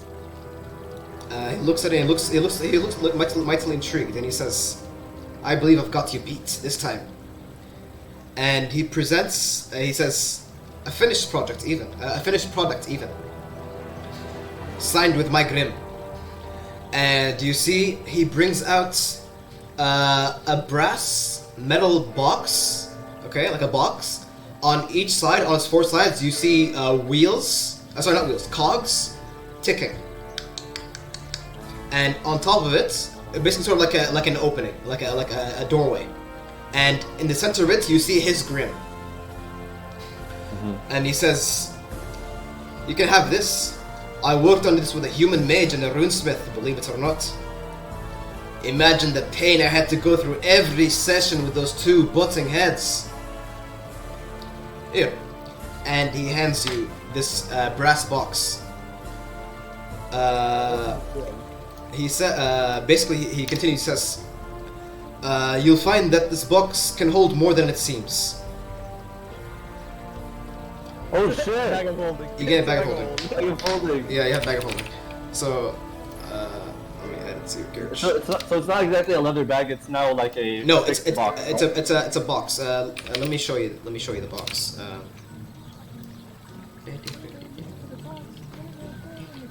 Let me find it. Expand the picture, but this is how it looks like. It's from World of Warcraft, if you remember the item. Oh. Yeah. Okay, that looks pretty cool. So I'm gonna add it to your inventory. I didn't see shit. Dude, if I tell Faisal, he's gonna be so fucking jealous. Anyway, the item, the bag of holding can hold a shit ton of weight, obviously. So yeah, if you guys want to store gold, if you guys want to store gold and Is this shit, better than any bag of holding? Than the normal one, I mean? it's a normal bag of holding, but it's engineering infused. So basically, you can upgrade it, basically. Oh, okay. Okay, that's nice. So yeah. Eventually, is there anything else you want to do? You can go to the blacksmiths if you want to. Right now. Yeah, I want to go to the blacksmith now. Okay. Actually, my report says this. It says and then he looks at the box and like tests it out and says this. Maybe now I should be able to show you what I have in stock. And then he he's under the pretense that this is a suit, huh? Yeah. Okay. He basically he puts it away, the box, and then he removes his hand. Okay, that's the first thing he does. And there's nothing there. Yeah. And there's nothing in it, right? Yeah. And then he points the hole towards Thorgrim's head, right? And then the hole inside the hand lights up as if like fire is coming out of it, right? Yeah. And then at the last second, he points it behind him, so that it's pointing to here. Yeah. Towards nothing. Yeah. And then spews lava out of the hand and onto the floor. Once he sees the mixture of confusion, awe, and absolute horror, washes against his face, and he sees before he can react, he sees the magma flowing through your arm, And he shouts, "Bloody ancestors! How did you get how?" And then he puts puts the arm. Shit. Okay. And then he puts the arm back, the hand back into the arm and says, I'll be staying with the Kazakh group for a while more now. Maybe after the start of the Vampire Wars, I'll participate in the Grand Inquisition. And then he grabs your arm, the metal arm, and he grabs Zoltan's arm, and he says to you both, "I will be honored to compete against you in the exhibition of Zufbar. Attend whenever you can." Oh yes. Magnifer is nuts and says, "Downright I will. Downright we will." Okay. Eventually, you start leave the College of Engineering with a bag of holding and a sense of nostalgia and happiness. Near the College of Engineering, you near the Dwarven Forges, and you see many Dwarven Forges, and the grandest one is a Dwarven Forge called By Hammer and Hand. Is it the best one? And It's the best one, yeah. People say in this blacksmith, they call him Iron Helm, and they say that he worked with a dragon slayer before, in his past times. It's a dragon. What dragon? I was about to kill you. No, like a dragon slayer, like a slayer that kills dragons. Okay. Let me put Zoltan, and let me put Magma Forge. Okay. Can you guys see the shop? No, I don't. I can see it. I'm in the holy temple. I'm in the Templar Quarter at the minute. Temple Quarter. Dude, I don't know where you found this map, but it's really fucking high quality. Can you put me and remove me from Temple Quarter and add me to? Wait, let me see. Or does it doesn't it show that online? It should automatically move you though. Let me activate it like that. Fuck. What's this? It's loading. It's loading? Now it's not.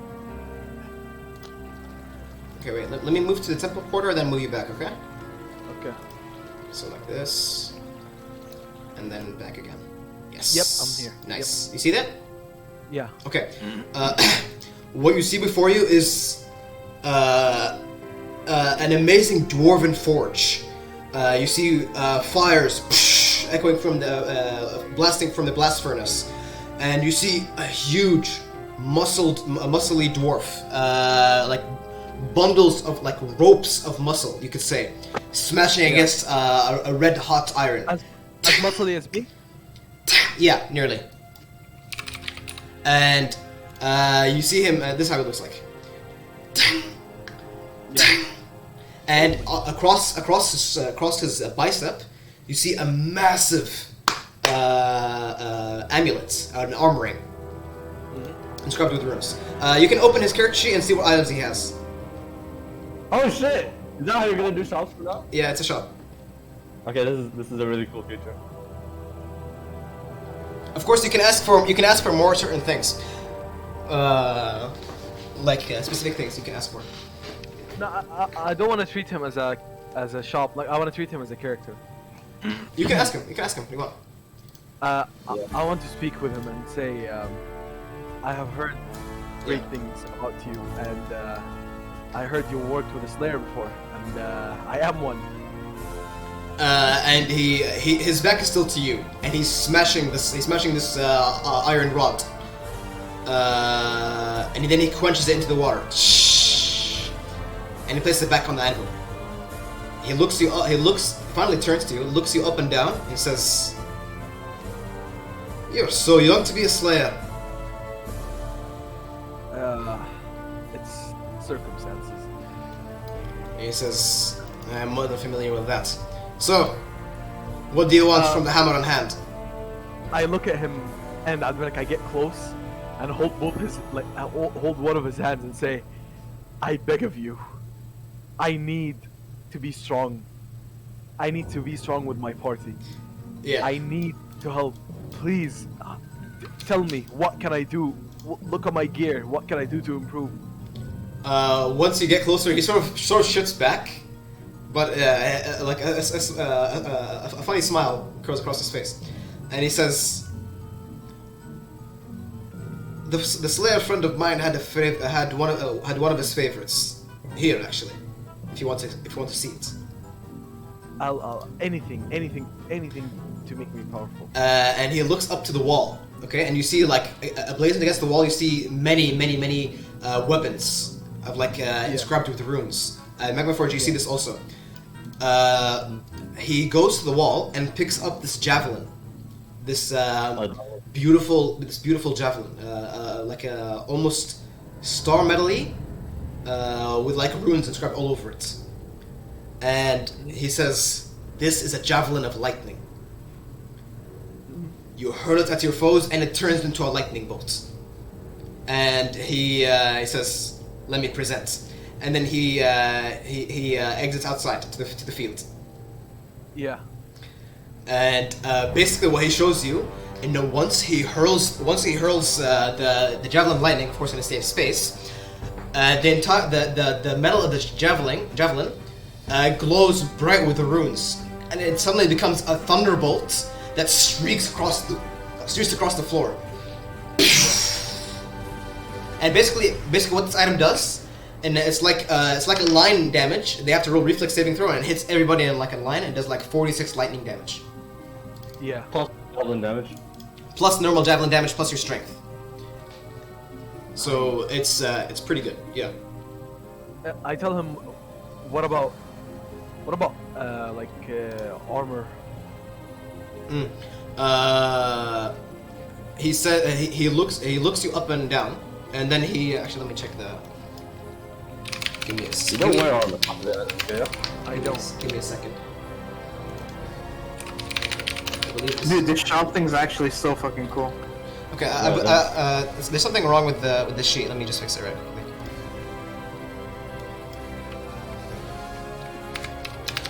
Okay, he says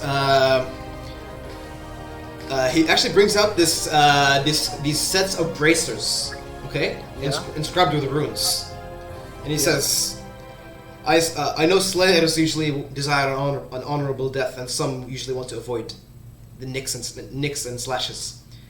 You may find this to be more than useful. And he basically shows you bracers of defense.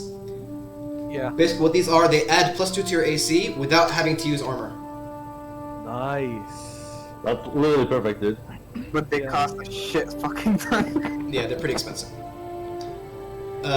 You also see he has this massive belt, right? He has this massive belt, and basically it's like it's like a golden design with dwarven runes all around it, and a massive fist-sized ruby stuck in the center. And you see, he explains it to you, and he says, "This is a belt of giant strength.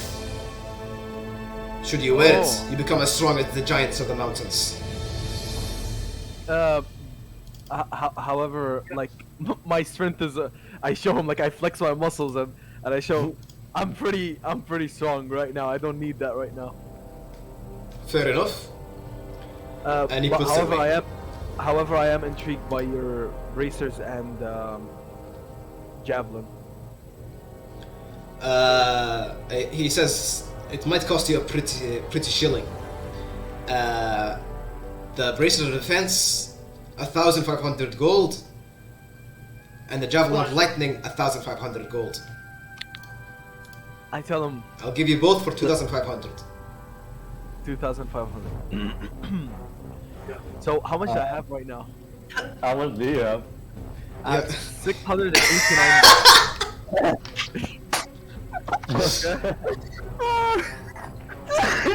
The life of an adventurer. So I tell him, do you have lease? You have what? Lease? He smiles heartily, like a belly smile. He says, "I'm afraid no, dwarf," and he takes the bracer of defense. I tell him, I'll do anything, any job you need. I'll do anything you want. I already have apprentices lining up on the outside. You can see them if you want to. And he places the bracers of defense on the tables. Guys, someone help me buy this, please. Hey, listen. I'll help you. Okay? Okay. I'll help you. Please, it's so cool. That motherfucker's is fucking rich, dude. Shut up. He's Mom wakes up, okay? And he taps Zoltan's shoulder and says, "Can you show him the white hot core? The what? The white hot core." The white hot core. What is the white hot core? You know the gadget that I made for you? Yeah, that's what you call it? Okay. Yeah. I showed you. And then I talk to Logazar. I tell him, Logazar, here's the deal, babe. Logazar buys from me a white hot core for 400 gold, and I loan money to Zoltan that he's gonna repay me later. That way, I make some money from if Logizar wants the white hot core, which is basically like a really innovative thing that he could resell to someone else, and Zoltan gets his items, and I get money. Everyone's happy. Okay, so I have a better deal, Abdullah. I have a better deal. I have What? a better thing that you could do, like a better thing. So how about you, like I show him the gadget, okay, and then basically. you guys wish you have a bard right now for persuasion, right? Yeah, you do, right? and then like basically you offer him your services like extra, like basically like show him your set of like your skills that you can do these things basically, and basically like we can convince him somehow that way. Medic, You're planning that. I gotta come get him. Sorry, what was? Like you can make him gadgets and shit like later on at no like profit, like a cost price. Here's the thing. The problem is there's a college of engineering right next door, and the only thing that they don't have is my innovative stuff. The thing I'm offering is kind of like an exclusive thing. But the service I can provide is not exclusive. Yeah, well, here's the thing. I'm asking you like if you could like provide these things to him at cost price. Here's the thing. The guy has guys lining up to his door. Okay, and there's a 100% chance one of them is an engineer. Yeah, but your innovative stuff like they don't have it. You know what I mean? Yeah, that is the innovative stuff that I'm showing him. The white hot core. So like show it to him and like make it for him.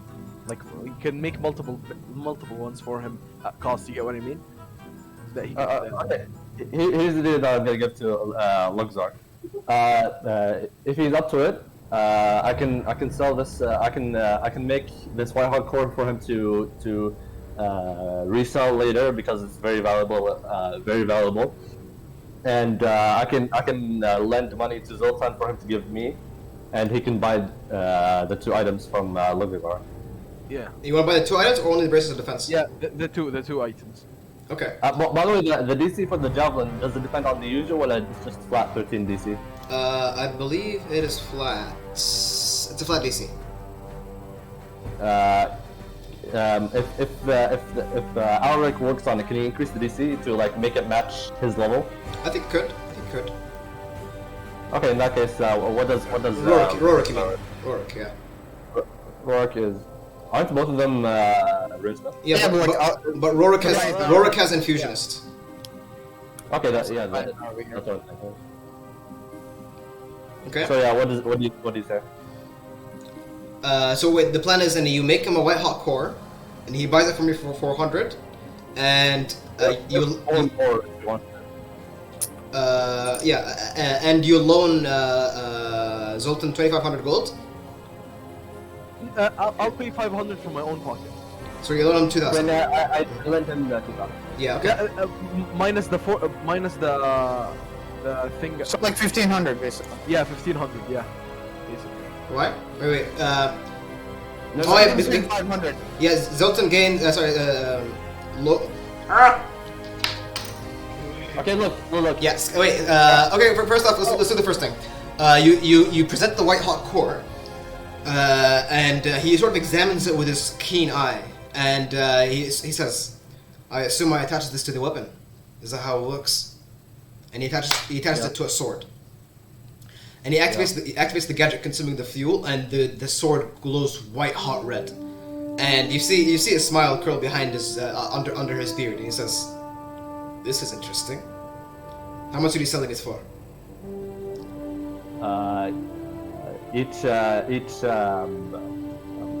What's the name for it? White hot core. No, like each unit of it. I guess I'll call them units. Each unit will cost 400 gold. You can resell them at a higher price. And he says, 400 gold. You have a hard bargain. 350. How about that? 350. Are we gonna do the same thing? You can do persuasion if you want to. Like actually, he'll roll perception. He'll roll persuasion. Sorry. Chip, he's a gruffy dwarf, so he doesn't have high charisma. But he got natural 20! You're so convinced they actually want to make it cheaper than 350. Yeah. My punch looks down and says 350 it is, sadly. Okay. Yeah. So remove that amount of gold from. Sorry, add that amount of gold to your inventory, and he buys it from you. Adds a white hot core to his inventory. Wait, wait. Abdullah's gonna make it to him. Yeah. Yeah. We'll say the time he makes that and shit. Okay. Because it's pretty easy. And you lend Zoltan 2,000, right? Yeah. So okay, so add 350 and then deduct 2,000. Also, can I roll persuasion to make it 2,000? The cost. 2, 6. I'll tell him since I say like basically since we've established like business, like we could keep this going for more. Like, how about like as a sign of courtesy, like make this a little bit cheaper. Hey, you recommend? And also I recommend people to your shop. And I'm a slayer. Like, come on, hey, I got. I meet a lot of warriors in my days. He thinks for a moment and he says, dropping 500 gold, that's a lot. I can't do that. How much can you do? It's already at the discount. It's supposed to be 3,000. I gave you 2,500. Just because you're a slayer, and he gives you a smile.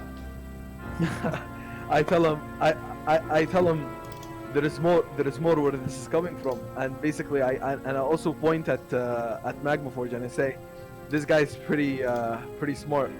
Like he can give you new gadgets when they come out, and and your shop will be recommended by our party. And if I didn't, I forgot to introduce myself. I'm Zoltan Durisklad. You can drop the Kazakh name. You want to drop your name basically? Yeah, I'll drop my name in the Kazazir. Yeah, the Kazazir. Kazazir, sorry. He looks interested. He says, "I've heard of you folk. You were doing that. You were fighting against Badruk in the Grey Mountains, weren't you?" Yeah, I tamed a shard dragon. Mm-hmm. Yeah. And killed the demons. Killed demons. Demon slayers and dragon tamers. 2,300 final offer. I tell him deal, and I shake his hand. Okay, they'll deduct 2,000 gold from you, and Zoltan deduct 2,300 gold from you. How much? 2,300. You mean 300? No, 2,300. No, so 2,300 total. So you said deduct 2,000 from I gave money to Zakaria. The money was already added to Zoltan. Yeah. Now he has 2,600 something. The cost is 2,300. So minus 2,300 from Zoltan. Yep. So you added it to my inventory. Yeah, I added it just now. So just So how much in a debt are you, Zach? Yeah. I'm too. You realize like the next 5 sessions will have no money, right? Okay. I'm gonna repay little of my little bit. I give Zoltan the time. I give Zoltan a time limit. No time limit. No time limit. You're a slayer, huh? Barely. But like, yeah, but you should be able to like get. I don't know, I'm like. literally with you all the time. Whatever goals you split, I give. Zoltan joined Listen. This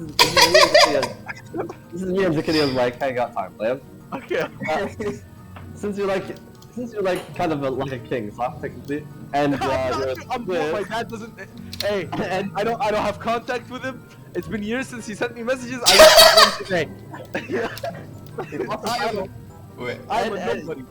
You can get like 66.66 gold per day. I think you can make that, right? No, I cannot. Are you kidding me? It's like a banker. Wait. You fell into his trap the moment you accept his loan. You can make at least 33 gold per day. No. What are you gonna do if he doesn't pay in time, huh? I said interest. If you're listen. You can make 2,000 gold in 2 months. No. Here's my problem. I believe you, right? But I believe in Okay, your listen to this. Okay, Abdullah, you spoke. Let me say something. Okay, we're going to do missions and shit that will get us gold eventually. Okay, how about this?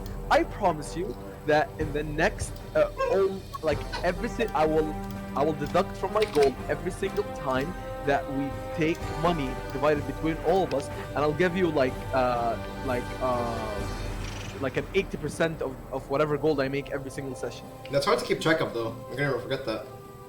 Not really. I'm gonna have to fucking keep track of this fucking gold. I'm gonna remind Zakaria. Yeah. None of us are forgetting about this. Essentially, like whatever money I'll make, I'll give you a percentage of it, 100%, like of the time. Yeah. Okay, but for how long, Yanni? Until the money's done. Until I finish paying you. Yeah. That could be forever. Like, it feels best. عشان ما before didn't forget what happened with Logan. عشان Logan kind of built on his promise, and he gets some Iron Mine.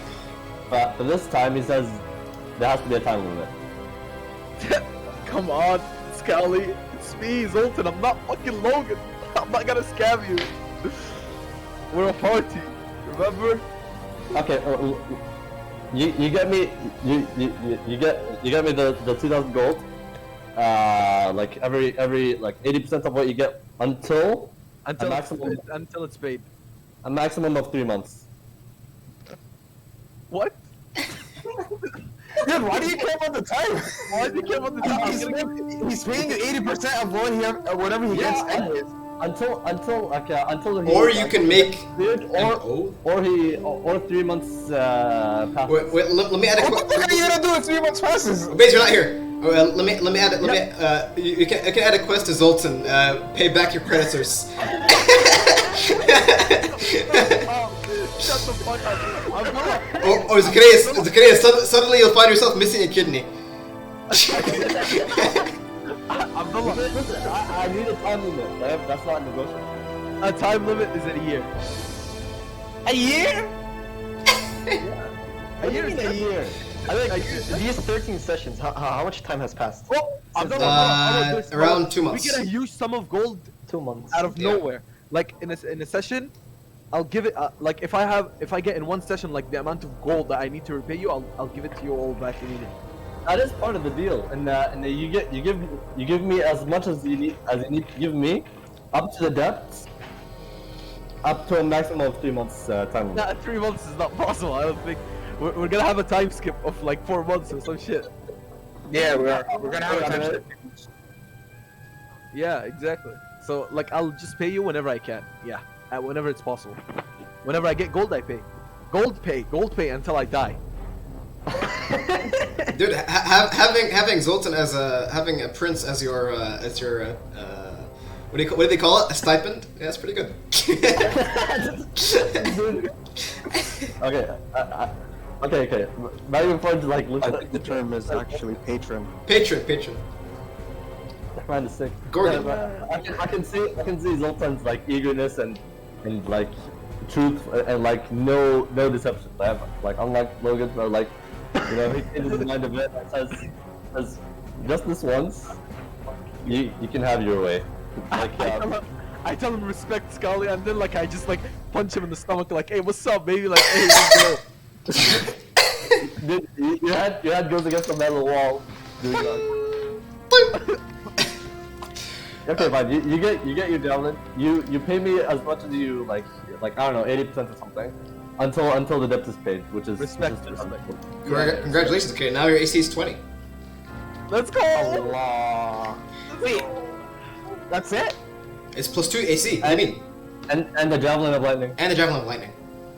Oh, okay. Yeah, sure. Okay. So back to Yusuf and Obase. Did you guys say you want to go to a potion shop or something? By the way, A library and a why not potion shop as well? By the way, and then while Zoltan is walking out of the shop, he's murmuring like a little bit, like saying, "Fuck, man, maybe fucking Harry was right all along." Abdullah and Zakaria, you guys open Zoltan's inventory. Abdullah, can you open his inventory? Yeah, I'm trying to do that, but I can't drag it. No. You don't need to drag it. Just open it and see the braces of defense. Zach, you want to join with the heist? Yeah. You are? Honestly, I might. This is the same picture in Warcraft 3, if you remember. Yeah, it's the bracers. Listen, whoever, like, if you want to do heists on corrupt, bad people and like steal from the bad, I'm down all the fucking way. Hey, me and you are gonna do it. You fucking wait, what do we steal from the doorbacks, dude? What the fuck? Yeah. Oh my god. Damn. Interesting. Wait. Okay. And we can put them in the True nature. God damn. Advenic, by the way. What's up? This is serious. Zoltan is thinking of fucking like snitching. I mean, you could. It's up to you. You could if you want to. You can. I did actually, like, I'm not even kidding. Like, Zoltan is actually thinking of snitching and like fucking forcing Harak to stay so he doesn't get caught. You can. Anyway, back to you two. Okay. Actually, how about this? You want to take a short break? Yeah, we're like, we need to pray, don't you? Oh, I already prayed. But, sure. Actually, I need to pee. Actually, we take like 10-minute break. Then we come back. Okay. Pray Maghrib and Isha. Oh, damn. Different time zone, bro. Zach, you're so fucking poor. Okay, you can. Did you say to Harak that basically don't give up your values and whatever, and then now you do this? No, I already spoke about this actually in previous sessions. That basically, he can do this shit to like bad, corrupt people who their money aslan does not belong to them. You get what I mean? And they're like making others suffer. So punishing them, hey, that's fine. But like stealing from poor, nice people or rich people who are not corrupt or shit like that, that's no. It's a no. Oh shit. By the way, are you looking at the alchemist's thing? Oh shit. Wait. No, I didn't. The healing potion is so fucking overpriced. I mean, I think it's fine. But you don't. It is. Listen, I played it as an alchemist, so I know exactly how much a level 1 healing potion is worth. How much can you make it for? Normally. A level 2 alchemist can make this healing potion by spending 10 gold. 10 gold. I think we talked about this earlier, where Merrick said like he wanted to make it more expensive to get potions. So yeah, like normally you'd sell that at 20 gold, but now she's selling it at 100 gold. Holy shit! What are these things? They're like 480 gold and stuff. You gain resistance to acidic 5 damage. Dude, who the hell wants a diminutive potion? It's gotta be the worst potion. What is diminutive potion? The enlarge and reduce spell. It's like the worst. To be honest, that's a really shit spell. Yeah, 1d4 is insignificant, man. It's so fucking bad. Yeah, but there's other things to it, but the other things doesn't make Yeah, it wait, worse. Wait, what are ways that we could make money, dude? You're about to find out today. Oh, but yeah, you have a plan? Yeah, I do. Wait, me and you. I have a plan to Let set me up like multiple heists in the future and like a side Wait, heist. wait, let me in. Let me in. Yeah, let you in? After you said that to me, no shot, bro. Wait, Maybe, let me honestly, it depends. and wait, what about stealing from the other rival gang? Oh, yeah, that's also true. We could do that. No, but here's the thing. You can't, like, stealing from thieves is gonna be fucking hard, right? It doesn't make sense. Does it? As in, like, they can probably, like, they probably take care of that shit, right? Like, if you're in a thieves guild, you expect people to steal from you, right? Yeah. So they probably have, like, a lot of measures against it. Yo, guys, there's remember Anastasia? Anastasia? The mage? Yeah, the sorceress that Logan has to steal from. Yeah. She's also a merchant, and she sells amazing fucking magic items. Wait, what? Like what?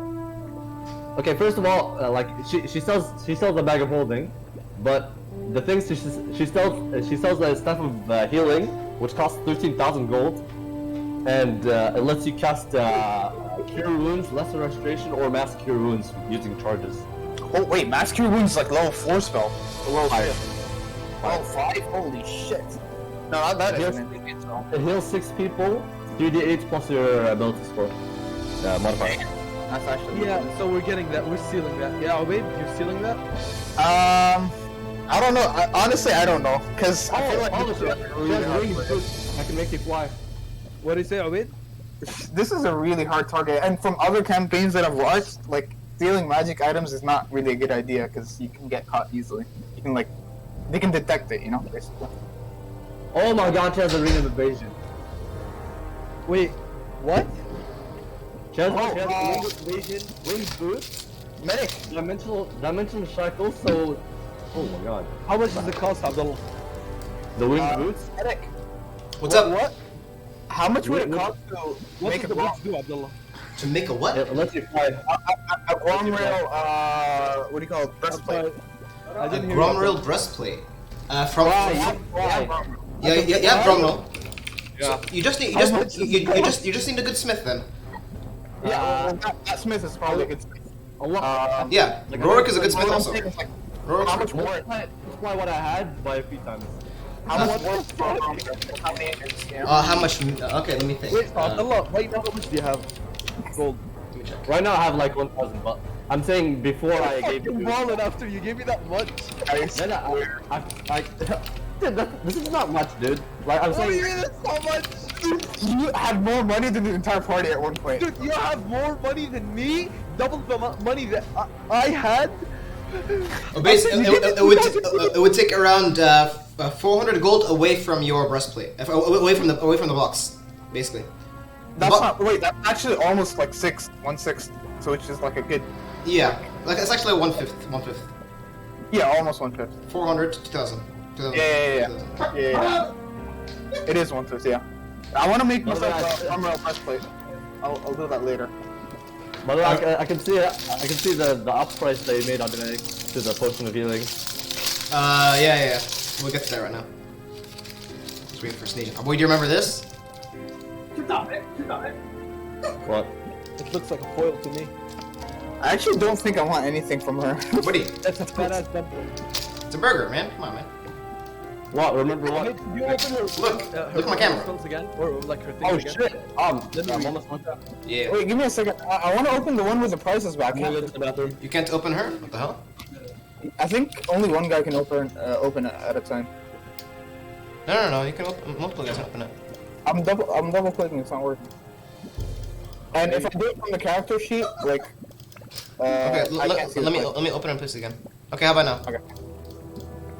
Yeah, now I can open it. Now see if Zach wait, actually Zach's not in. See if you can open it, cause I have it open. There's some pretty cool shit that's actually kind of cheap, so you guys can check that out. Dude, get potions of healing.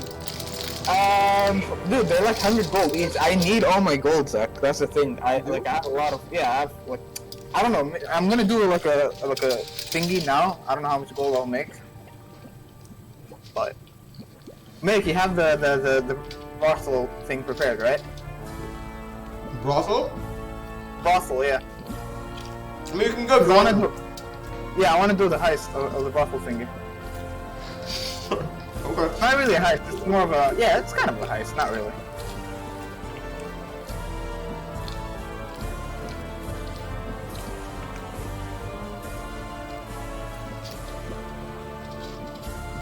Let's see. Dude, what is potion of concentration and why is it 0 GP, man?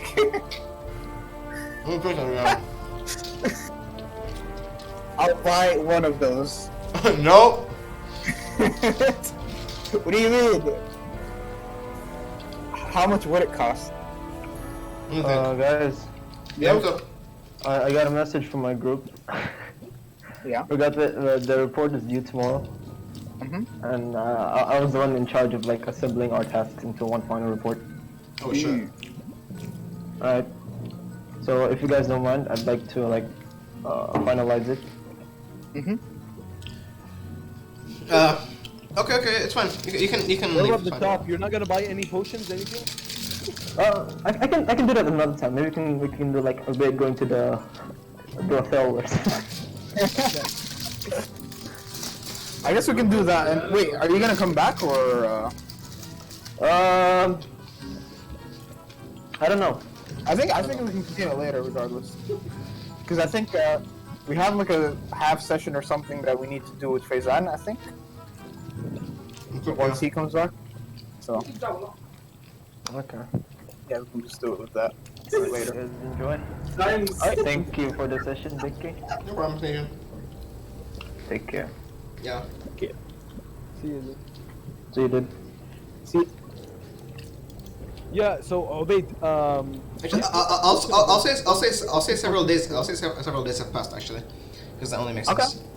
I'll say like this is maybe like the second day you guys are here, maybe something like that. wait. So basically, Zoltan and we obviously talk. Zoltan, what happened? Where's your money? Yeah, you eventually meet up, and you find Zoltan adorned with these badass looking bracers of defense.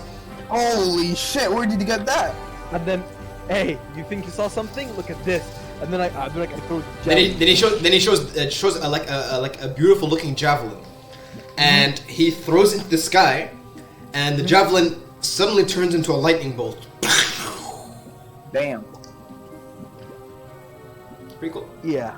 I say, oh my god, how much did you get that for? Where did you buy it? Oh, I don't want to talk about it. The biggest. So, you want to rob people with me? I'm in debt. I'm in debt.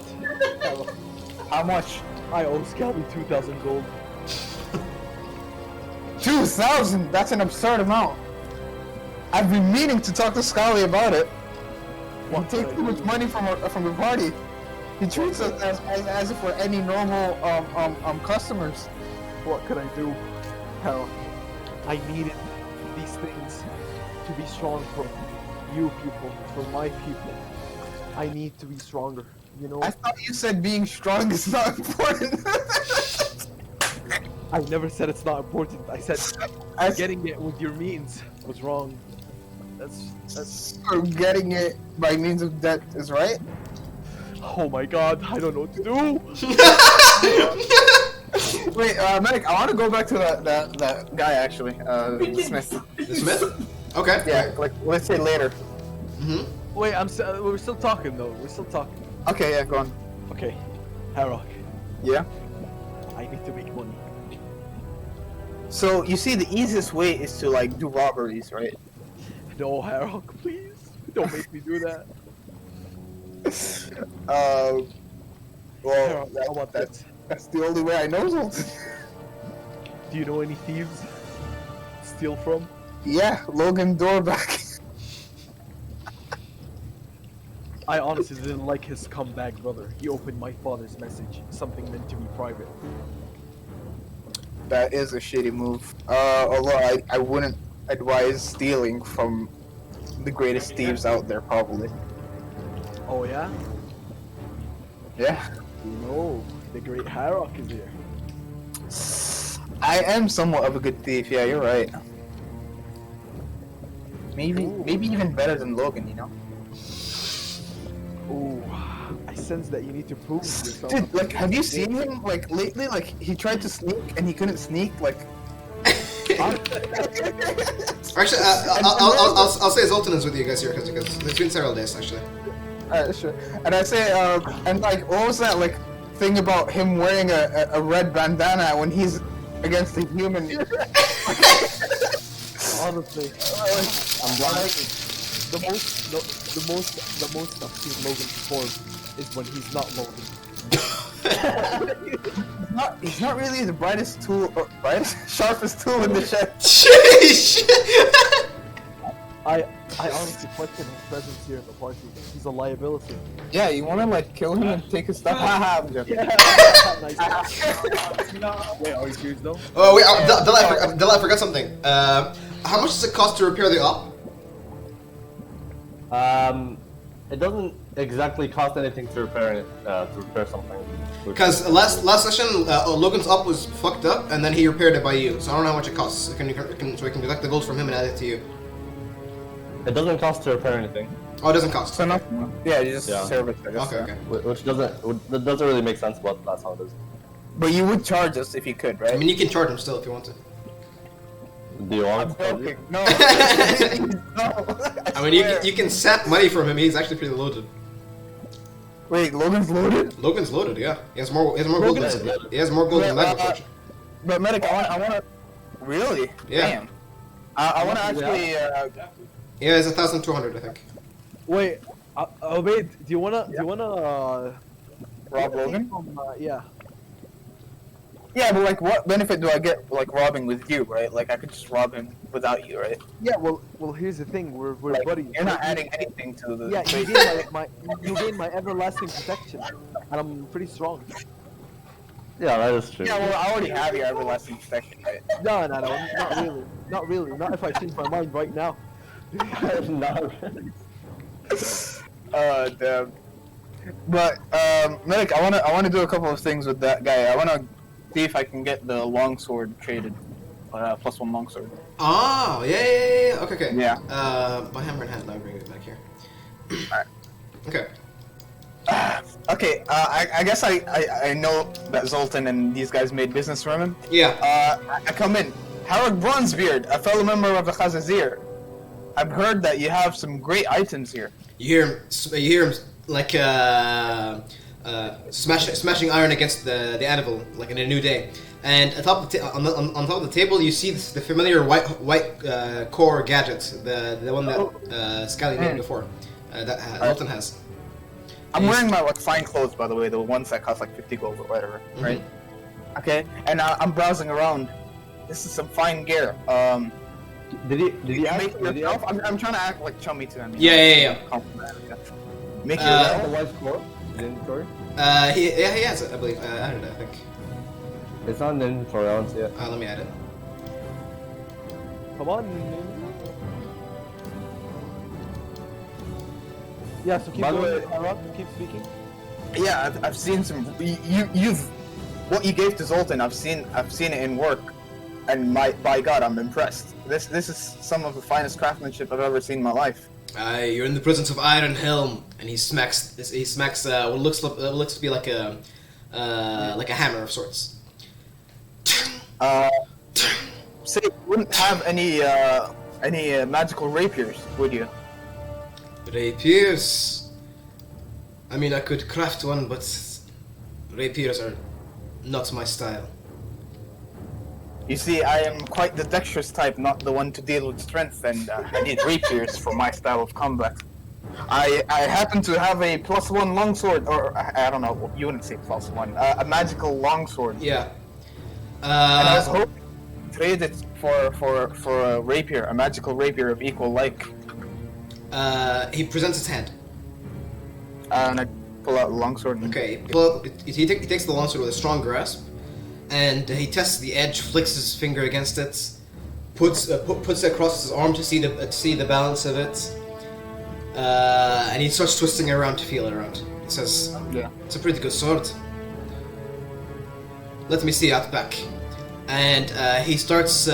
He places your sword on the anvil again, and starts rummaging around in his backspace, and he brings out this long saber of sorts. Okay. It's like think of a British saber. Okay, or like an East Indian company saber. Okay. Okay. And has of course a rose shield, a rose guard. You know, the thing for the arm. Yeah. And below it you see like dangling certain plumes of like decoration. Okay. And it's already in its metal sheath.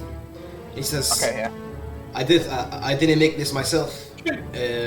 And then he hands it to you, and he says, got it off a pilot from Sartosa. Interesting. So I guess I take a couple of things around with Yeah. it, you know, examine it. It feels swift and fluid. Once you remove the blade from the sheath, the blade is pearlescent white. Does it look amazing? It looks amazing. It looks like a saber or a rapier, like worthy of a ship captain. That is quite a good weapon. Wait, mechanically it's a D6. It's a +1 rapier. Yeah, it's a D8. D8? Yeah. Oh shit. No. This is quite a fine blade. Yes. Yeah. How much would I would like to trade weapons with you? He inspects your longsword and says, "For the cause is here free of charge," and he trades it with you. Damn. Okay. Holy shit. Free of I charge. got you. Lost. I got. I swear. All right. I'm gonna add. So add a +1 rapier to your thing and remove the +1. Longsword. So technically, would it +1 or no? No, it's +1 only. +2. Imagine Not +2. +2? No, it's not +2. No, +2 it is becomes +2 if plus- you add the spell to it. no. +2 is like 8,000 gold. No, like We're talking if about, he like, uses spells, doesn't he put a like, spell into the weapon and then putting it? a- Yeah, but it only becomes level 2 if you reach a certain level.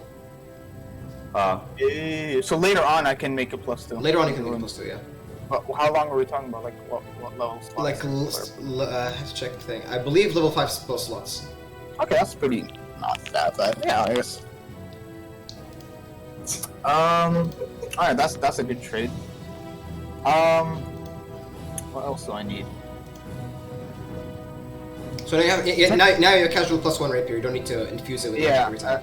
I'm gonna. Yeah, you remove that thing, right? Yeah, I removed Good. it. Nice. Perfect. Okay. Another thing. Wait, I kind of came misprepared, but could I have gotten some of the ingots? The Grummer. Yeah, I would say it had. Wait, I don't even need to do it with this guy. I can just do it with Rourke. Rorik is a smith also. Yeah. Yeah. So I'll do it with Rourke. I Okay. guess. Not. And do you guys want to buy anything from the alchemist shop? Honestly, not really. No. Dude, I honestly feel like we need at least like some emergency potions, like healing potions. I agree with you. Maybe I'll come back, and once like I spend my money on the other stuff, because right now I want to get some spells, but I don't know where I can get spells. Abdulmalik, I want combustion fuel to buy some combustion fuel. Combustion fuel. Okay, let me check how much that is. Give me a second.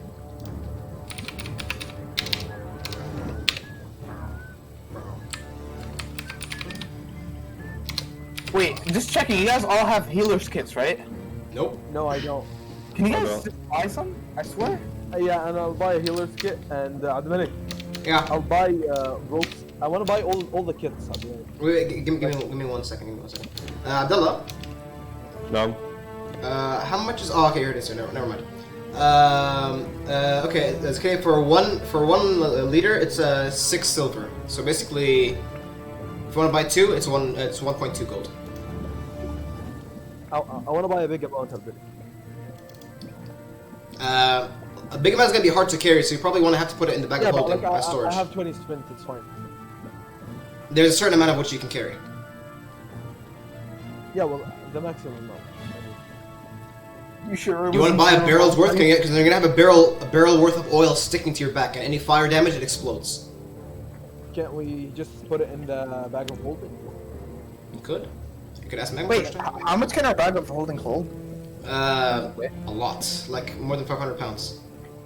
Yeah, so I'm like, yeah, I want to get like multiple barrels, and put it in the bag of holding. Okay, let's say you buy.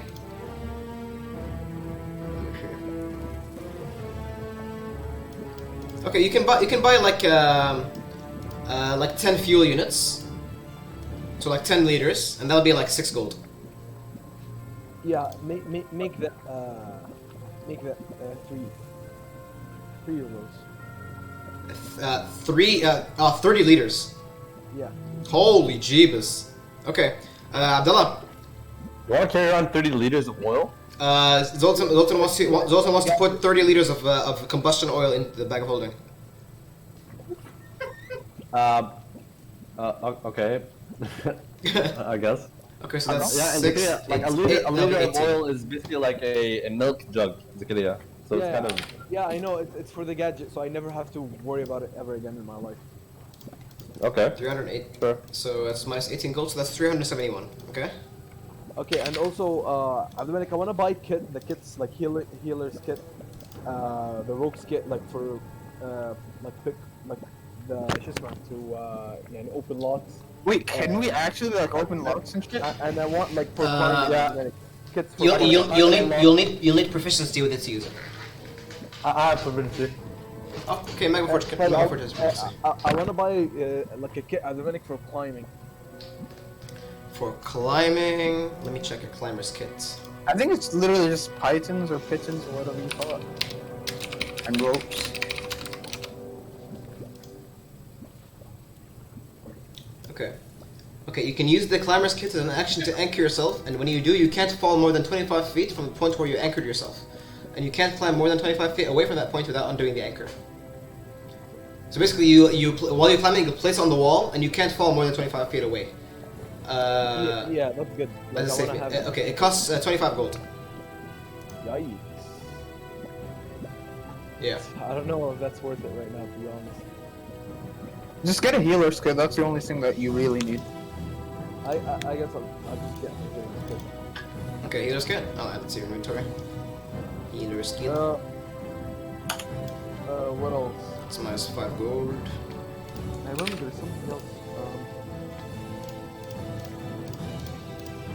Resistance. Oh, jeepers. Okay.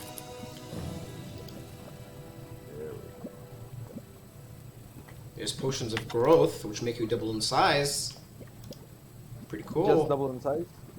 Yeah. There's potion of diminution, which makes you 1/8 your size. Pretty cool. Fuck up, Athletic. There's potion of invisibility. Buy it now. Wait, that's actually pretty good. Yeah, it's pretty good. I want to get that. It's a potion. Oh, you want to buy it? Obaid, Yeah, what's up? you got me on that, right? Well, what do you want to buy? Yeah, you got me. Like, potion. What do you want to buy? Potion of Invisibility? Potion of invis, yeah. Yeah. But why? I can just cast invis on you. Yeah, like in case you don't have mana. And Bro, 180 gold? By the way, Vicky, Now, if I want to do it like Never mind, how it is in real life, I would have given Zakaria a personal loan. personal loan of $1 million. Trump. I read it up, and basically how it is, and I give him a flat amount of money, and he pays it, and he pays back the amount per month plus interest. Interest? Yeah. Some banks do personal loans with an initial investment. And for example, if you want to borrow 2,000 gold, you have to give at least 100 gold, and you pay back the 2,000 per month with interest. mean, yeah, you could Wait, have done that, but that would be like wait. the asshole move. Hey, can we do the thing now? Or- Okay, yeah, we can go on. Do you guys want to meet at the library, basically? Sure. Wait, actually, let's not do the library stuff now because Rorik wanted to do that. So, because I don't want to like. I mean, it's involves all of you. It's not only Rorik. Okay, sure. Yeah, let's go then. Okay.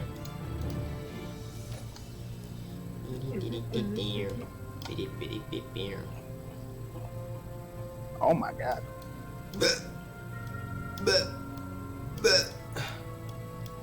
Okay. Yeah, potion of heroism is good. Yeah, yeah. No, it's not. Not really. Push on heroes are pretty cool.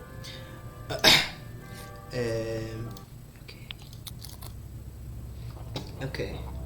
Okay. Wait, question. Who knows how to read? Me? I I think, don't know how to I'm a read. noble. I think all of you know how to read. Right? Oh shit! Really? I mean, you're I not. thought you're not- like usually, you know, like some people don't. Most people don't know how to read. yeah, that's true, but like dwarves are generally more literate than humans. Yeah, also I'm a noble. Did I mention that? Like I was taught, like in a young age, like with the best teachers. Yeah, I was daddy's boy. For me, you're unfair, by the way. That is Okay. boy. So, back to the thing, Jiggy. Okay. So you start continuing to walk through the bustling city, and you make your. Remove my character and add it again, please. Yeah. Sure. Nice. Now add their characters. Remove their characters and add. Nice. Okay. As you make your way through the university stats, or the university district, you enter through the large open gates of the wall of the university district, and you find yourself in a new environment. Hundreds of students are walking around with books and scrolls, heading to like coffee shops and bookstores. And eventually, you enter the massive estate of the Great Library of Noon. And it looks like this. Looks like this. This. Where? This sounds like. Oh shit, dude, this city's not that like bright and shit. It's really gloomy. Yeah, it's gothic. Yeah, the tall stone spires of the Great Library and the halls of the archives dominate the sky. This ancient building has weathered hundreds upon hundreds of years, and its gothic design shows that. The doors to the Great Library are open, and as you enter, what you see before you is an impressive feat of architecture. You see at the top is a massive glass dome, sort of like banded with metal bands to protect it. And from there, you see sunlight projects downward, illuminating hundreds of massive shelves of books, shelves upon shelves upon shelves of ancient books. And you see attached to the shelves are moving ladders that sort of like grant access to the higher books. Think of like you guys watched Beauty and the Beast, sort of like that. You follow the directions given to you by the men around, and you make your way towards the center of the library. I remember you told me before you wanted to check about vampires and shit, right? Yeah. So if there's someone, I'm gonna ask. Yeah. Okay. Let me find it. Give me 1 second.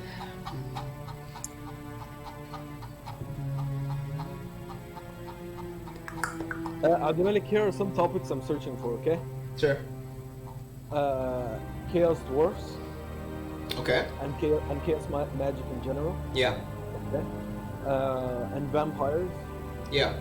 and how to counter them in vampire magic and stuff like that. Yeah. And their weaknesses and same thing for chaos dwarves and the chaos Yeah. magic in general. Mm-hmm. Okay. That's the things I want to look. Okay. Both of you guys roll investigation checks to find a book.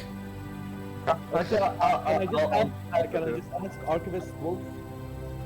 Yeah, you can certainly go, or you can do it on your own. I want like if my skill is like bad, like I can't find the copy books. Sure. I'll just ask him. Okay. Roll. See if you get it already. With advantage? It'll be a straight roll. Okay. Investigation 18. Okay. Zoltan, you start walking through the halls, and you start going into the more unknown information. Like you start going to the ancient scripts, right? And you see the shelves are sort of like filled with cobwebs and that kind of stuff. And eventually you land on a book, and following you are the others. You find the spine of the book. It reads "Children of the Night" by Theobald Drac. Okay. And as you pull it, it's a heavy book, and it's like sort of leather bound, and it's purplish and black in color. And across the spine, it reads "The Children of the Night" by Professor Theobald. And once you open it, you see artistic illustrations with descriptions. It'll take you some. Sorry to interrupt. Yeah, sure. There's also another thing. I want to read about the dreams that I'm getting and why it's happening, things like that. Okay, sure. Like random dreams and stuff like that. Okay, sure. Yeah. Yeah. Where was I? You said it's gonna take me a while, but Yeah, it'll take you some hours to read this. I'll say like take us 2 hours, 3 hours.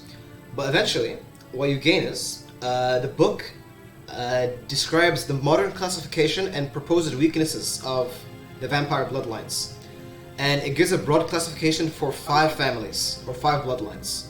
Okay, the first one being. I'll write this down. Okay, open like a notepad or something. Yeah, I got it.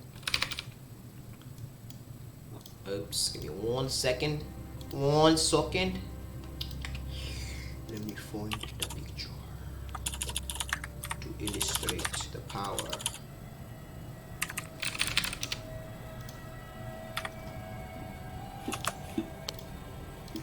Okay, the first picture, the first bloodline, is the von Karstein bloodline. And etched across on the other page, you see how the von Karstein how the vampires of the von Karstein bloodline usually look like. This is how they look. You see basically a brief description. The von Karsteins basically they rule the land of eternal darkness, the cursed kingdom of Sylvania. Sylvania used to be a kingdom of the Empire, but ever since like hundreds of years ago, it fell into eternal shadow. And apparently, the kingdom is led by a vampire lord, Vlad von Karstein, the head of this family. Von Karsteins are handsome, charismatic, but extremely arrogant. And usually, the greatest vampires in existence were usually from the von Karstein blood. The second bloodline is the Lamian bloodline. This is what you see basically, the Lamian. Wait, Abdullah, what did you say the weakness for the first one was? I'll get to the weaknesses later, after this. The second bloodline is the Lamian bloodline. The Lamian bloodline is exclusively female. Only female. And they are masters of deception and illusion and shadow magic. And they're extremely cunning. They're often described as like beings of stunning beauty. And generally, no other vampire bloodline has ever infiltrated human society in the same way as the Lamian sisterhood. It's the second bloodline. Third bloodline is one you're very familiar with. Blood Knights. Oh god. The third bloodline is the Blood Dragon bloodline. This one you are unfortunately familiar with. Vampires of the Blood Dragon are usually members of great fallen knightly orders of both the Empire and Bretonnia. They're also usually knights that are very corrupted and given something called the Blood Kiss that turns them into this vampire. These knights are known to be ferocious in battle, yet very, very honorable. So if given basically if demanded a duel, they'd usually honor it. They also take great respect in enemies who fight them with honor and usually keep them in memory. So basically, if they slay a man that fought with bravery, they keep them in their minds. They're also extremely loyal to their master, a known and terrifying vampire called Wallach Harkon, basically a vampire lord of the Blood Dragons. And you know where he takes residence because you heard it before. He takes residence in the Blood Keep, which is in the Grey Mountains on the Bretonnian side. Where we're supposed to go. If you want to take revenge for Skelly, yeah. In the Blood Keep. The fourth is the Necrarch. This bloodline. Damn. This one, Nosferatu. yeah, this is actually very similar to Nosferatu. These are beings of supreme magical power. Of all the vampire bloodlines, these ones usually have the most power, magical power. Their appearance is so hideous, actually, and unnatural, that many men flee from them at sight, like on sight. And unfortunately, not much is known about them, but Necrarchs are infamous keepers of deep, deep knowledge, and more so than any other race. And that's why they sacrifice. They sort of sacrifice their beauty for this knowledge. You know what I mean? That's the fourth one. The fifth and last is the Strigoi bloodline. Holy shit. These vampires are the most bestial of the bloodlines. Basically, these are vampires that gave in to their inner beasts and sort of just let go.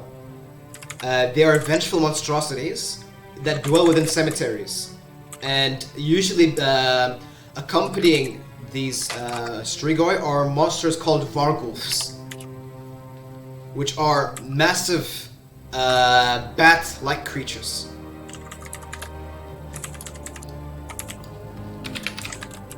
A Vargulf looks like... Okay, that's pretty bad. Okay, it's low quality, but it sort of looks like this. That's a Vargulf. Yeah. That's the 5 bloodlines. For weaknesses, on the first page of the weaknesses, you see a proverb. Yeah, what's up? Can you, when you say the weakness for like any bloodline, can you pull up their picture again? Okay, sure. The weaknesses. There's on the page of the weaknesses, you find a proverb from that's common in the Kingdom of Stirland, next to Wissenland. It says, it's like a peasant proverb. It's a poem. It says, "Hawthorn, bound and sharpened true, silvered blade, the neck must hew. Garlic, bloodwort, witchbane too, keeps thine flesh yet fair to view. Blessed lance speared through and through, holy verse will fiend undo. If thou wouldst see dawn anew, hearken well these lessons a few." Hold on. Wait. Do we need to decipher this on ourselves? No. It's just intro. Okay. It's Okay, like, okay, it leaves you a taste. Okay. There are. You expected me to ask to read these topics when I entered the library and you prepared beforehand. No, I asked for the No. vampire thing. Wait, ask for it. What? Yeah. No, it doesn't matter. Like you still prepared beforehand, so Yeah, I did. Yeah. that's pretty impressive that you guessed what we're going to read. No, we no, I he said that we want to read about it. He told me a long time he wants to research about vampire shit, so I prepared this book. That's nice. Thanks.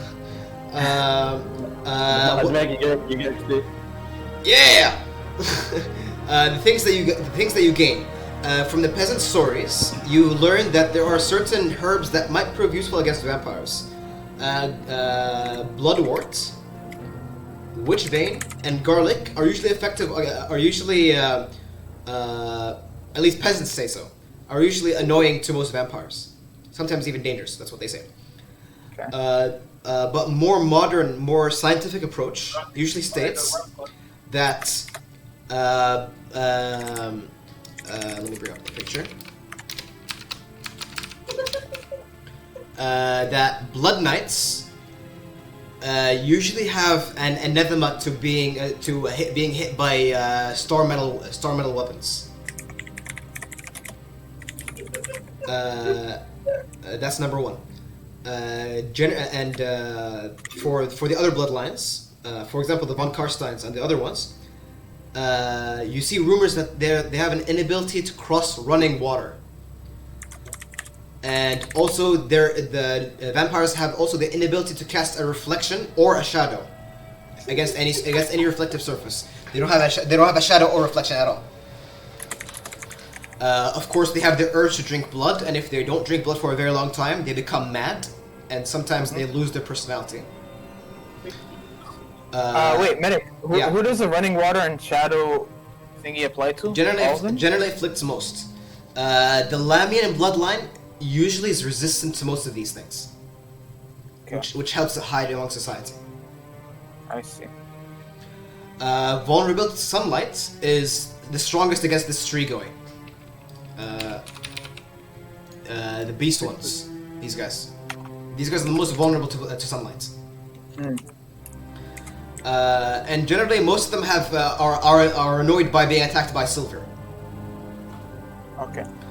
But at the excerpt at the end of the book, it usually states that the bloodlines have sometimes crossed and become muddied, and such. There is no guarantee that that vampire has all these weaknesses, and may others have instead. But generally, all vampires must drink blood, but the other weaknesses are not assured. Is it done? Yeah, that's it. Oh, and is vampirism transferable? Like, if you get bit? Yes, but it's a specific process called the blood kiss, and a vampire gives it willingly. So, for example, when the Blood Knights actually did they eat one of us? They drank the blood of Alaric, but apparently they didn't actually want to give him the blood kiss. They just wanted something. They just wanted his HP, basically. The blood kiss is usually a ritual, basically. Yeah, got it. Yeah, what's up? Could I become a vampire? Generally, there are no documentation of dwarf vampires. Usually, they're mostly men, humans. Okay. Like, what about the chaos magic and chaos dwarves? Okay, for chaos magic. Unfortunately, you do not find much about chaos dwarves. But you do find like small notes. You find in scrolls. You find that the chaos dwarves are usually. This is the world's edge mountains, right? Yeah. To the east of it are the Darklands, and in the heart of the Darklands there is a molten spire of a molten basically tower called Zarnegrund. And this is the home of the Chaos Dwarfs. Basically, inside that is the molten core. Zarnegrund. Okay. And inside that tower is the archpriest of Hashut, the basically the prophet of the chaos dwarves, and he's the most important figure in the Chaos Dwarfs. Unfortunately, that's all you gather. Okay. And what about chaos magic? For chaos magic, you find a book called "The Ever-Changing Mysteries of the Great Conspirator" by Professor Meinskoff. This large leather-bound book is extremely old, and its exterior is covered with magical runes that make no sense. But the book emanates a bit of magic. The book begins by describing the reason for the writing. It states that this was not a book made by a chaos cultist, and is thus devoid of all the dark influence of chaos. And Rorik is reading this with you. The book states again. It says it's made for the purpose, for the reason of the pursuit of science and the pursuit of knowledge. But then, even then, the book sarcastically remarks and describes that the pursuit of knowledge within itself is sometimes the domain of the chaos god Tzeentch. The one you're familiar with. Yeah. The dark god of sorcery and change. And an excerpt from the book says, sort of like a quote from a cultist. It says, "What mortal can dare say that he has not desired knowledge of the mysteries of destiny, or the awesome power of magic? It is Tzeentch alone who holds the true key to this terrible knowledge, and his price is steep indeed. For his worshippers are naught but pawns in his game to outflank his brothers of darkness, and to bring about the downfall of all civilization. The Raven God the Wind Lord, the ever conspirator, rewards his followers with madness and insanity, and upon their deaths, their spirits are brought to his halls to serve him for all eternity. Yet the Raven God does not scheme towards the accomplishment of some end, but instead he strives to create a turmoil and tumult for just its own sake, just for change. So there's a hint of actual good. There's always like a balance in the Dark Gods. There's like how the God of Sorcery always also has the power of change, which is sometimes seen as positive. And also describes other Chaos Gods, like the Dark God Korn, basically the Blood God. And it describes him to be a god of murder, but yet honorable. Like not murder, killing and war. But honorable killing and war. The last part of the book says so it continues this. It says he is the great sorcerer, and he tempts scholars with forbidden truth and inspires wizards to delve into the darkest aspect of lore. Above all, he is the changer of ways, who watches in the fascination as mortal flesh warps at his touch, forming feathers according to his aspect. In grimoires prescribed by the sane men, disciples of Tzeentch have scribbled their visions of the Divine Master, how they imagine how Tzeentch looks like. But each cultist that drew Tzeentch does not look the same. That's all you get from this book. Like, what about the one with the dreams, basically? I'm getting, like, I basically like random dreams or like, Hameshtakanat, yeah. Okay, for dreams, I assume you start to search for like something of the West or something like that.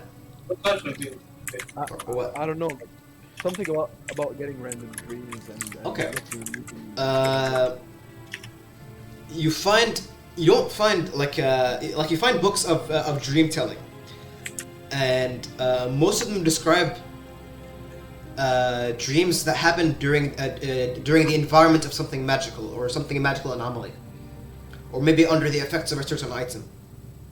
Like through the exposure of a certain item or object, dreams are manifested, and these are usually either dreams of destiny or dreams from the darkest pits of your consciousness. It also describes that sometimes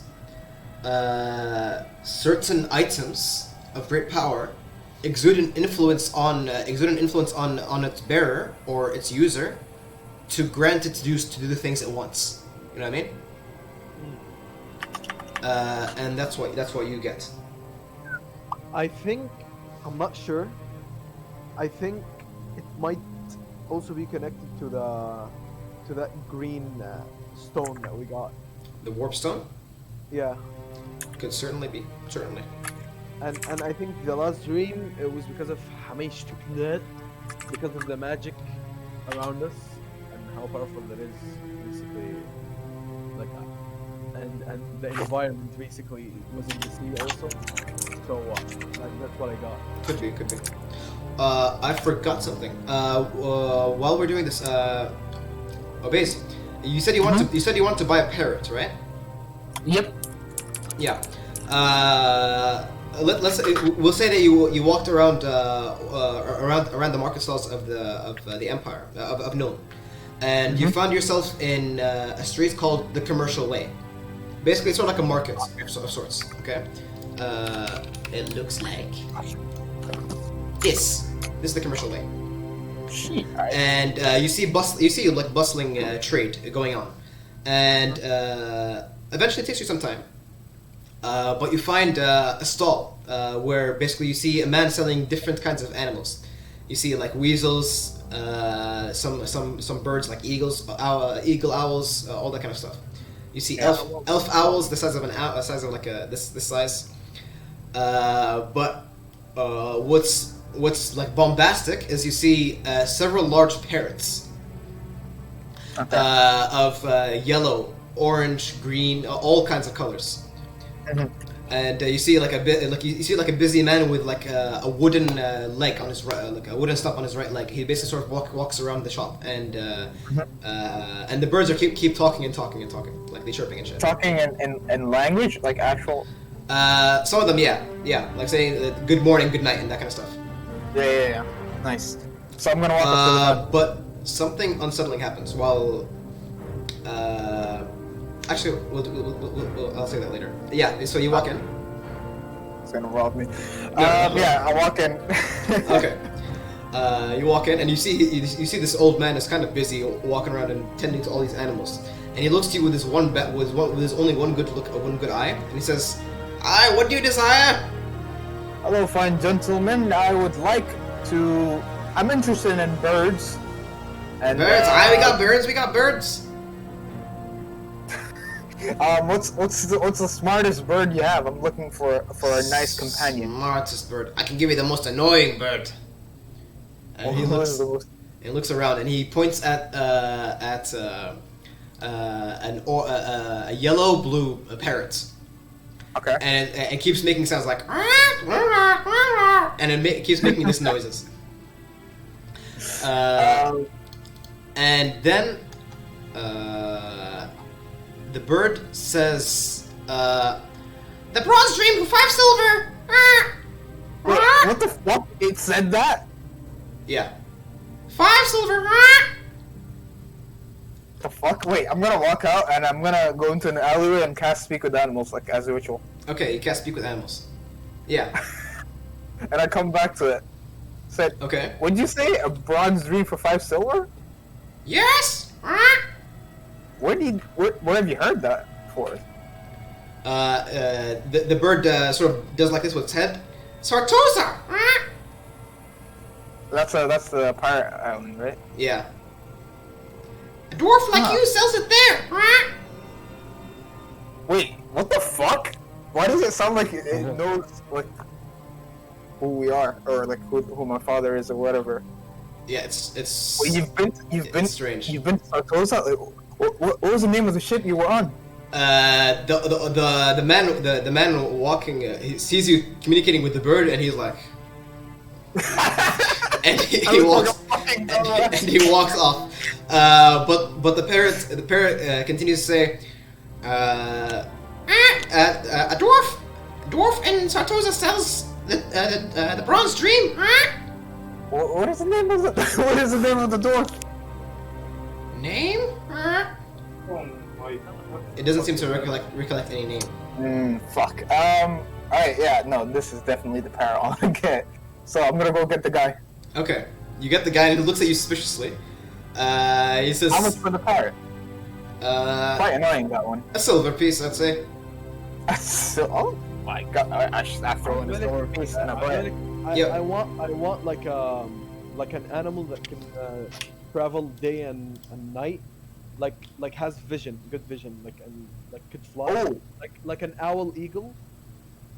Give me Parrots actually have dark vision? To basically let me send check. me messages. To basically send messages for me and come I back. already got that code, by the way. Zach.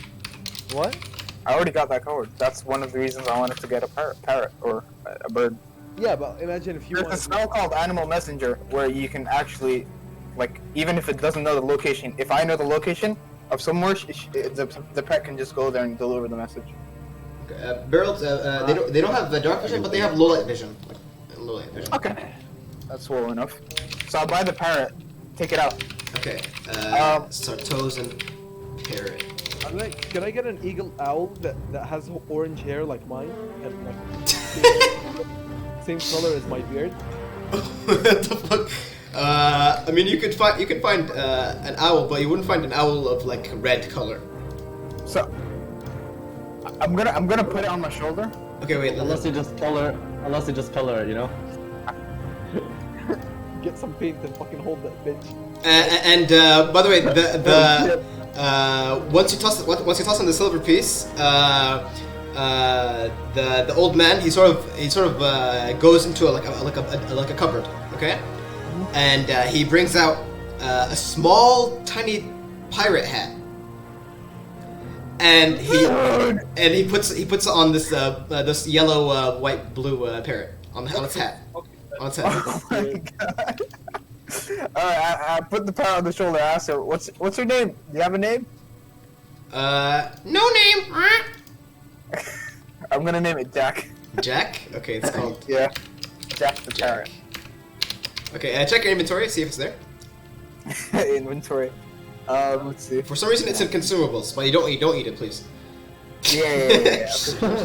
Wait, do I see it? I don't. Let me put it. You're just not looking good enough. Maybe. Alright, let me put it. Let me put it there. Oh yeah, I see it now. So You it's see the it? parrot. Yeah. Okay, yeah. I see it. Yeah, Jack the parrot. All right, Jack. What kind of food do you like? I have on my shoulder. It sort of like campers onto your shoulder, like with a sort of like a crab walk, and it says seeds, fruits, So some I'm meat. I'm gonna go and buy a feast, feed it, Yeah. keep it happy. Okay. It munches happily with its big ass. I'm gonna buy extra, like obviously for later. Not. Okay. So let's say you have some. Let's say you have some bird feed. I don't know, like a fucking 30-day bird feed, seeds and shit. Shouldn't be that heavy. I would say it's not that heavy. Yeah. Let me add that. And it'll cost you like 1 copper. It's cheap as hell. There's seeds. All right. Good shit. Yeah. All right. Now that that's done, I'm gonna, I guess, drop it off on in the hotel or the tavern we stay in. So Okay. if I get also like a flying animal, I would be taking your thing, right? What thing? Like my It's your seeds? thing, right? No, it's your thing. Oh, my thing? I mean, yeah, you could, but like, I have a reason for it, right? I have like a bunch of spells that I can interact with animals. Like, my reason is like to scout with them and shit. No, my reason is like to be my messenger, like with me at all times. That's also a thing. Also, hopefully later on, like you won't even need that because you'll just have me to cast spells. And Abdullah, what's the fastest flying animal? Fastest flying. Let me see. I think an eagle is. But you're gonna have to train. You're gonna have to train them to be able to fly to certain locations. You know what I mean? They have to be trained. Yeah, it's fine. And they have to go. They have to go. They have to be in. They have to have been in care as a character to go to care as a character. You know. True. Yeah, but like, what if Ubayd cast that spell that he was talking about? Yeah, there's a spell called Animal Messenger where the animal goes to a person that I know. And basically, I Oh tell yeah, him, that would work. That would work then. yeah. That would So work. yeah, then, yeah. I want like an eagle, like, and I want the fastest one in the market. Yeah, you can certainly find an eagle, no problem. orange. In the same shop. Let me Orange. add. Sorry, what? An orange one. An orange one. And An orange yellow eagle, dude. Orange eagle. What type of shit are you into, dude? Let me add orange eagle. Okay.